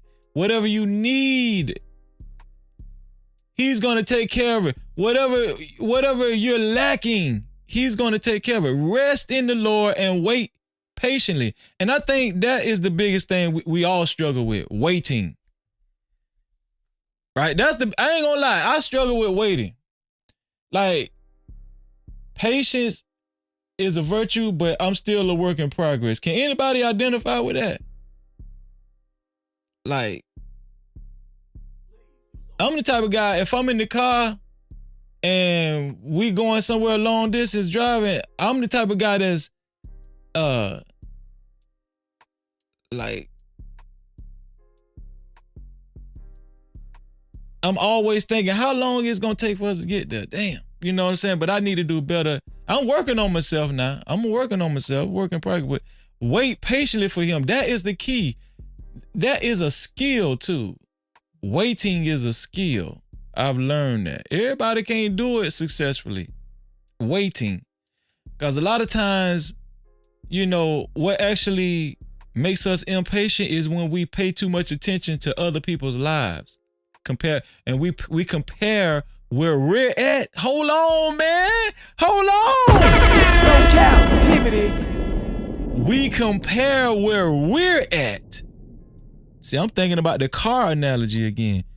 We compare where we're at versus where somebody else is at. Right? I might be driving from where I am near Orlando to Miami, right?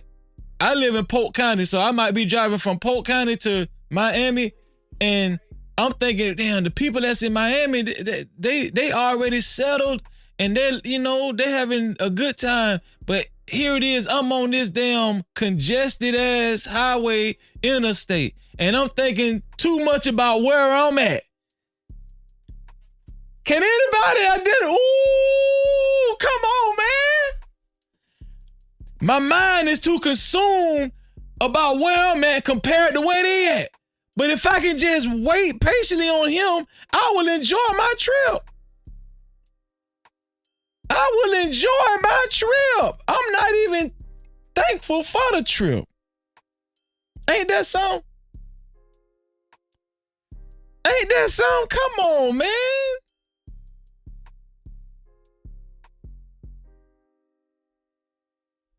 That's powerful.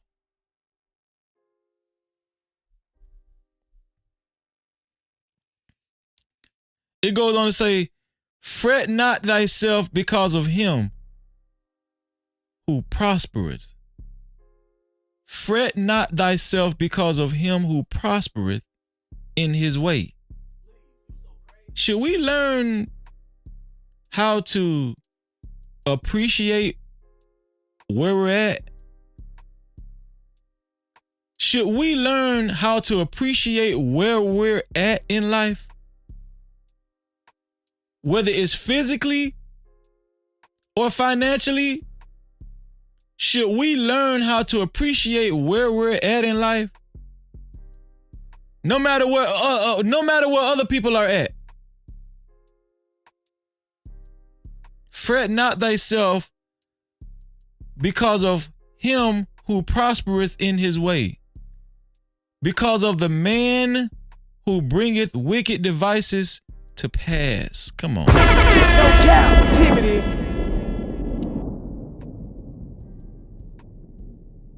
All praises to the Most High God. Thank you.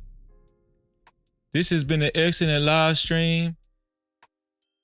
Blessings to everybody that tuned in tonight and was able to receive a message and a blessing from this live stream.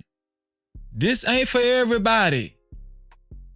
This ain't for everybody. It ain't.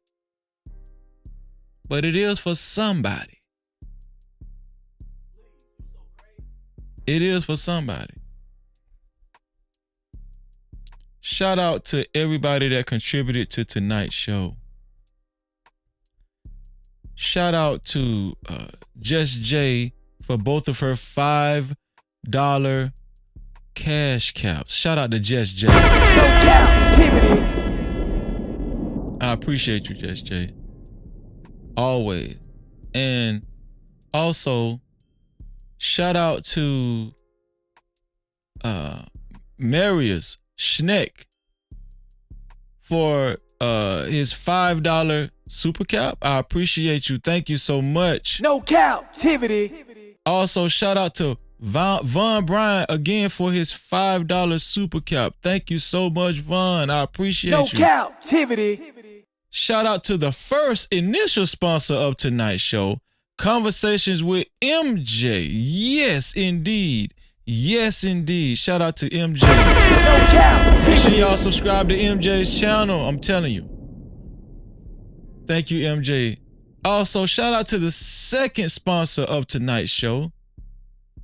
My dog, my brother, Big Bad Bull. Yes. Yes. No Shout out to captivity. Big Bad Bull. Thank you, Big Bad Bull.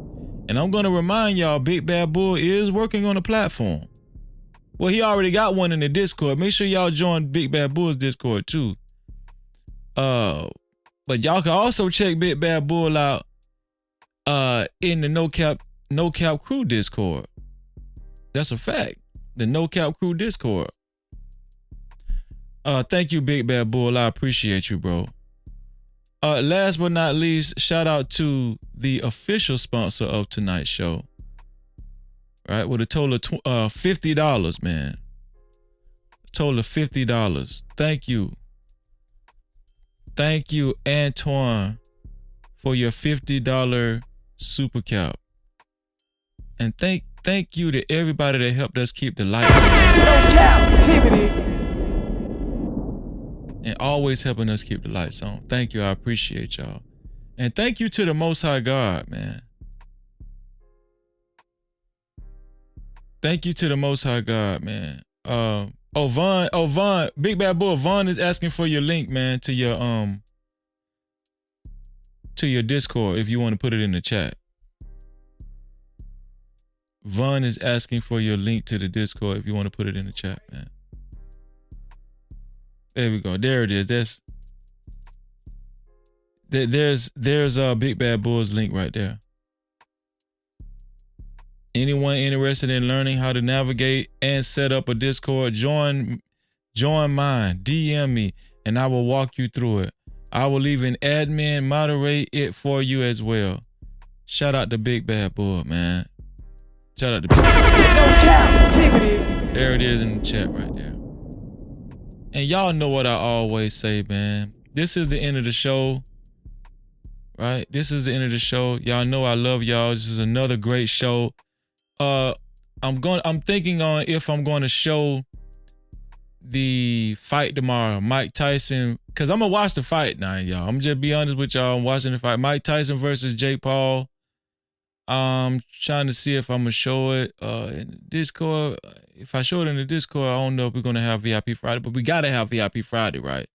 We gotta have it. I don't care, but we're gonna sort it out. We're gonna sort it out. I need to figure out what time the fight is, but. Listen, man, shout out to everybody. I appreciate y'all. And shout out to everybody that's willing to share this live stream. Shout out to everybody that's willing to share this live stream and become a part of the No Cap campaign.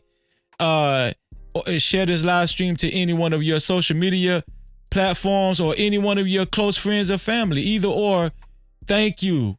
I appreciate you for sharing this live stream or the platform, anything about the platform in general, the No Cap-tivity with Freezy platform.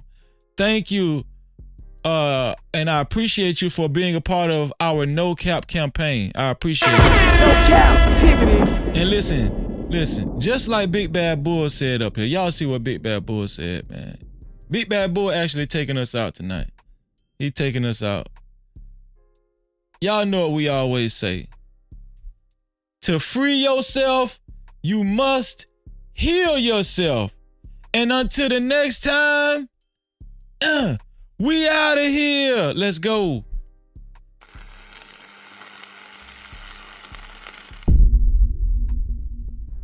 No Cap-tivity. Freezy.